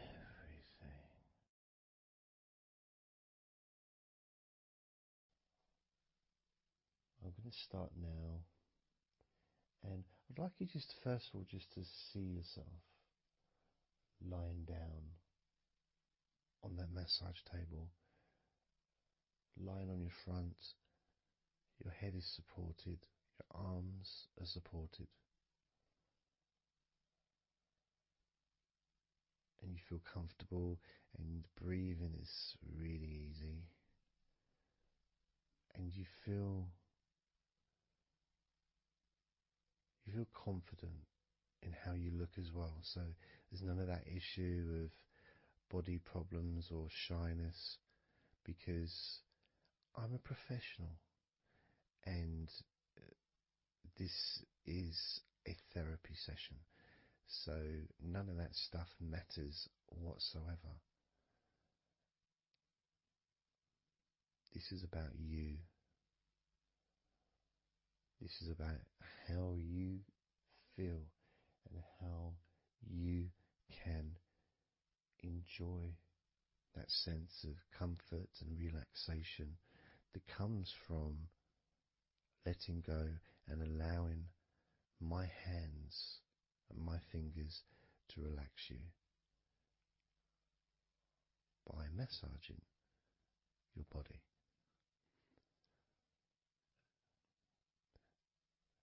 So I want to start off just by placing my hands on the back of your head, just gently, just so you can feel what my hands feel like really on you.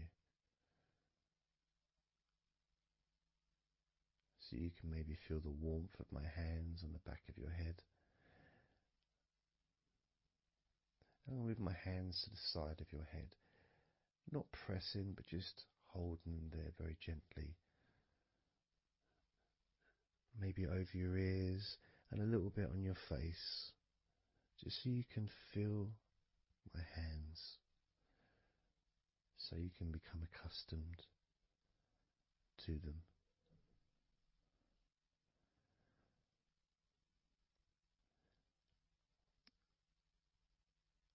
And now put my hands on the back of your head again and gently let them slide down onto the back of your neck.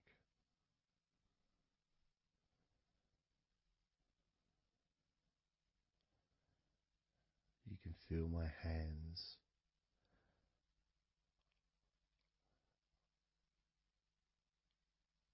gently stroking the back of your neck to start with, just so you can get used to the feeling of my hands on your skin. Get accustomed to it. Realize that you're safe and it's all good, it's all fine.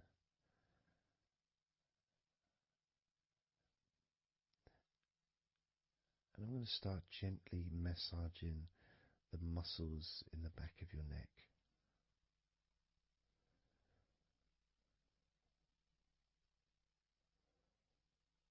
With both hands.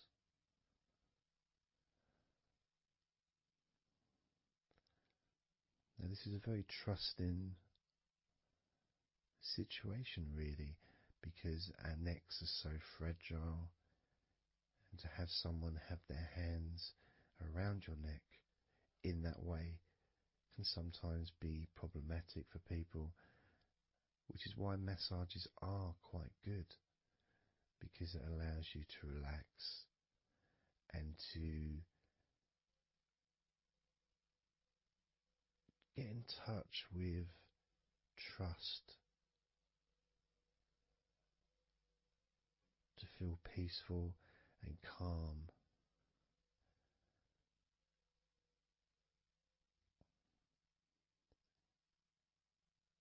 There's a massage the sides of your neck gently, moving from the bottom of your neck, which would be sort of near where your shoulders start, I guess, all the way up to your jaw, your ears kind of area, that side of your neck. Of course, is a lot longer than the front of your neck.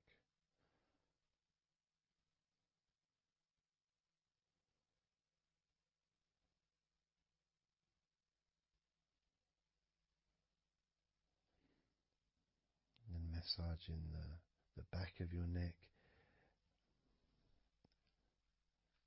especially that area where perhaps we hold tension. And as that area is massaged, you can actually feel a sense of release in the back of your neck.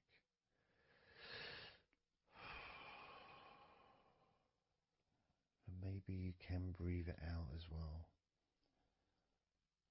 Notice how it feels. Notice how you feel.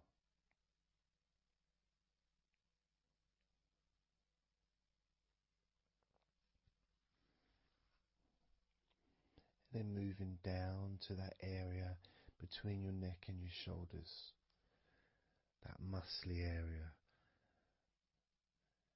starting to massage that area on both sides. I mean, this would be the area that a lot of people would massage if they were going to give you like a shoulder massage. Even that's not technically the shoulders, but it's all the muscles that lead to the shoulders, from the neck. And again, that can hold tension and stress. And when massaged, sometimes a nice deep massage is useful. And you decide how deep that massage is.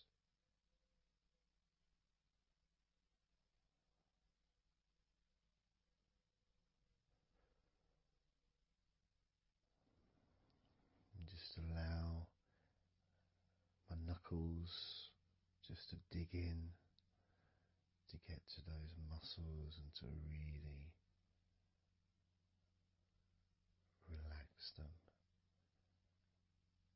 All the time being firm yet gentle with you.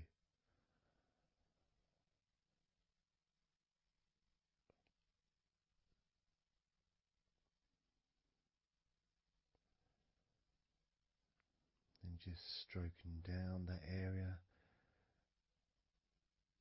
to your actual shoulders, moving to the muscles of your shoulders.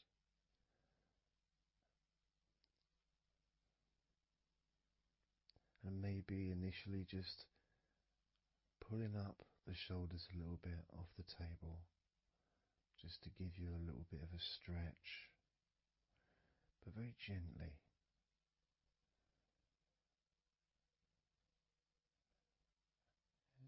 And you've got the muscles at the front of your shoulders, the sides and the back.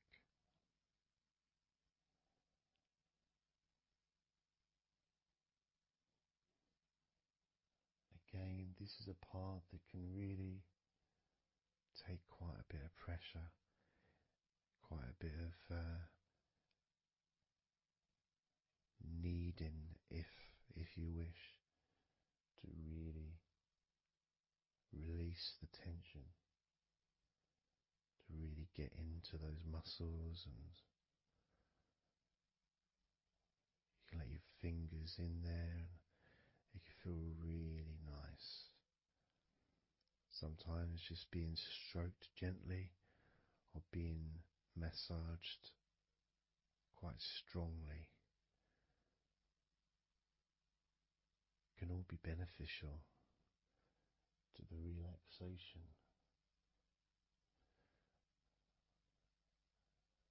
of the muscles in your shoulders.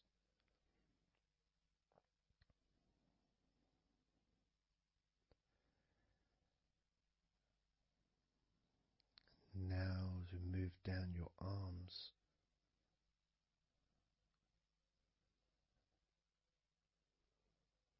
we'll do one arm at a time, starting with your right arm.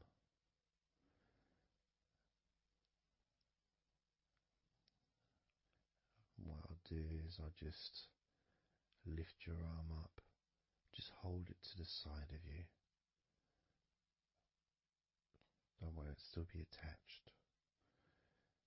And I just massage the tops of your arms.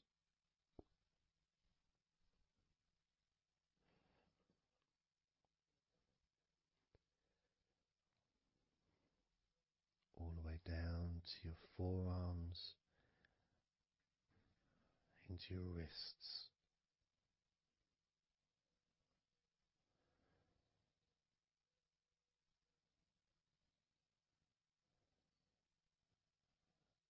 Gently massaging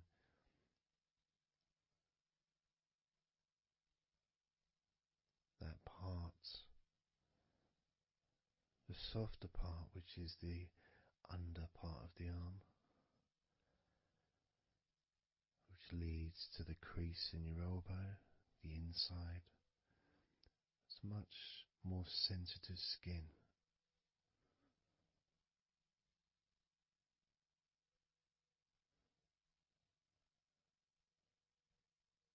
Sometimes just having that stroked can feel really nice, pleasurable and relaxing.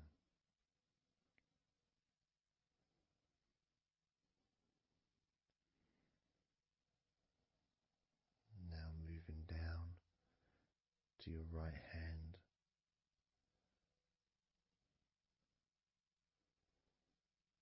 Just holding your hand in both of my hands.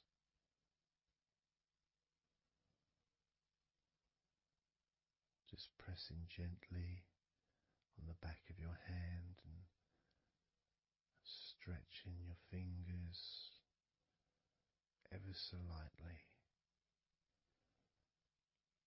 At the same time, pressing down and massaging each finger.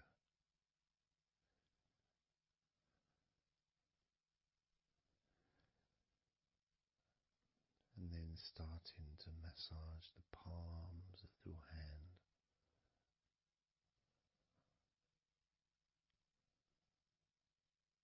Just turning the hand gently, stretching it gently.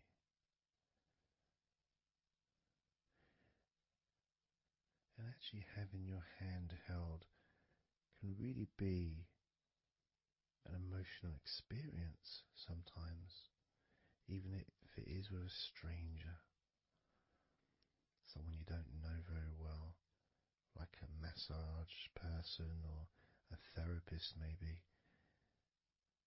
because it's intimate.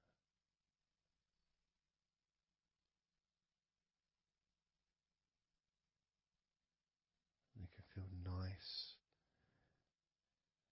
and you can feel safe.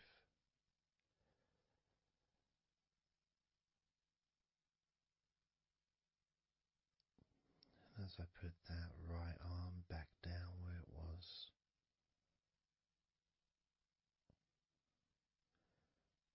we're going to do the same with your left arm. Exactly the same. Massaging the muscles in your arm all the way down to your wrist. Stroking the inside of your arm.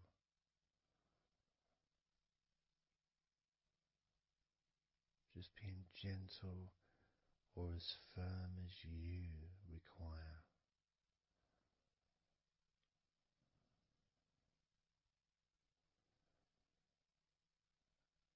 And then massaging your left hand.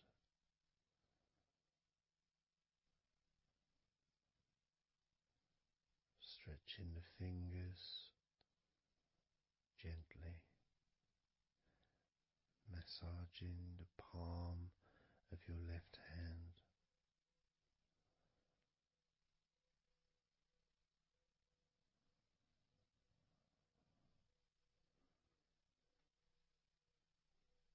You can feel so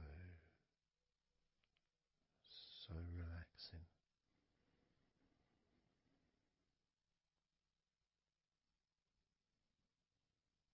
So comforting.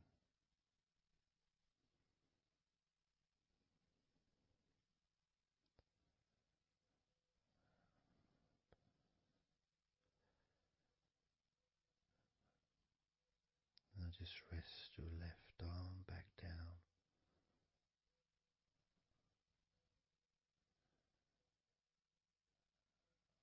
Start to massage your back, the biggest part of your body. Starting at the top, starting again where we already have been, that area at the top, in between your shoulders, near your neck, going back and massaging that area again, but this time moving downwards.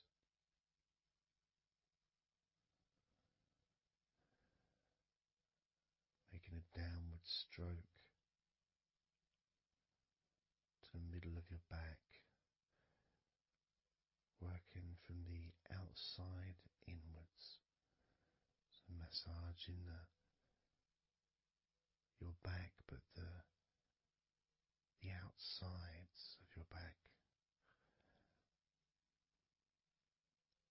the parts where your arms would maybe rest against.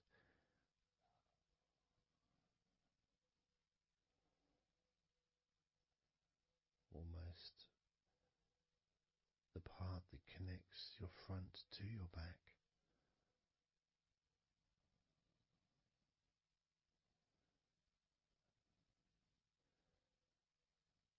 And just massaging down firmly but gently, as firm as you want. Moving down and then moving across a little bit and moving all the way down again. Being very gentle, yet firm as you choose.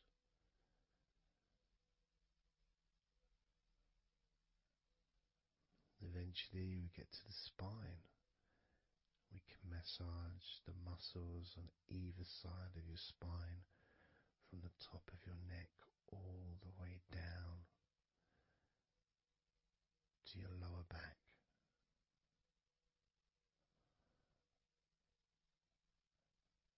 We can do that a few times.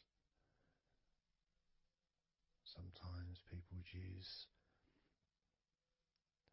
the knuckle or the 2 fingers and just go either side of the spine, almost just push down, go all the way down to the bottom of the spine.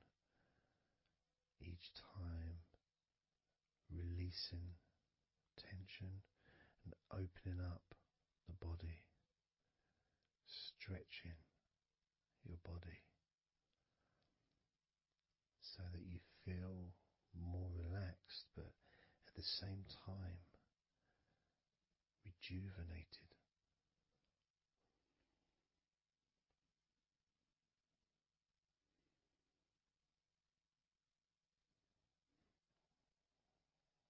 And now I'm going to move to one side, to your right side,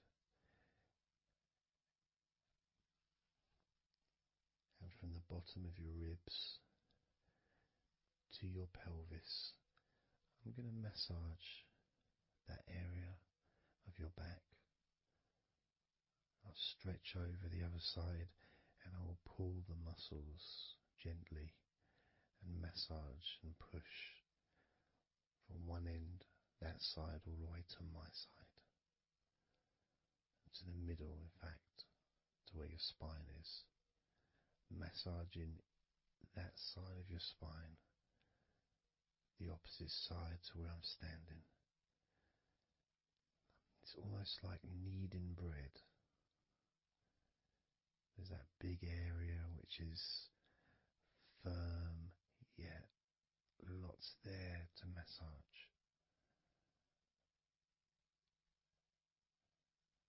Potentially one of the most important places to actually have a massage, because you really feel it. You really feel the release and the pleasure of having your lower back massaged.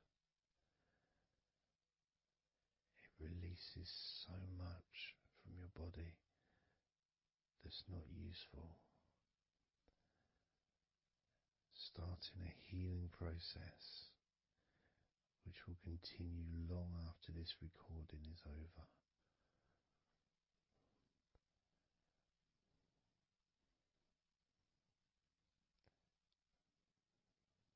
Massaging this part of your body not only feels really good for you, but it's actually fun to do, because it is, as I said, like kneading bread. It's a part that you can really get a hold of and really massage deeply, if that's your choice.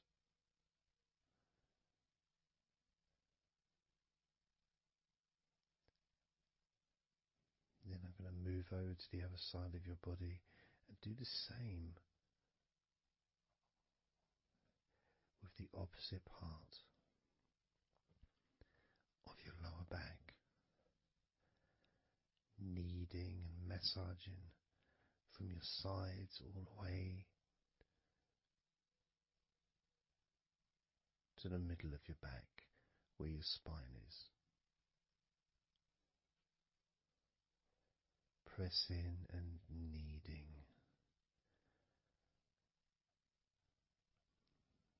firm and gentle at the same time. It feels so releasing.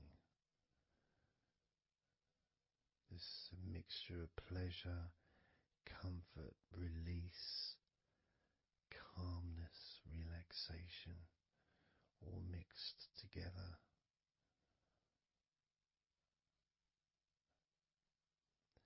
Plus there's that feeling from your stomach as it's being stretched. Even though you're on your stomach now, you can feel it being stretched because that whole area is connected to your stomach.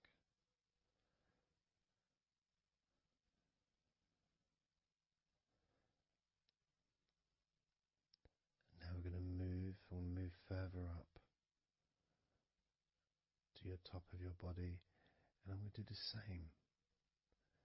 This time starting with your upper back, put my hands forward over and massaging that area to your spine, from the side of your body up to your spine. So some of that massage area, the muscle tissue, or whatever, fatty tissue even, will be possibly from your chest. Because it's all connected, the chest and the back connect together. I'm going to be massaging and just pulling some of that skin from your side up and massaging that area of your upper back all the way to your spine. And then I'll move down a bit and I'll continue with the middle of your back, doing exactly the same thing. As gentle or as deep as you choose.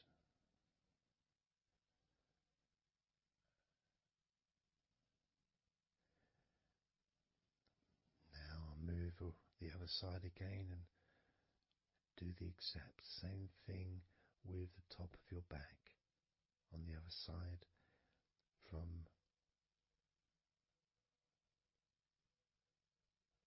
pretty much underneath your arm area, really,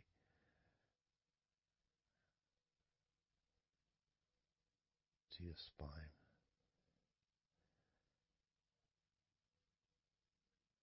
And then continuing that all the way down, including your middle of your back.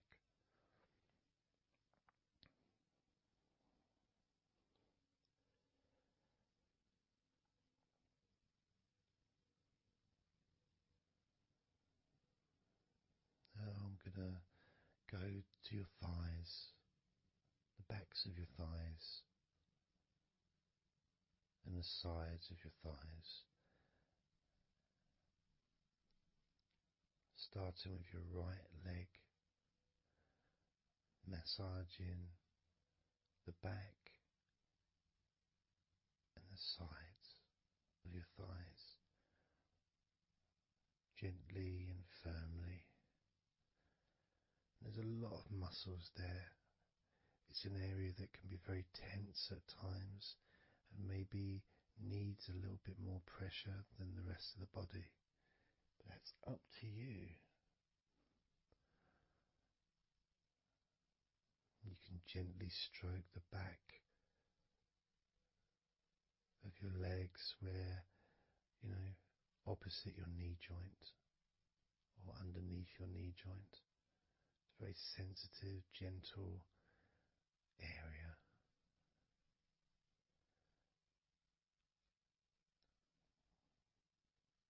And working down to your calf muscles, massaging your calf muscles thoroughly and deeply if you choose, using both hands and fingers, digging deep.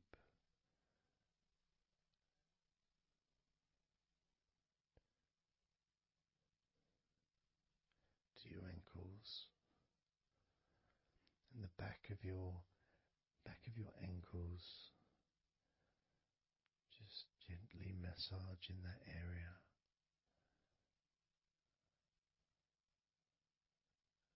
Maybe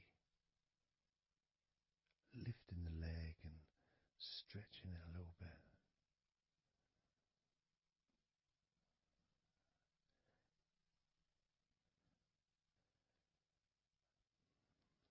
Moving to the right foot.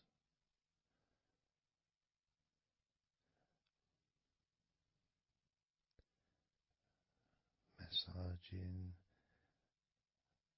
the bottom of your feet and the sides of your feet.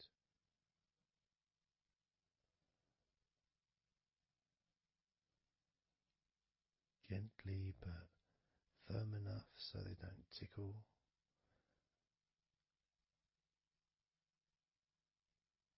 And just allow pleasure that you get from having your feet massaged to just overtake you. As I continue to massage your feet, the bottoms of your feet, the sides, your arches, your heel. You can put a lot of pressure into your heel and it feels amazing. Yet the arches need to be a bit more gentle. Stretching your toes gently and massaging the bottoms of your toes with my fingers, each one individually.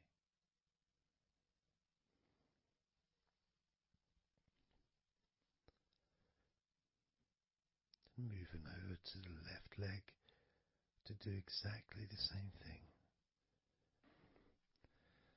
Starting at the top of the thighs, working the back of the thighs and the sides, massaging deeply and gently that whole area,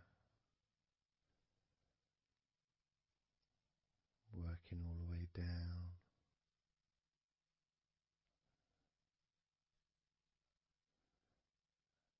And this is an area that maybe you could like to spend more time relaxing and massaging. So perhaps if you wanted, I could make a future recording where I spend more time on one particular area.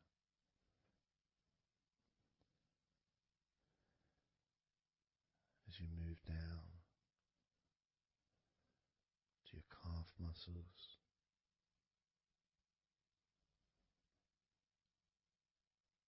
massaging your calf muscles firmly and gently.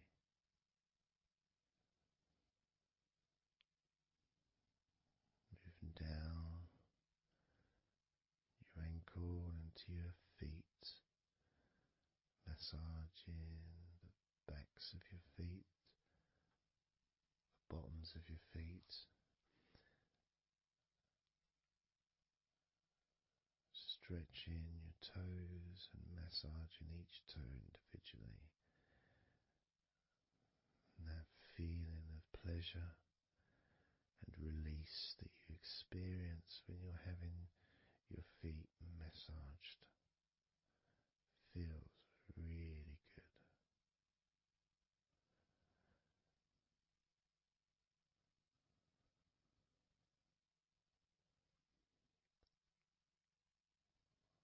Now, as you turn over in your mind, laying on your back,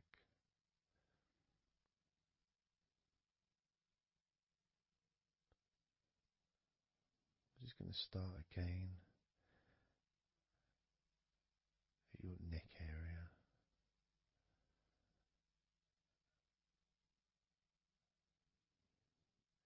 In your shoulders, just to get back in touch with that area.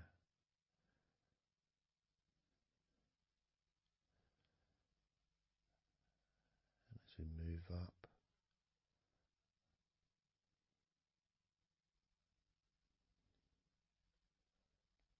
I can clean my hands, make them all fresh, because now I'm going to massage your face gently. Starting off with your forehead,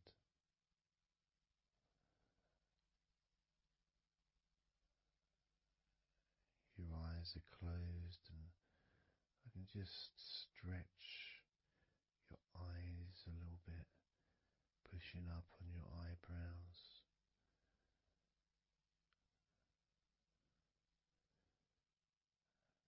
Just massaging around your scalp.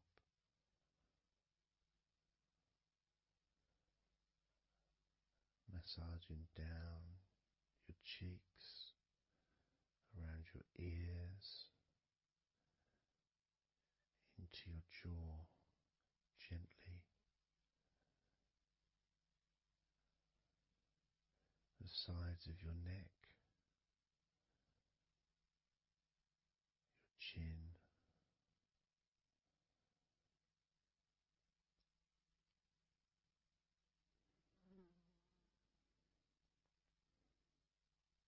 then just moving down from your neck down to your chest, starting by massaging the very top of your chest, where the collarbone is, either side of the collarbone.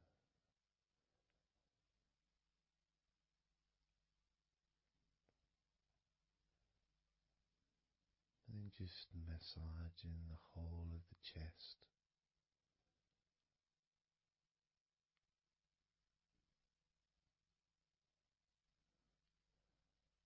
Moving the chest around.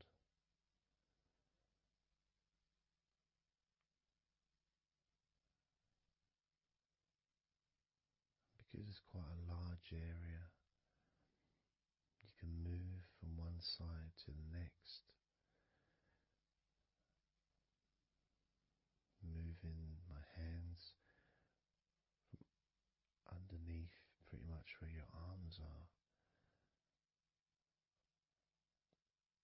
stretching up, stretching some of the muscles of your back in the process.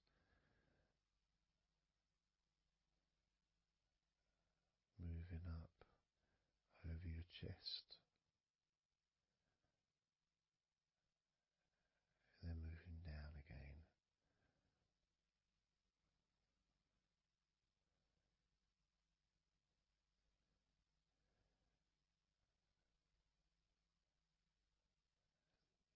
Then allowing my hands to just massage gently and slide down towards your stomach, starting in the middle of your chest. And then gradually my hands moving apart and massaging and sliding at the same time, moving down to just below your rib cage.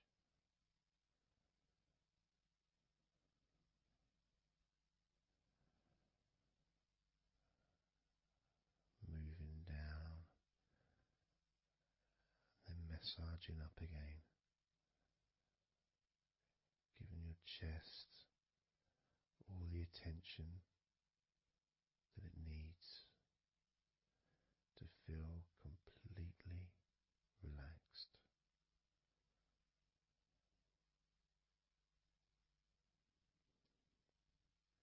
Remembering that I'm also going to be focusing on your sides as well, an area that really doesn't get much attention, but feels really good when it's massaged. Just stroking my hands down the sides of your body, from just below your arms all the way down to your hips.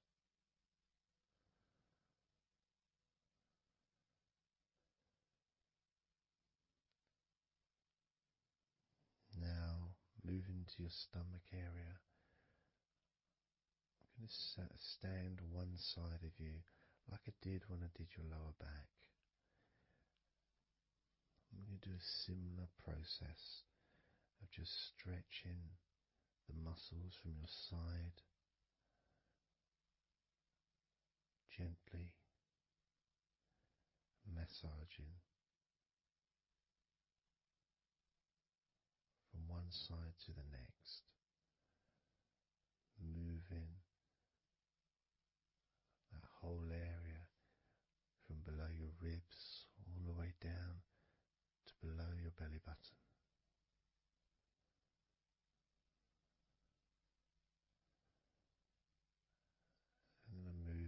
to the other side of you and repeat that.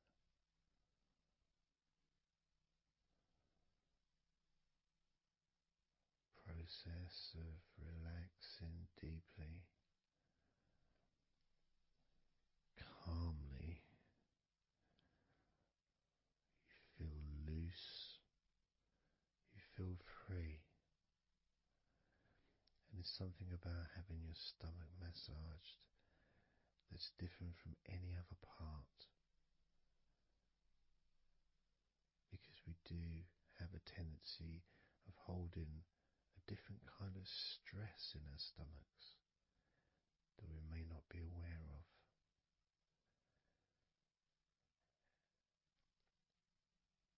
As I now massage your stomach,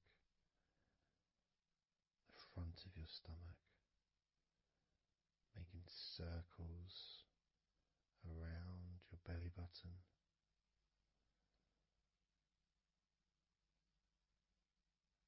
and then going the other way around.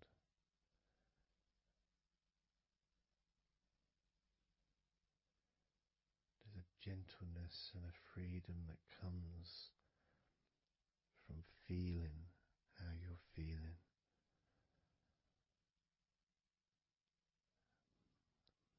As I now move down the tops of your thighs, the muscles, massaging them, and I can do this with 2 legs at the same time, pressing down,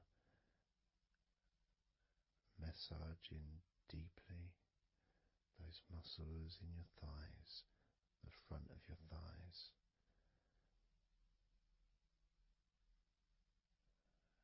And moving down to your knees, gently massaging your knees.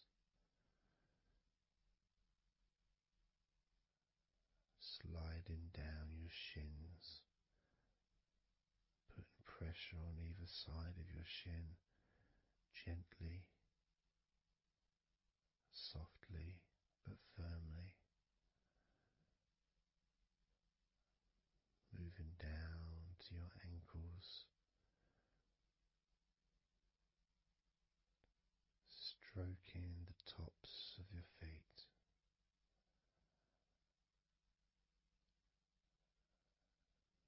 And then with each foot in each hand, just gently massaging the whole of the foot.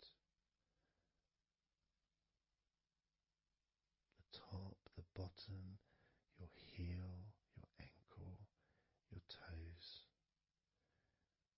Massaging every part of your feet.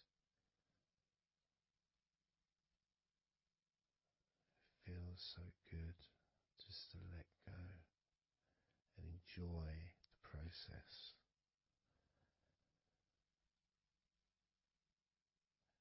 Enjoy feeling so deeply relaxed.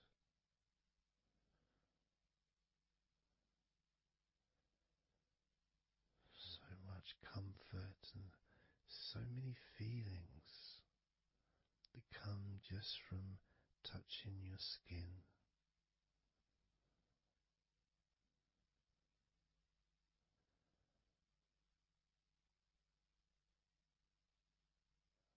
And you can just lie there for as long as you choose, enjoying the feeling of deep comfort from being massaged by me.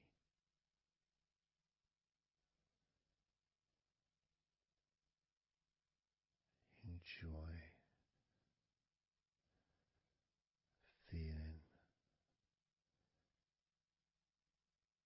deeply relaxed.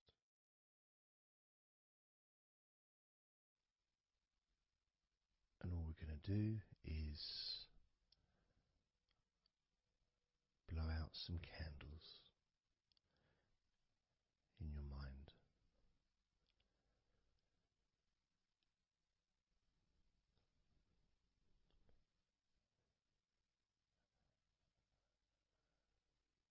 are going to be 100 candles.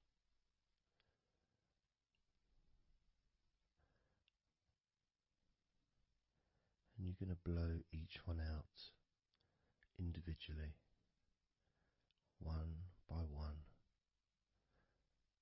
starting at 100 as I count down,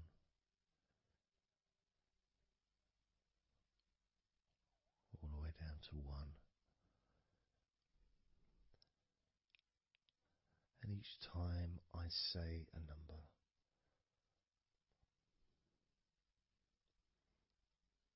you can imagine that candle in front of you, and I'd like you to actually physically gently blow that candle out.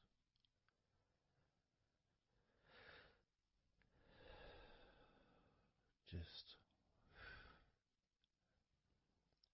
so it's not a big blow, it's just a gentle, and that candle will extinguish. And then I'll say the next number as we move down, and you can just blow that one out as well.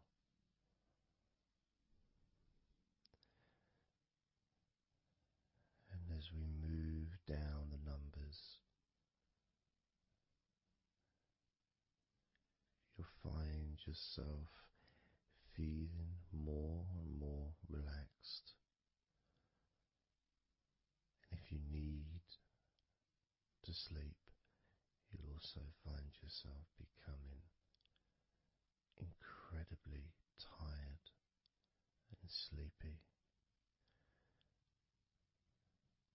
In fact, you may struggle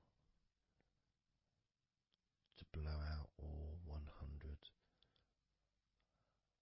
of these candles.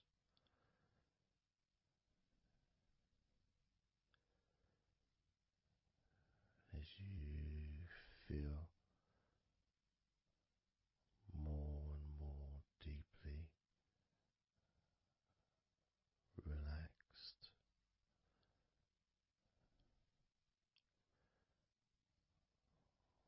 more and more deeply tired, and the further you go down, the more your mind starts to drift.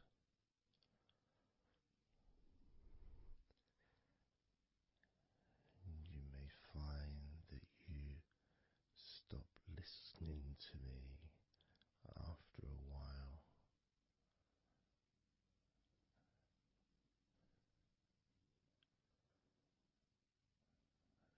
And even though there may be background sounds where you are, you'll be aware of those sounds at the moment.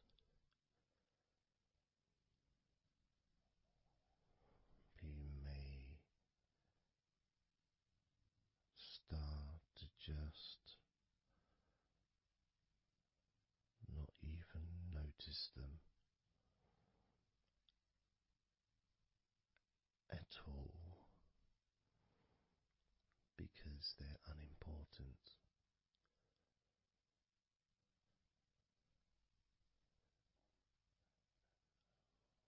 Where I am, I've got the sounds of the birds. There's Horace the pigeon, who likes to say hello sometimes. And there's the odd plane that goes by. Maybe traffic and trains in the distance.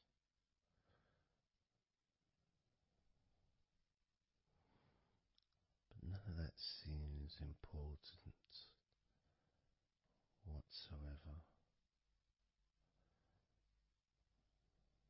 The more candles you blow out, the less important anything is. The more candles you blow out, the further you seem to move away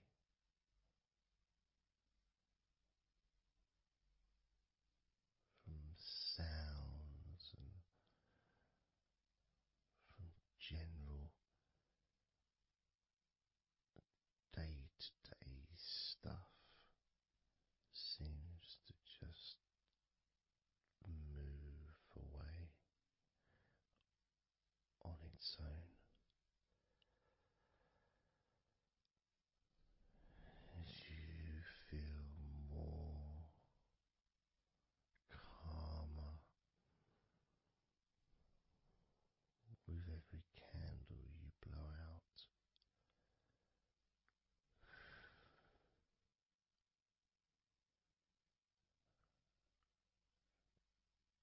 Guiding you to the next number that you hear me say,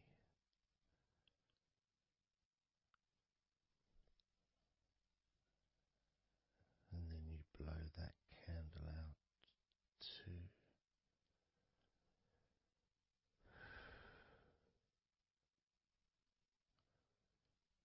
So easy, so simple.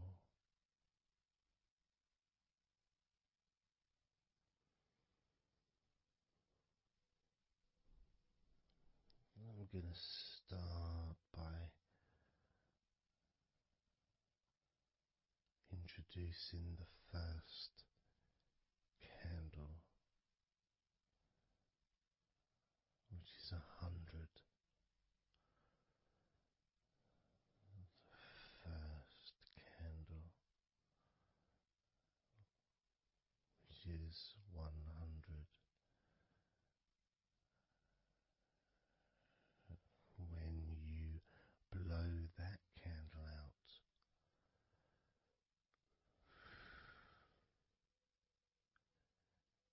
you'll find immediately a slight change in how you feel,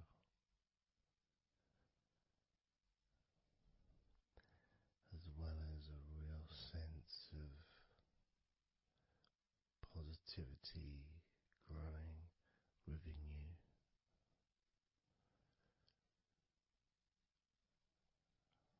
Relaxation and sleepiness expanding,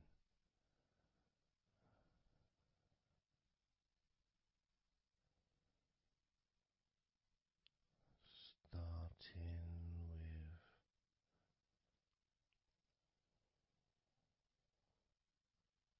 with 100. Blow out that candle now.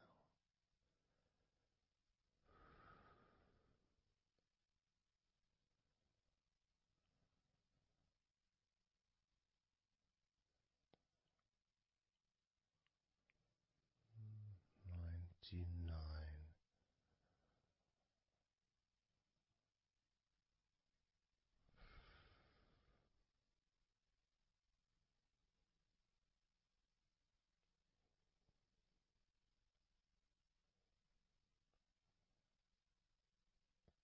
Candle 98.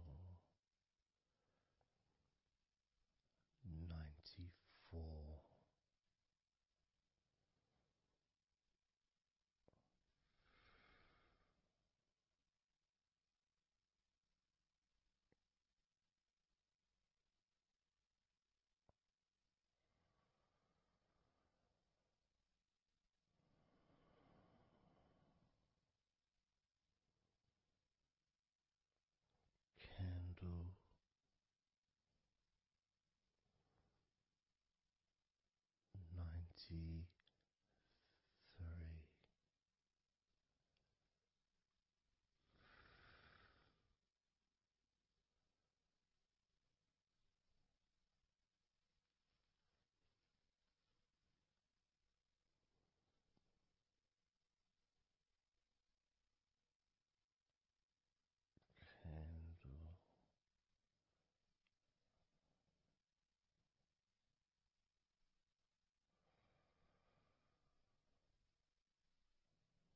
92.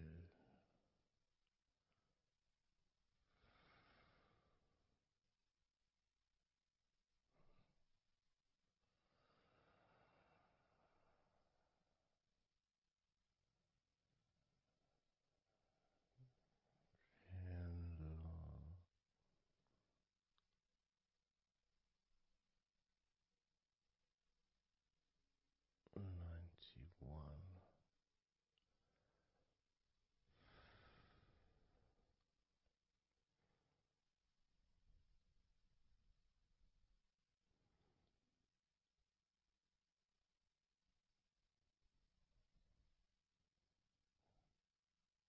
Candle 90.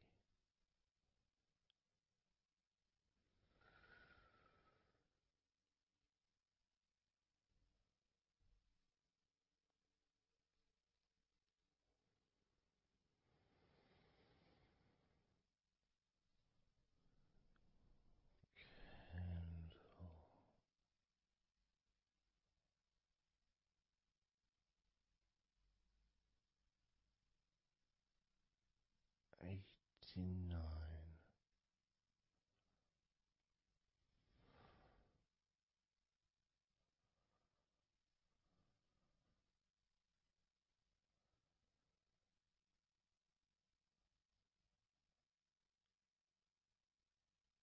Candle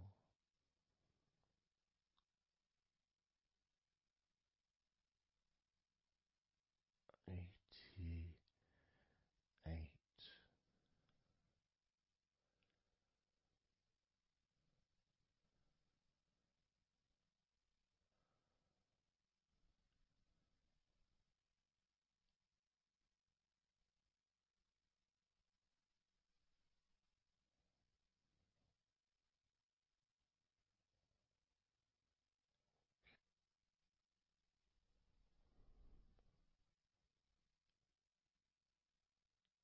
Candle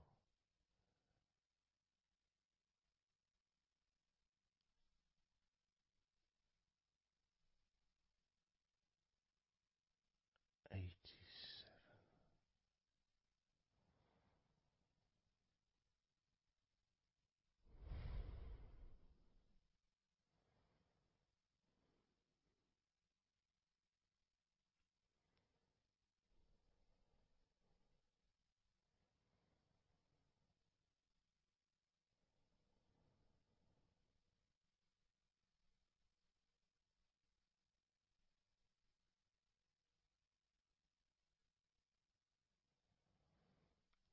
Candle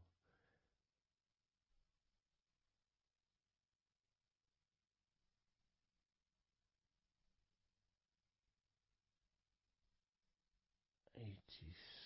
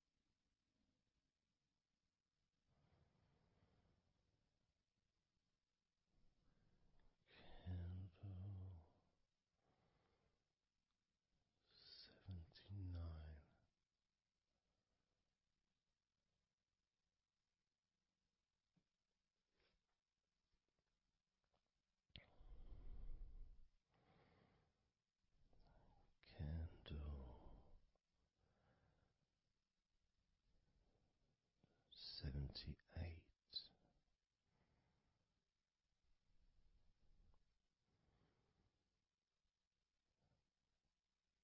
Candle 77.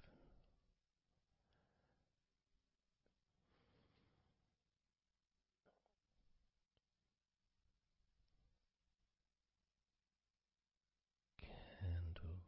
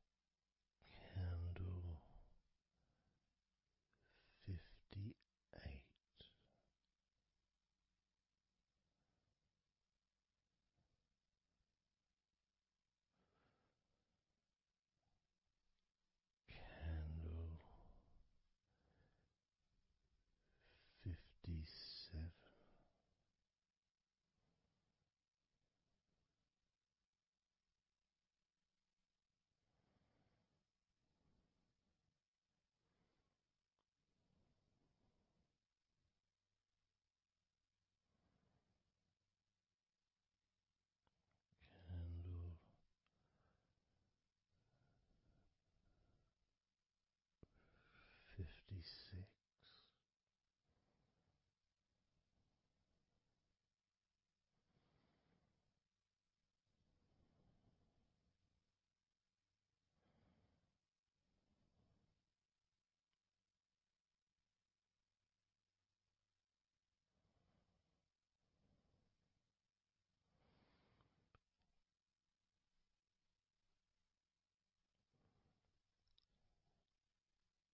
Candle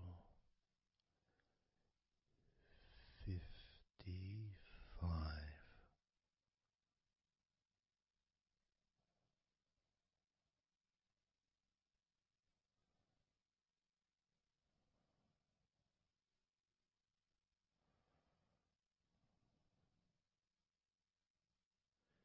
Candle 54.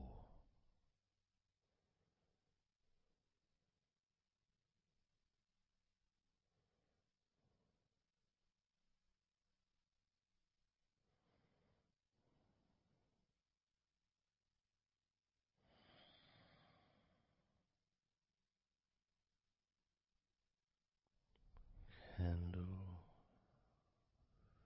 53.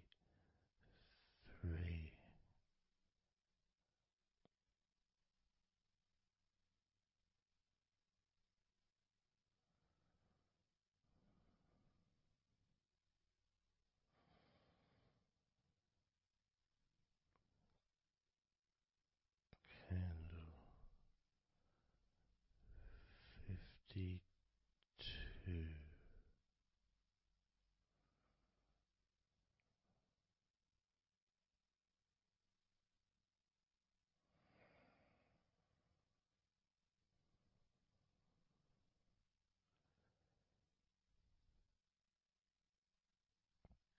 Candle 52.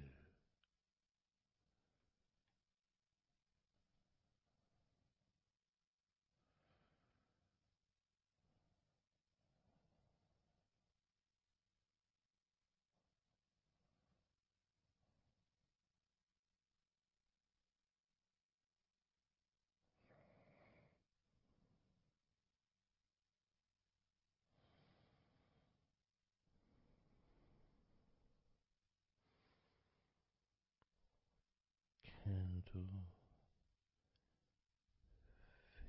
52.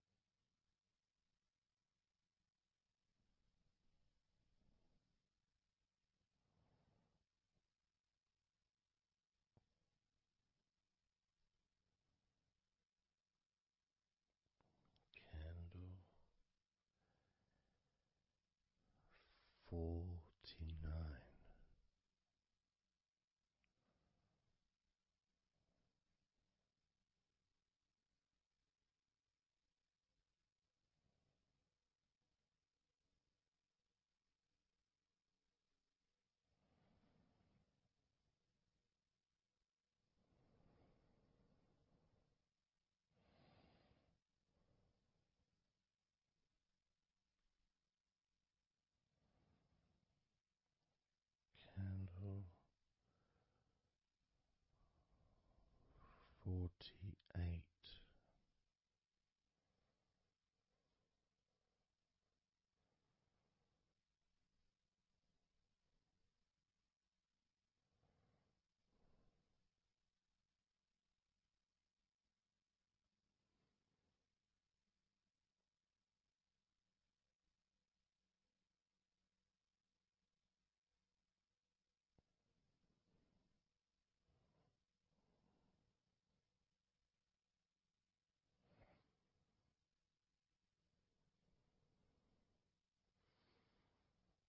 Candle 47.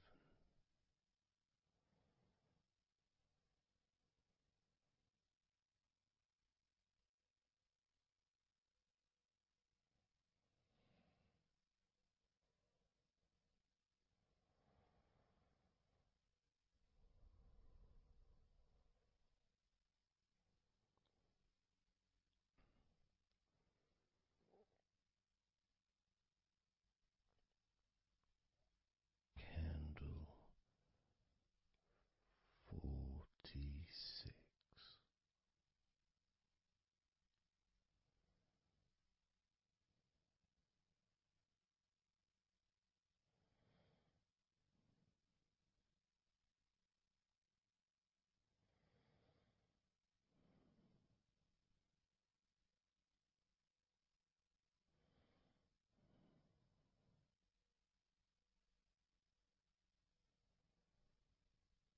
Candle 45.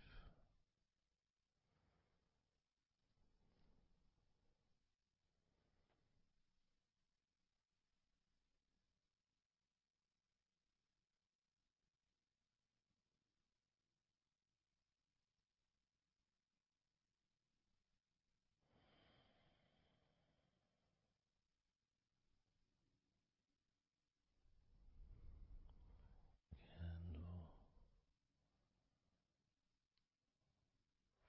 42.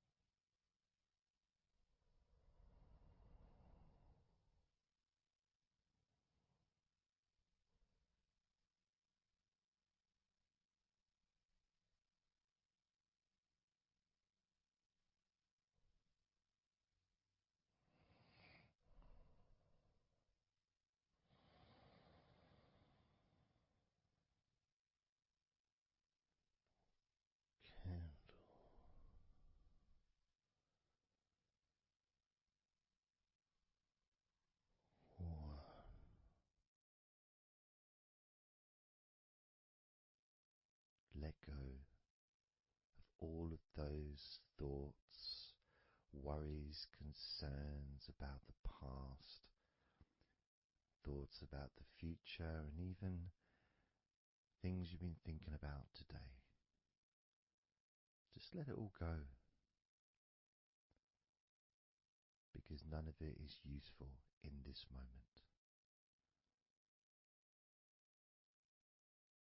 This is your opportunity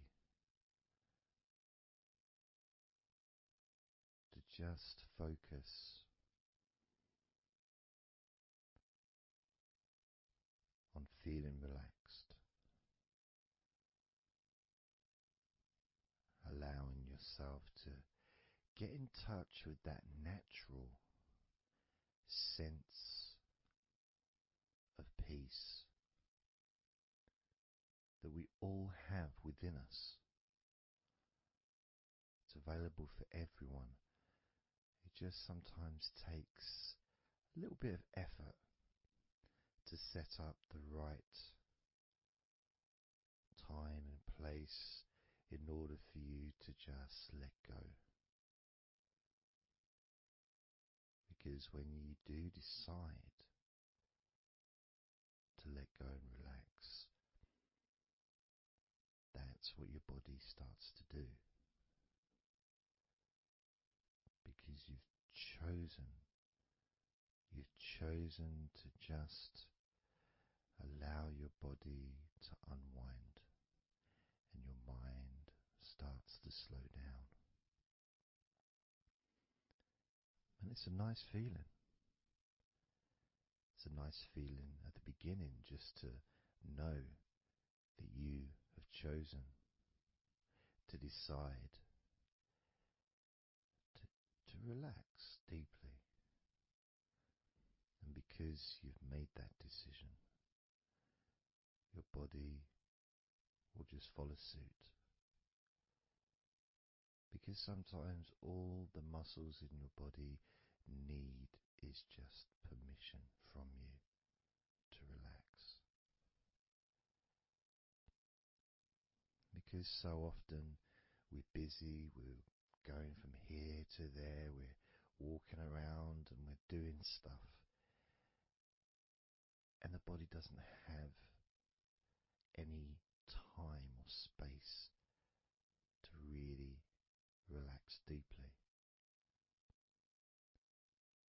So it kind of waits for you to lead the way, waits for your permission. And when you do give your permission, when you give the say-so, when you say, okay, it's time for your body to let go completely and relax totally, your body just follows. It's almost like a breath of relief. Ah, good, I can now relax. That feeling at the end of a day, of a very physical day that you may experience in the past, where you get home and you just sit down on a chair, maybe you kick your shoes off and feels so nice. Knowing that you don't have to get up again for a little while at least. And if you choose, you can just sit there for maybe an hour or two. And it feels blissful. And just by sitting down like that, your body knows that it's time to relax. Your body has been given permission from you, because it's a mindset. In your mind, you're prepared to let go of everything and just completely allow all the stress of your body to evaporate. Any tensions can just gradually vanish.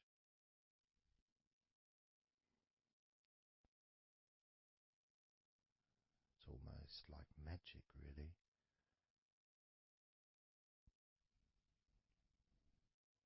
because that sense of relaxation in your body is a very natural state. It's not something unusual. It may feel unusual when you first start to relax if you haven't really spent a lot of time focusing and giving yourself this space to let go completely and relax. It may seem almost alien, but it isn't. It's actually the most natural thing in the world to let go completely, to relax totally. The most natural thing in the world to allow yourself to feel really calm in your mind. And it is almost like a literal unwinding. It's like you press a button and all the tension just releases. And it's like a wheel, like a cog, like the inside of a clock just unwinding. And it's almost like you could see the little wind up knob that's used just going the opposite way that you would use to wind it up. And the energy, that frenetic, stressful energy, gradually winding down, losing its power, losing its strength, as the sense of relaxation becomes stronger and deeper. And you may find that the more relaxed you feel, that your mind starts to wander. Maybe you seem to stop listening to me for a while and your mind goes somewhere else, and then you realize you're listening to me again. And that was just your mind drifting to sleep, which is quite natural, because sometimes when we're stressed and tense, we may not actually be aware of what we need, what we physically or emotionally need in this moment. But when you allow your body and mind to relax completely, and you let go of all thoughts, concerns, worries, ideas, all letting them go, allowing them to drop onto the floor.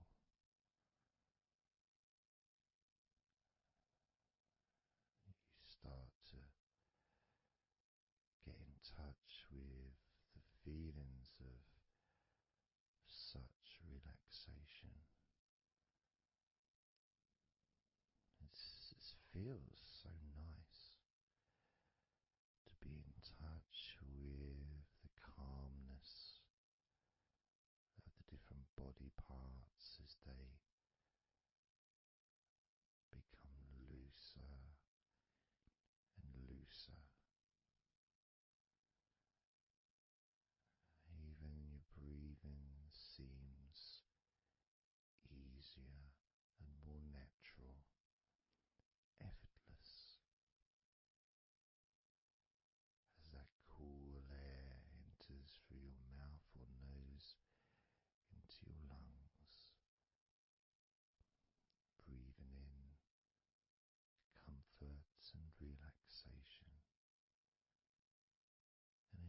breathing out any excess remaining tension or stress from every part of your body and mind. As you start to focus on your mind, maybe you notice that things have come to a standstill, or maybe just much, much slower than before, because your mind is not really needed when listening to my voice, which allows your mind to relax just as deeply as your body. And that synchronicity between the relaxation of your body and relaxation of your mind lets you know that feeling completely calm, loose and relaxed really is a great healing experience for you, and has so many positive benefits for your body, your mind and your life, to be able to let go of everything and to relax completely in all parts of your body and mind. Even your bones are relaxed. All your muscles are relaxed.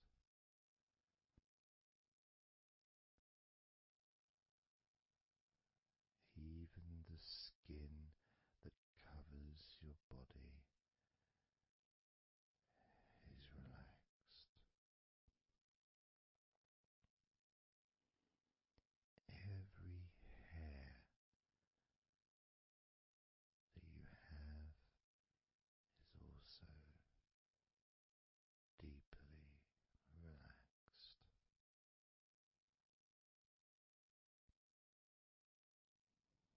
And your brain really starts to feel the benefit of this healing relaxation.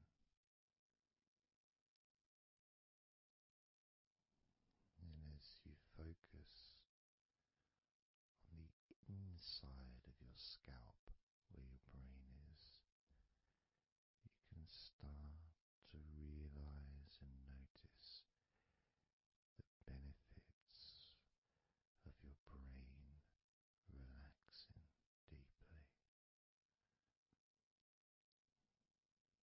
And as your brain continues to relax, it sends those messages to the rest of your body and your mind to really relax even more deeply, relaxing even more completely,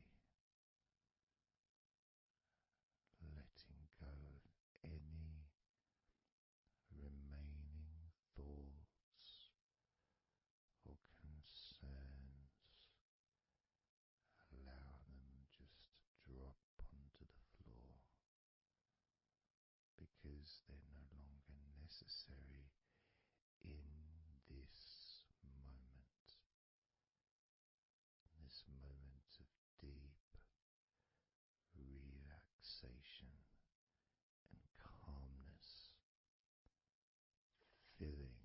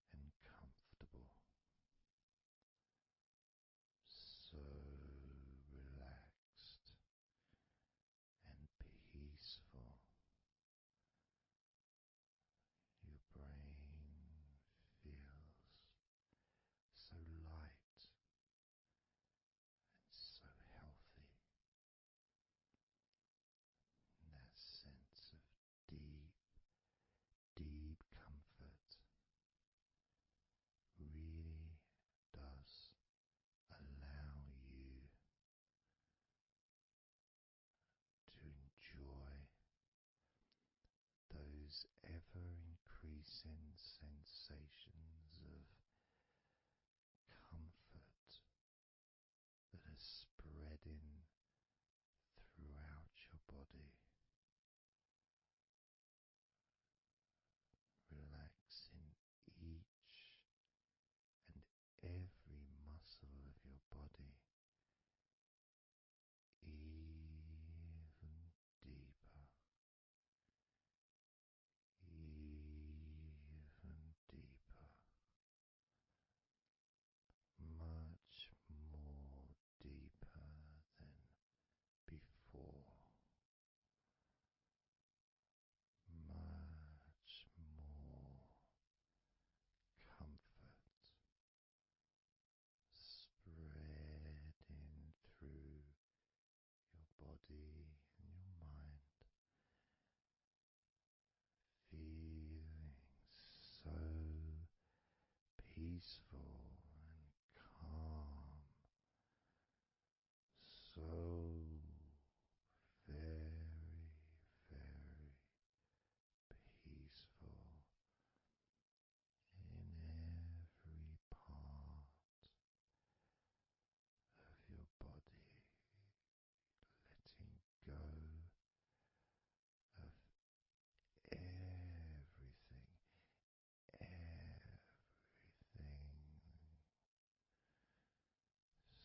so peaceful and calm, so relaxed.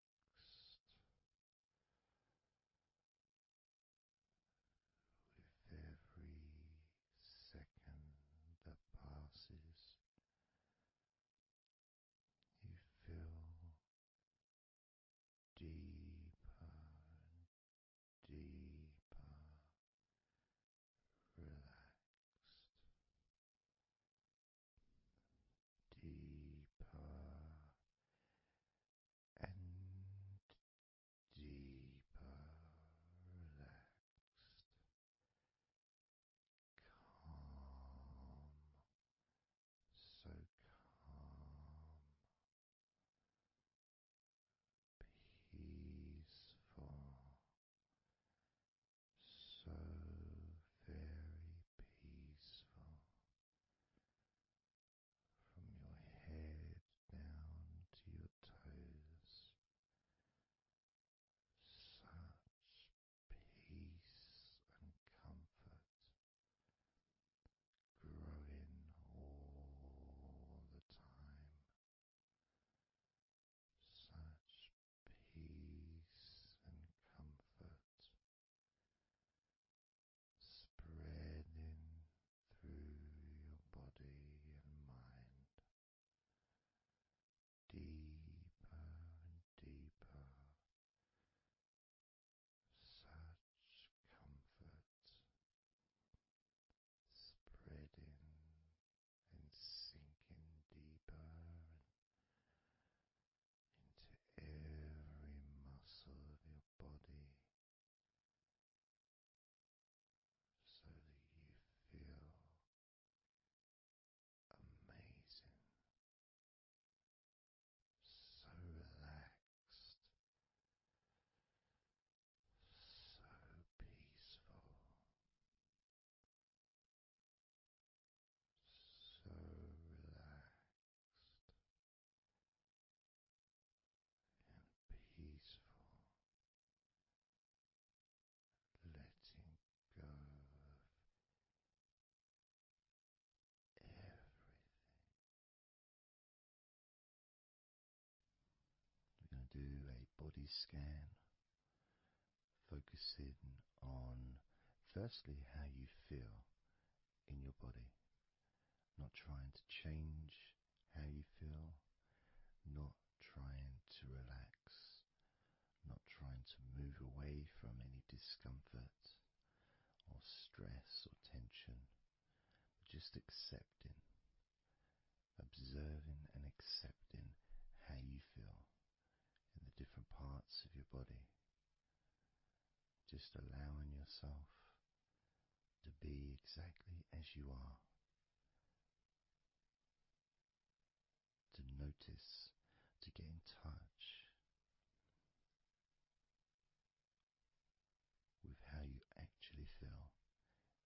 this moment. So we're going to start off by focusing on your hands. Just be aware of your hands.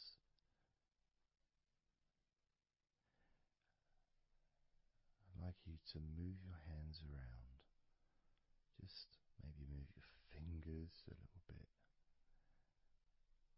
open and closing your hands very gently, just so that you can get in touch with how your hands and your fingers feel, with very, very slow movements.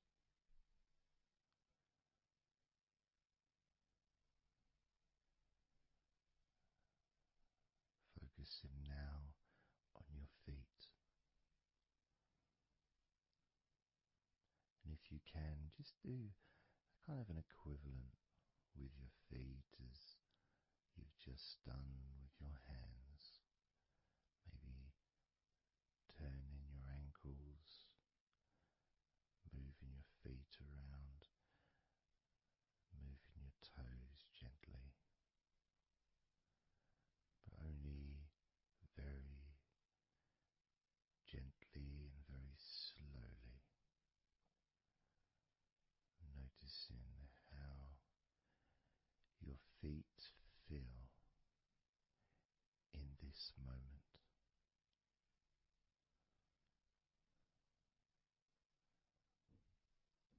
Focusing now on your eyes. I'd like you to just focus on your eyelids. Maybe you can open and close your eyes a couple of times to really get in touch with how you feel when you do close your eyes. The muscle changes in your eyes when you do close them. Maybe raising your eyebrows, which stretches the tops of your eyes. Perhaps squinting your eyes, scrunching up your eyes, just so you can really get in touch with all aspects of how your eyes feel right now.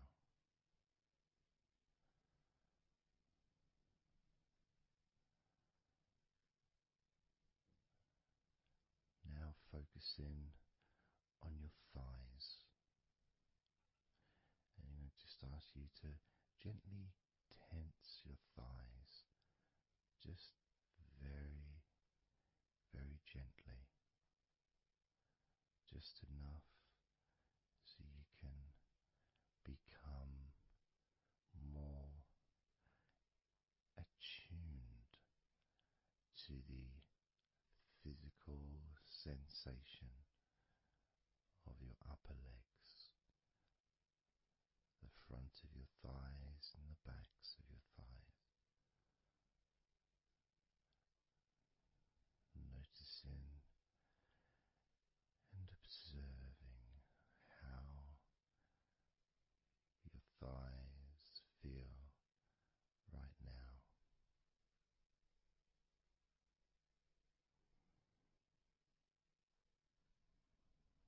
Moving your focus to the back of your neck.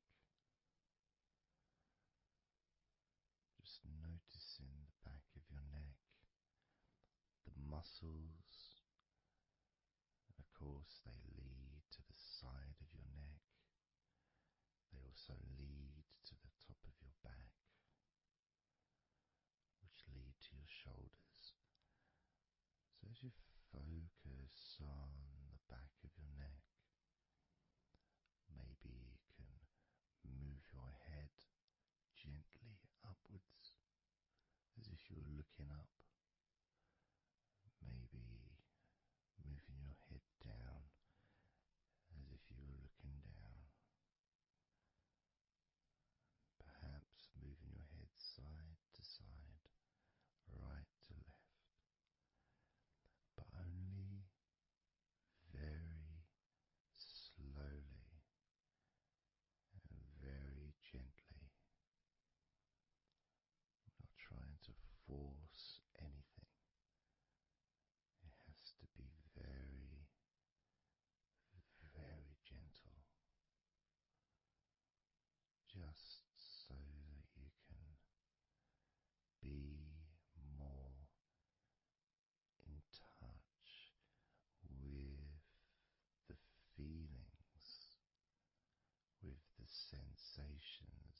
physical sensations of how the back of your neck feels right now.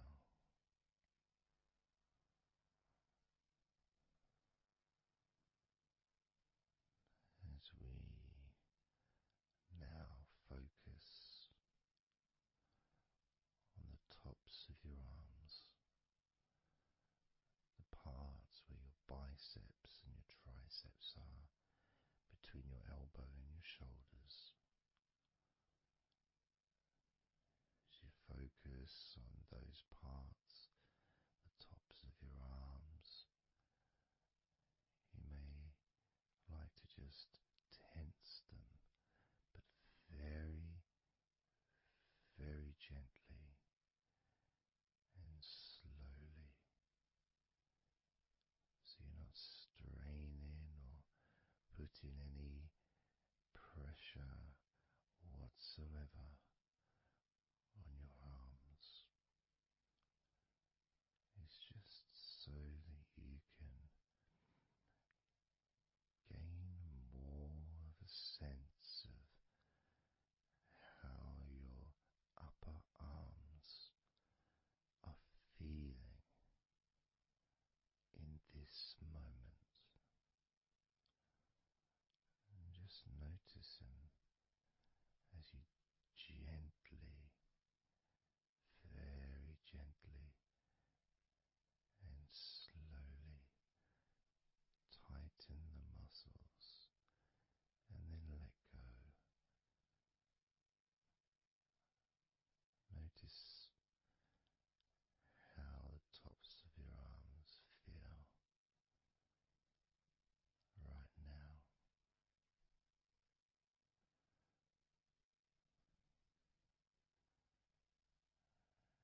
As we now focus on your stomach, the area, the lower abdomen area below your belly button, moving all the way down to your hips, just above your groin.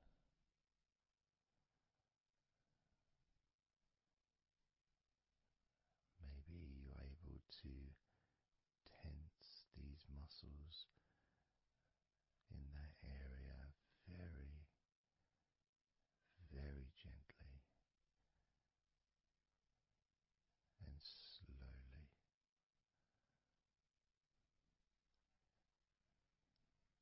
If that is a difficult thing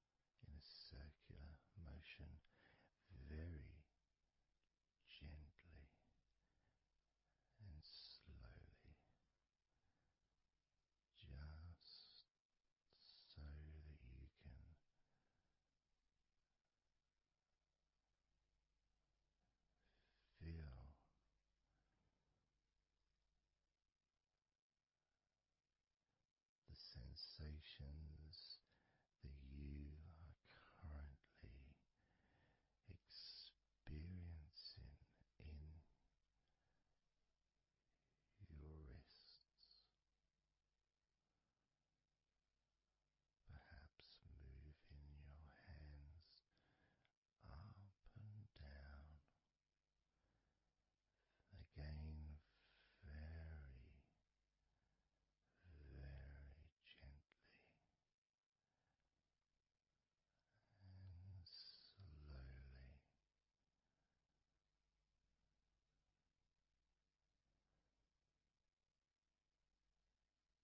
Very gentle and slow.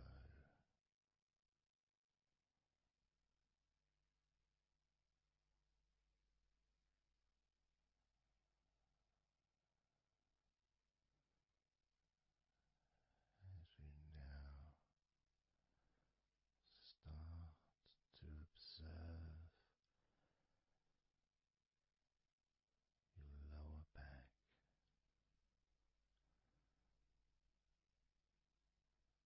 that back part is just above your hips, where your coccyx are.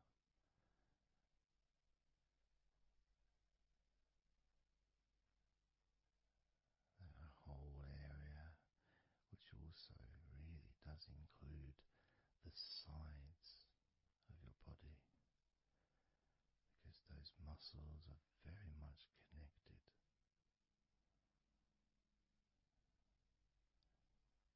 As those muscles also move into your hip area, connecting to your buttocks, the sides of your hips,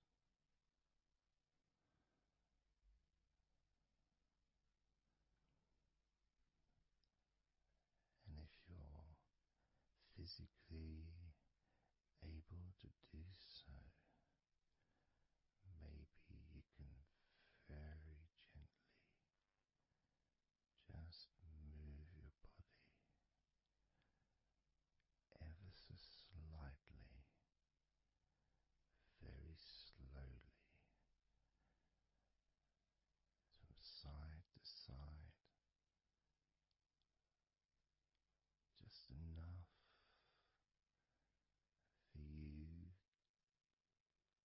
to gauge how you feel in your lower back.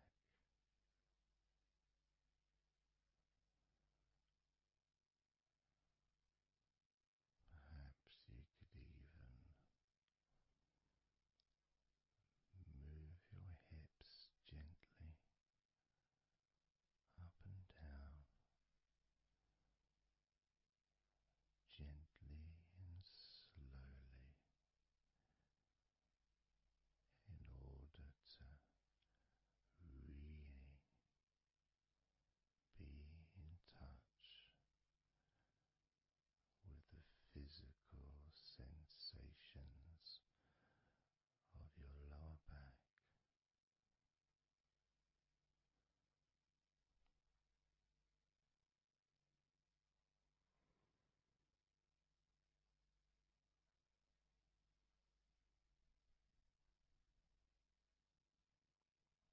As we now move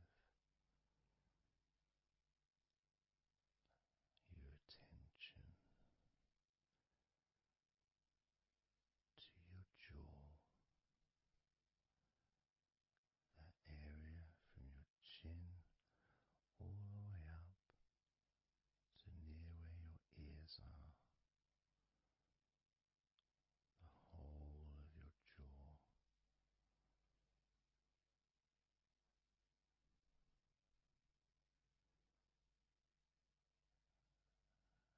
And you can just, if it's okay to do so, gently open your mouth,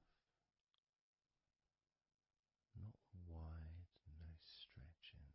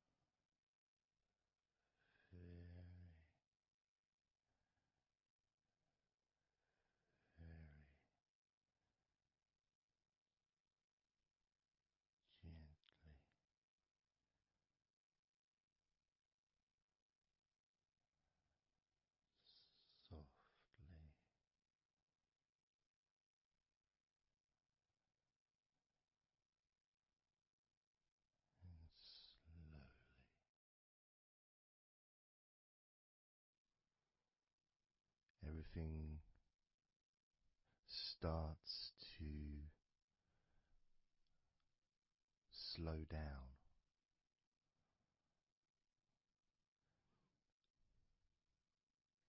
including the thoughts in your mind and your mind itself just starts to gradually, it doesn't have to be instant, but just gradually starting to, it's almost like time is stretching.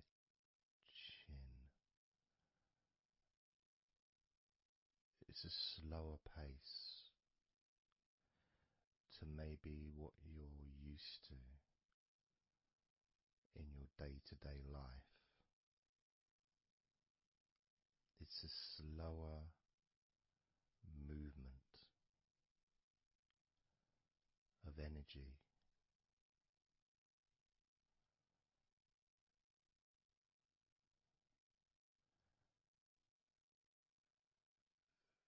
Very small movements which make up the larger movements, which is always the case. You know, when you move your hand, it might seem like it's one movement, but it's lots of minute different muscles moving in accordance with each other, and what happens in this space that we're sharing is we move from that big movement into those smaller movements.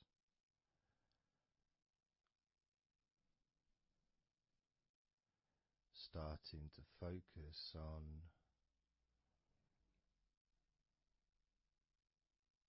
how your body feels, but not just as a whole, not just, oh, I'm feeling this way, I'm feeling stressed or tense, or I'm feeling relaxed and calm, I'm feeling this way, I'm feeling that way. Starting to notice that your body begins to present to you small feelings around your body.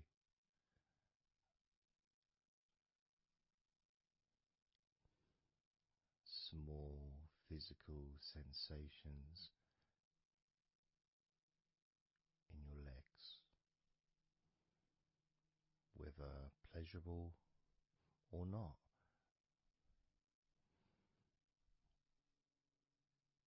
Maybe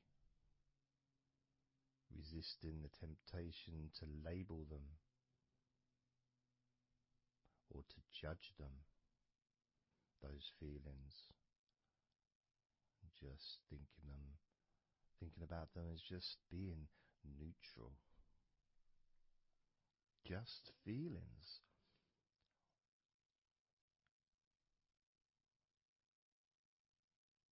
Not being particularly concerned, but just noticing what your body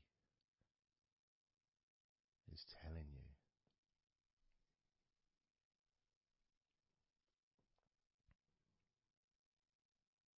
The feelings in your arms. Instead of feeling the whole of the arm, maybe notice those individual feelings for all those different muscles and the skin, the hairs of your arms, all the internal parts of your arms, the veins,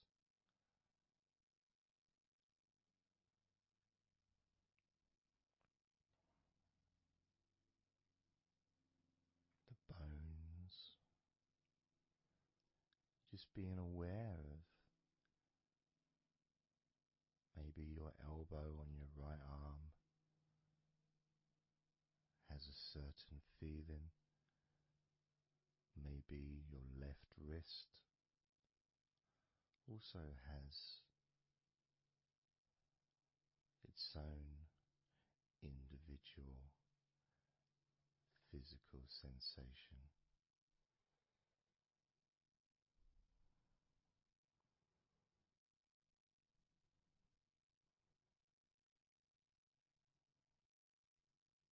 What about your forearm on your right arm? Your right forearm.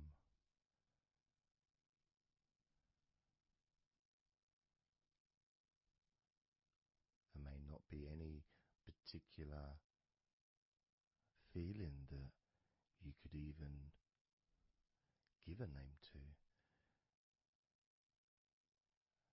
May not feel like anything other than just a feeling. You know, it's there.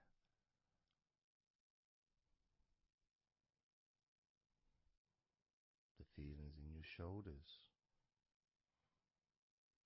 Perhaps your shoulders, when you think about them, kind of almost like they're the same, you know, the same feeling. Almost like both of your shoulders are just one thing. But of course they're not.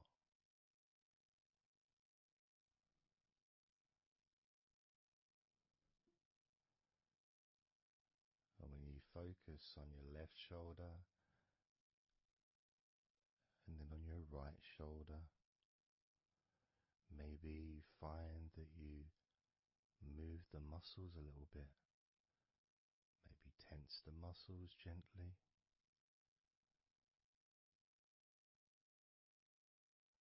Noticing the difference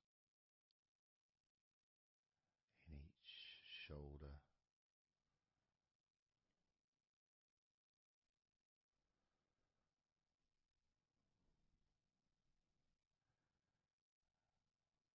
Your lower back.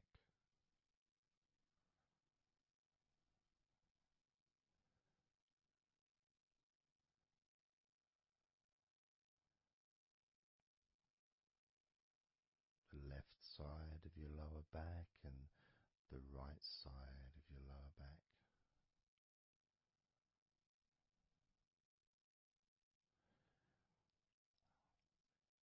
Of course, that connection to your buttocks and to your hips.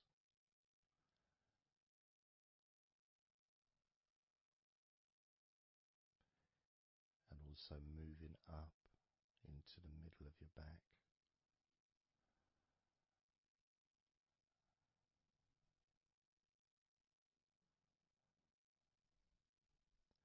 And sometimes, like right now actually, when I focus on that part, when I focused on my buttocks, and then I focused on the middle of my back, it almost felt like the muscles in my lower back were being stretched very gently, but just stretched a little bit, even though I wasn't doing anything to try to stretch your lower back. It just seemed to happen. The feeling of very gently stretching your lower back.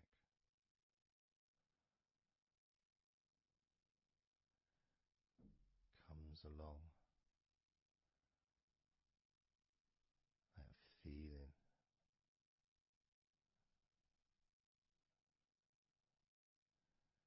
In your chest.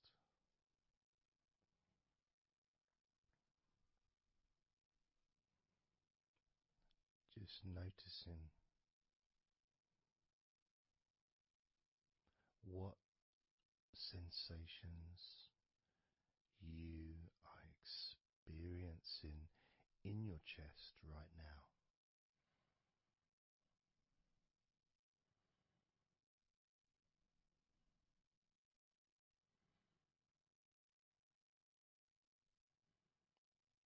so much of the chest. Obviously, there's the collarbone leading to the chest. You've got the chest bone. You've got the muscles in your chest. And of course, if you're female, there's possibly the breasts. If you're male, you've got the different, well, mine aren't that different these days, but there may be more muscles at the top of the chest, but at the side, underneath, it's pretty much the same, whether you're a man or a woman. There's muscles there, muscles that stretch out to your back, as well as breast tissue which stretches and moves into your back. So just being aware of your chest.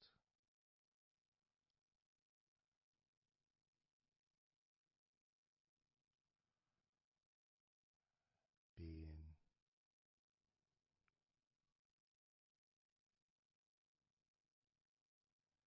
with whatever feeling there is in your chest.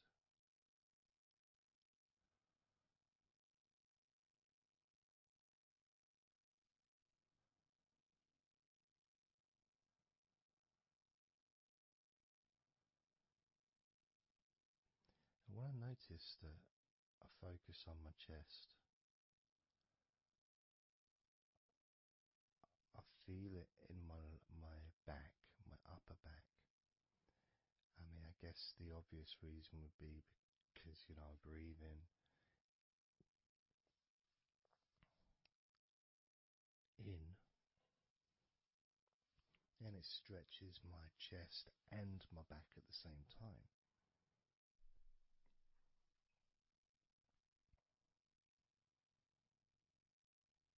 Yeah, it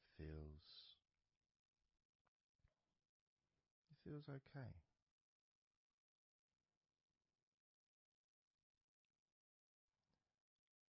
Doesn't feel. I got a little bit of pain in my right chest. A little bit, not pain, but little discomfort, maybe stiffness, possibly. I don't know. I notice my shoulders are also wanting to flex for some reason. I think that's probably part of my upper back.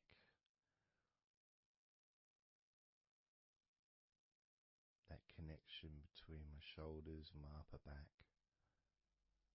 Because I can move my shoulders and stretch the muscles in my back. Moving the shoulders backwards or up, which then moves I think it's the scapulars in your back.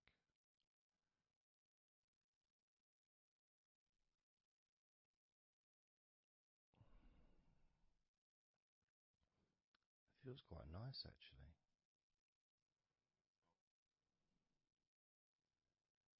The good thing about this is you can, if you want to, you can just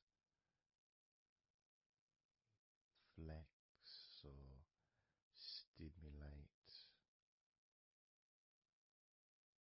the various muscles in your body gently in order to get more of a sense of how they feel.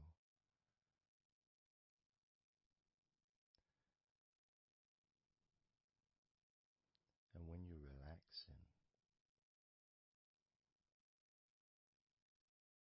when you do tense a muscle and you let it go and you let it relaxes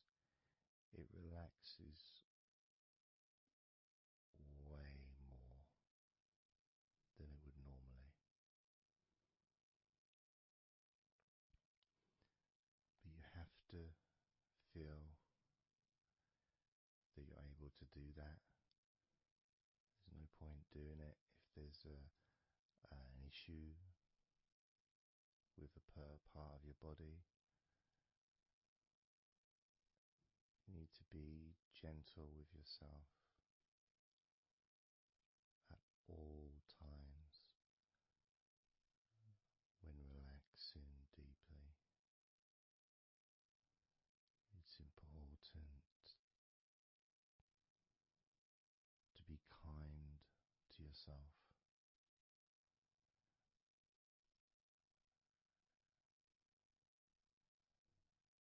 As you notice your mind, how much has your mind slowed down since we started this recording?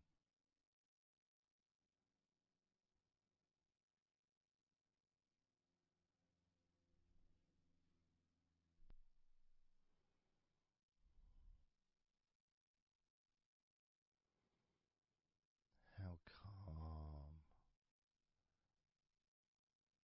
and peaceful is your mind right now?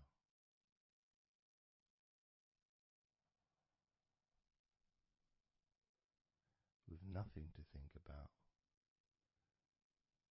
and just my voice to listen to,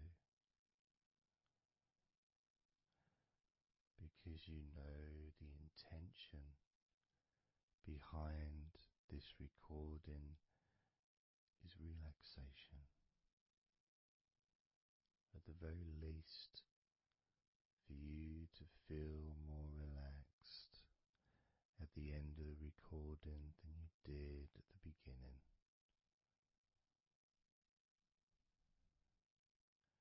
At the very least, for your mind to slow down as your body continues to relax, because that's what you want to happen. That's what you expect to happen.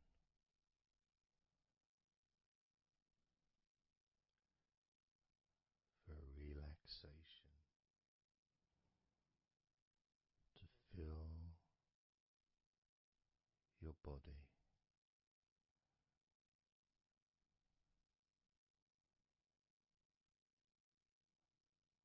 Maybe calming your mind to the point of boredom when you start maybe to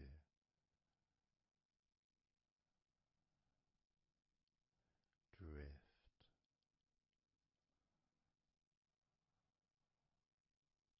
away.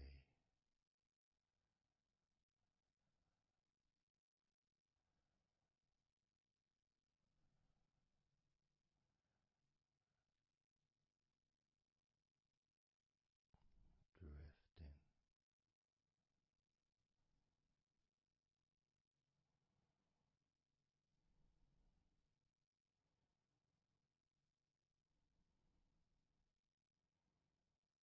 It's almost as if you're moving further away from your body and your mind, just leaving that there.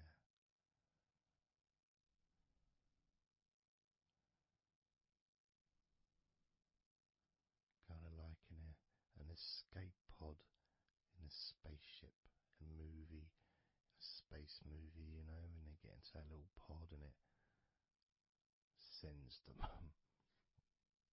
far away from the spaceship.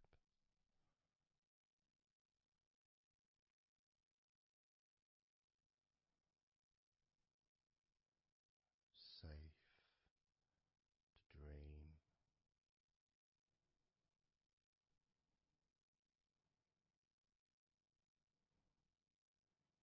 And continue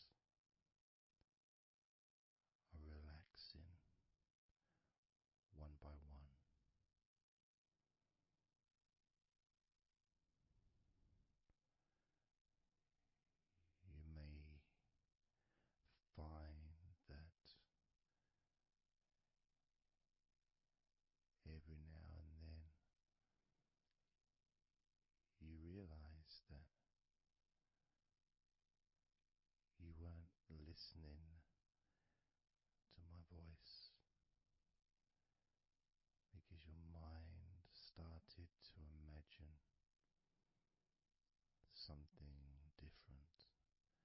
Maybe you started to almost move into some kind of a dreamy state. And then you become aware of my voice again. And even though you may want to focus on my voice, you may also wish to allow your mind to just drift naturally into that space of comfort and safety.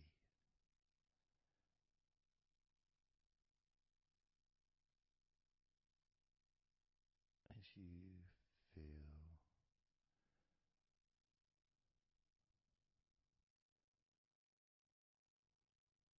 more comfort spreading through your body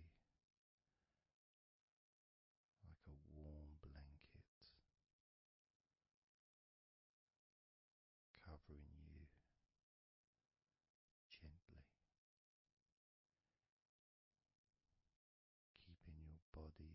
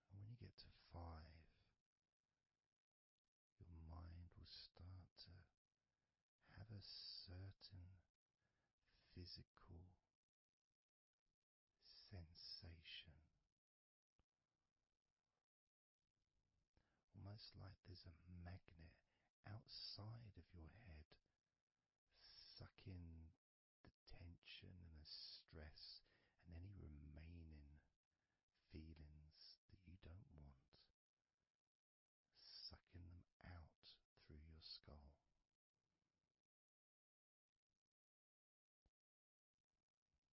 And then down to 4, you can start to really experience that sense of not just emptiness but space.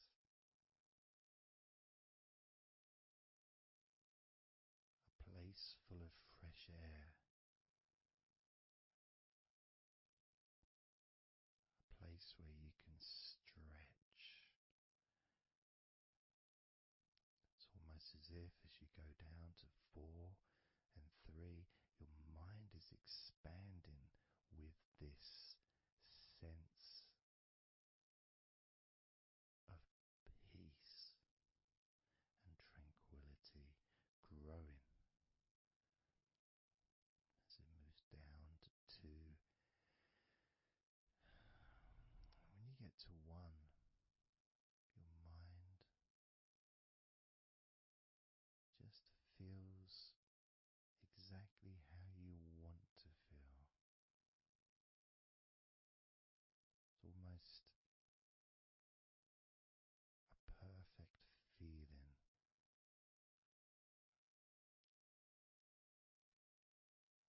Maybe a sensation that you'd like to keep. A place that's safe where nothing can affect you at all.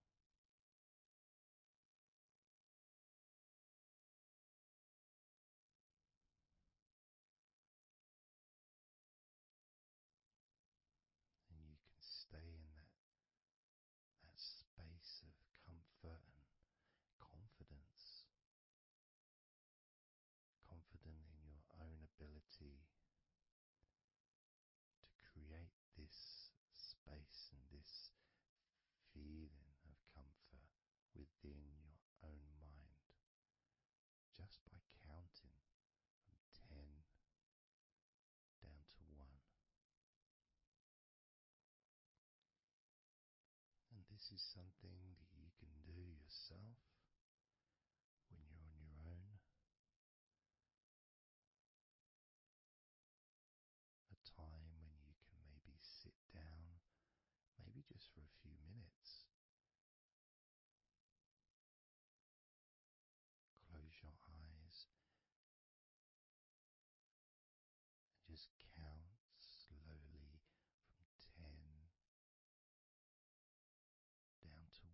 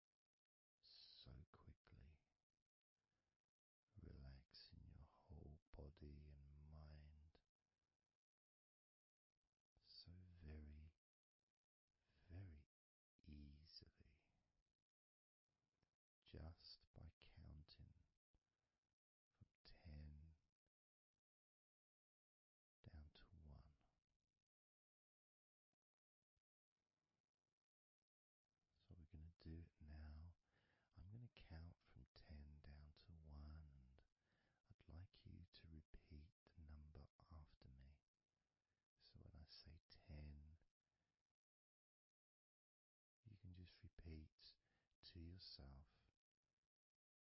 10.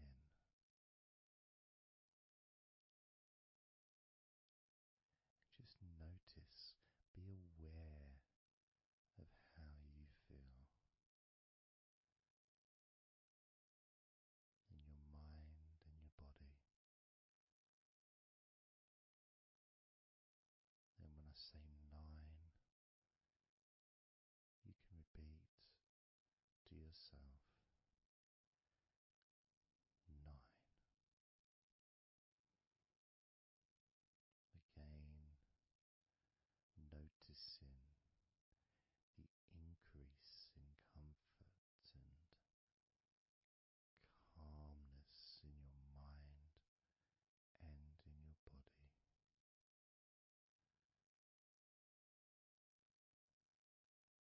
The same when I say 8, when I say 7, 6, when I say 5, 4,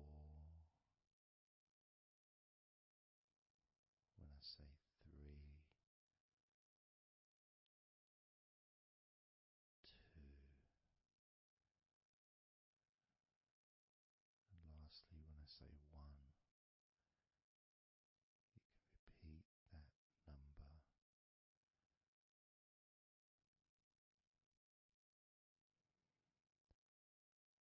Now, of course, when you do this on your own, without listening to me, you can say the numbers at whatever speed that you feel is necessary for you, so you can adapt.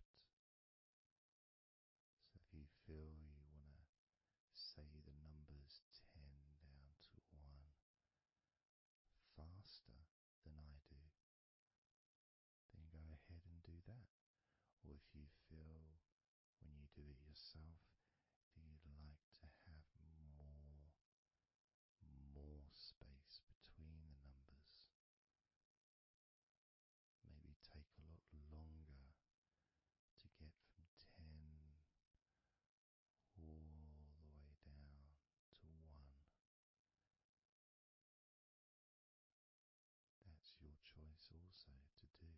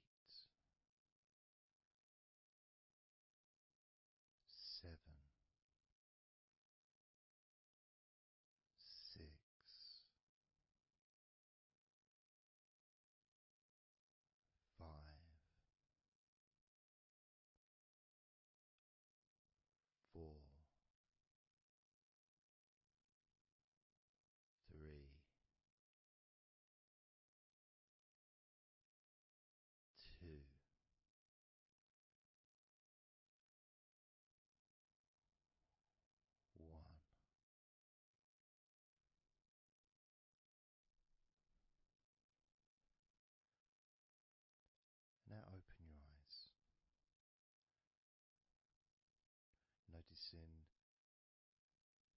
how you physically feel, having counted down from 20 to 1, allowing stress and tension to leave through your fingertips and your toes.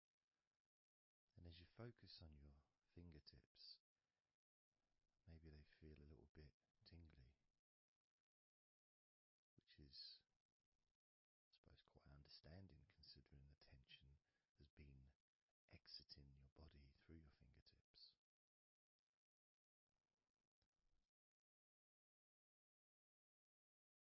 So now I'm going to count from 20 down to 1 again. This time you're going to feel relief of tension and stress, any anxiety that you may have, leaving through your stomach. Just leaving through your stomach, almost as if it's just releasing the whole of your stomach, from your navel to just above your chest, or below your chest rather. So surrounding your belly button area, that whole area, you can feel the tension of your body, whatever's left, just releasing from that area. And you may notice that your stomach will become very relaxed as I count down from 20 down to 1. Now, 20, 19, 18,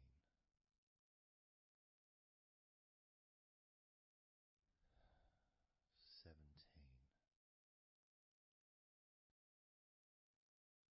16, 15, 14, 13, 12, 11, 10, 9, 8,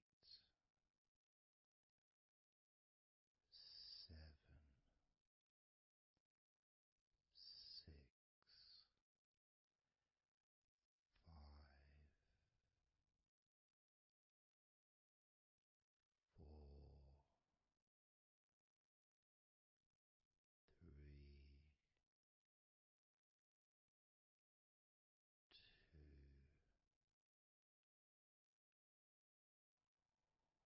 1.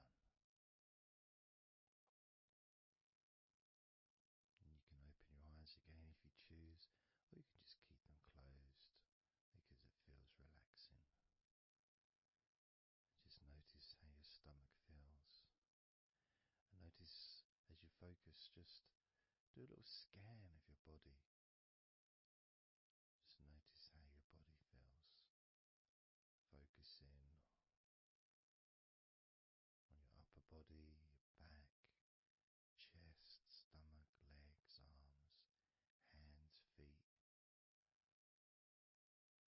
Just noticing.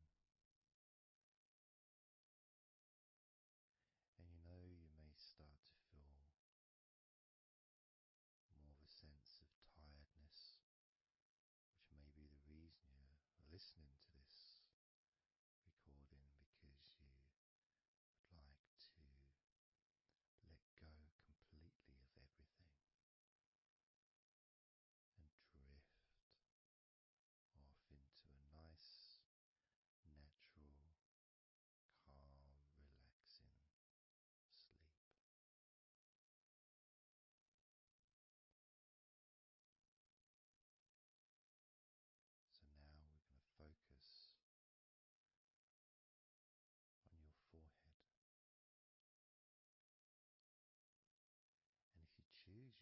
incorporate your eyes in this focus as well.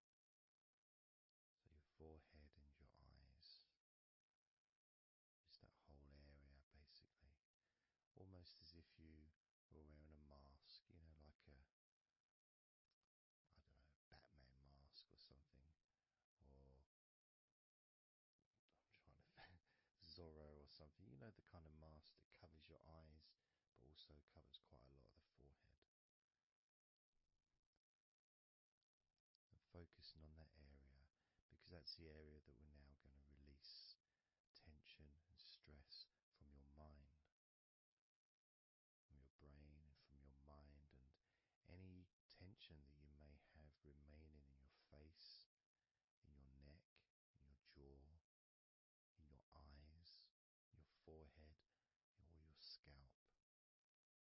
So basically any tension within your head area, including your mind and your brain.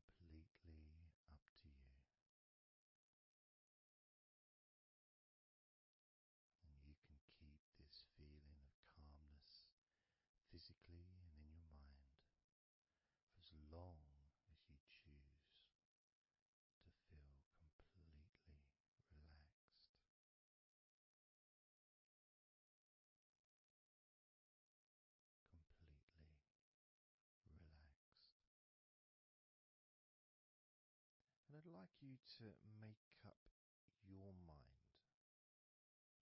that you're going to relax.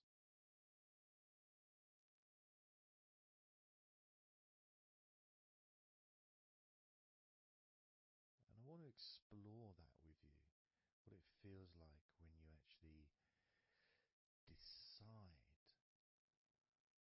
that you're going to relax. Not forcing yourself, but giving yourself that. I guess it is a command, really, isn't it? When you're telling yourself, relax. In a gentle but firm way that only you can really tell yourself in that way. You can't really have someone else saying to you, now relax, relax, you know. It needs to be gentle, but someone else can't really have the same kind of influence or power that you have over your own physicality, over how you feel.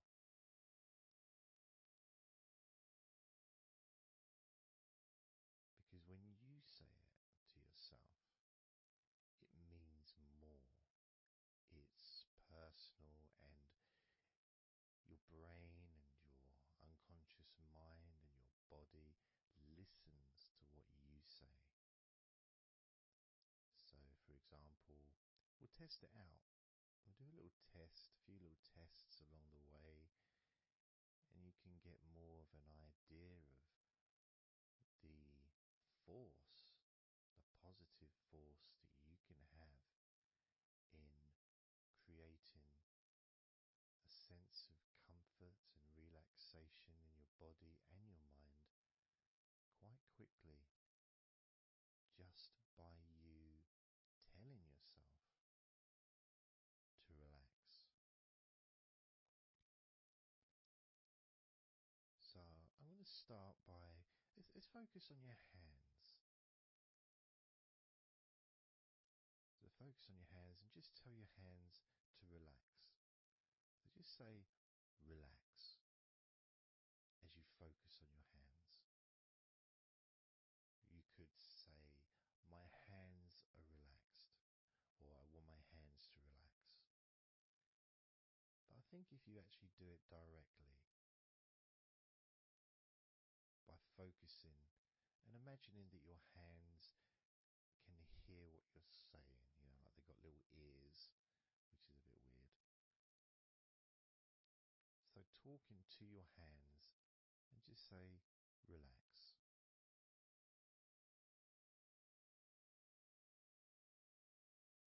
Noticing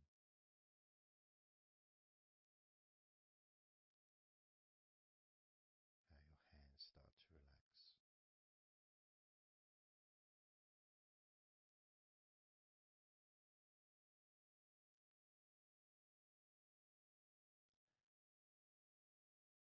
Now focus on your eyes and tell your eyes to relax. So you're just saying the same word, relax. And find the right tone for you. You know, I might say relax, but you might say relax or relax. You know, you might say it differently to yourself, and that's important for you to gauge what feels right for you.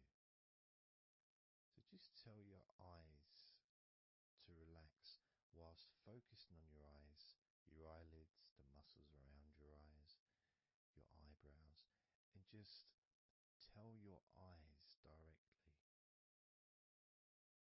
relax now.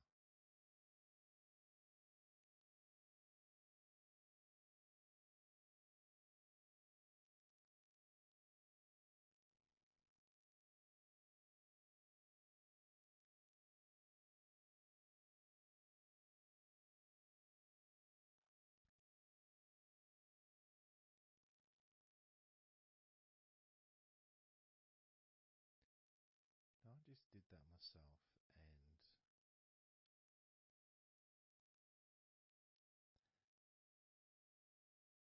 sometimes you may feel that you need a bit more time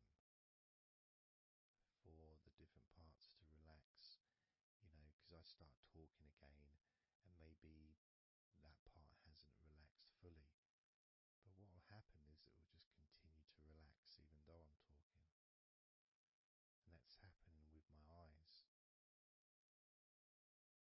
Something else I noticed is when I started focusing on my eyes, they actually almost they got worse before they got better in a way. Sort of I felt a degree of tension growing in my eyes and then disappearing. So I think what that was really was just me becoming more aware of the tension that was already there, that I wasn't focused on it before. So I wasn't really acknowledging it or really conscious to those feelings.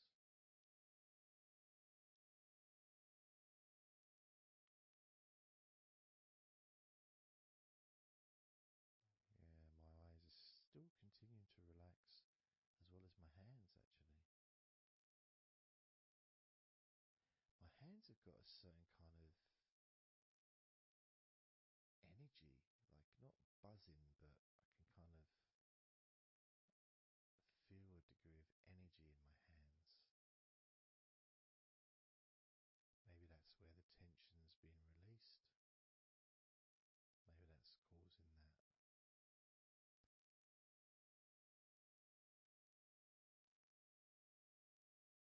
The next part, I think we should focus on the back of the neck. That's a part which quite often,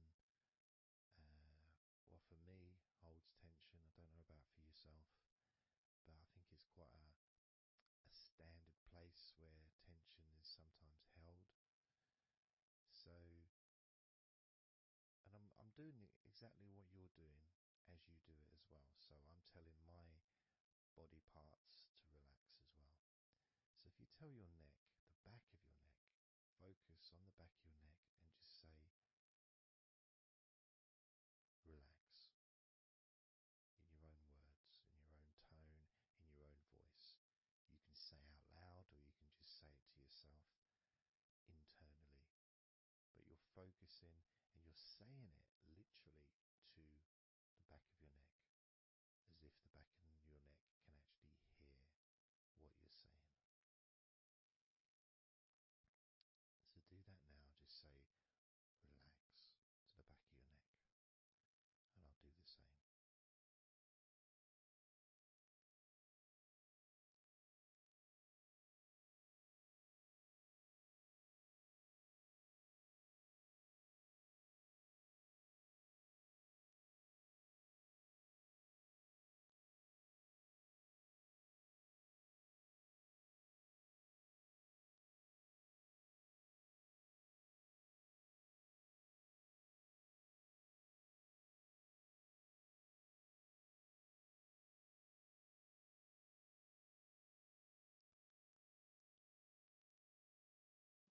Now what I noticed, and you may have had a similar thing, is even though I was focusing on the back of my neck,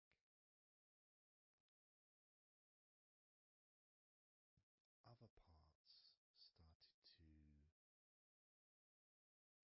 I don't know, show themselves to me, or maybe because they want to be relaxed as well, but I started noticing the feelings in my shoulders, the tension in my shoulders and in my upper back. Whether that was because my back of my neck was saying, well, I'm pretty much okay. It's the other parts that need attention.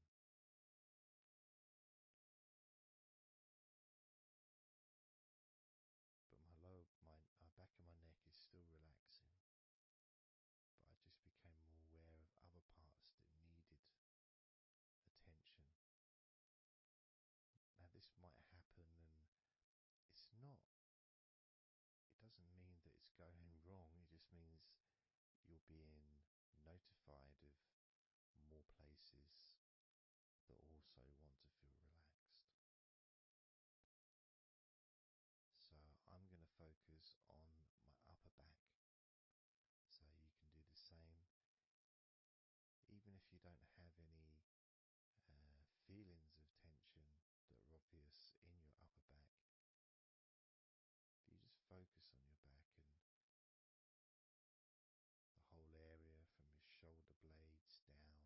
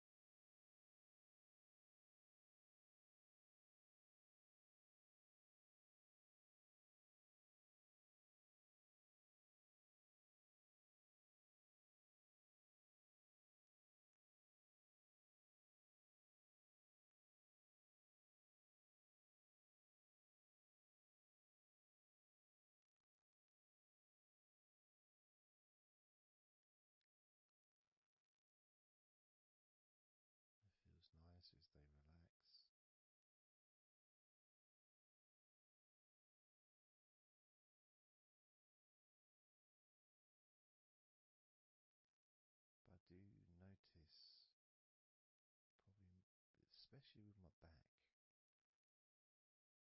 is the connection between the different parts. The back, the shoulders, the neck.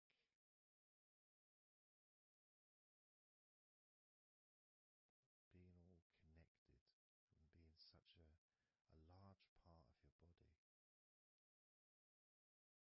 It's almost hard to separate them from each other.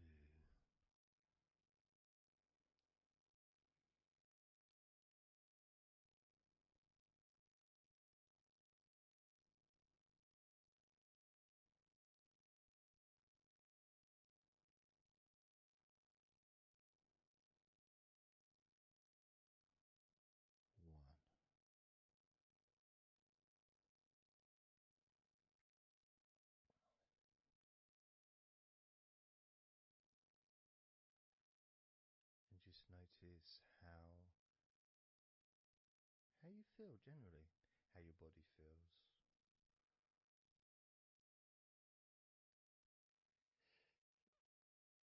It's not necessarily even about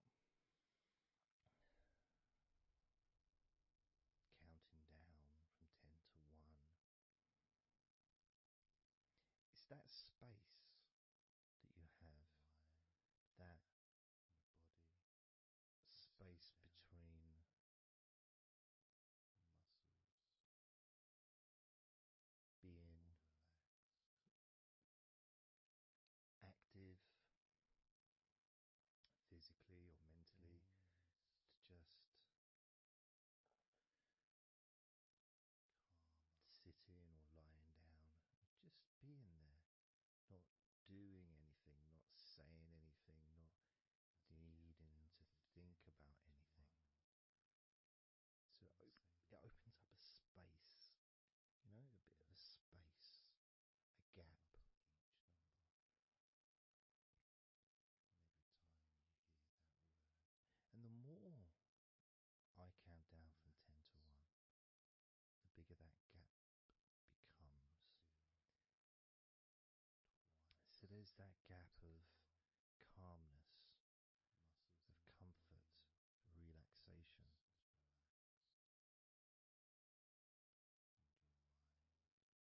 It's a nice feeling.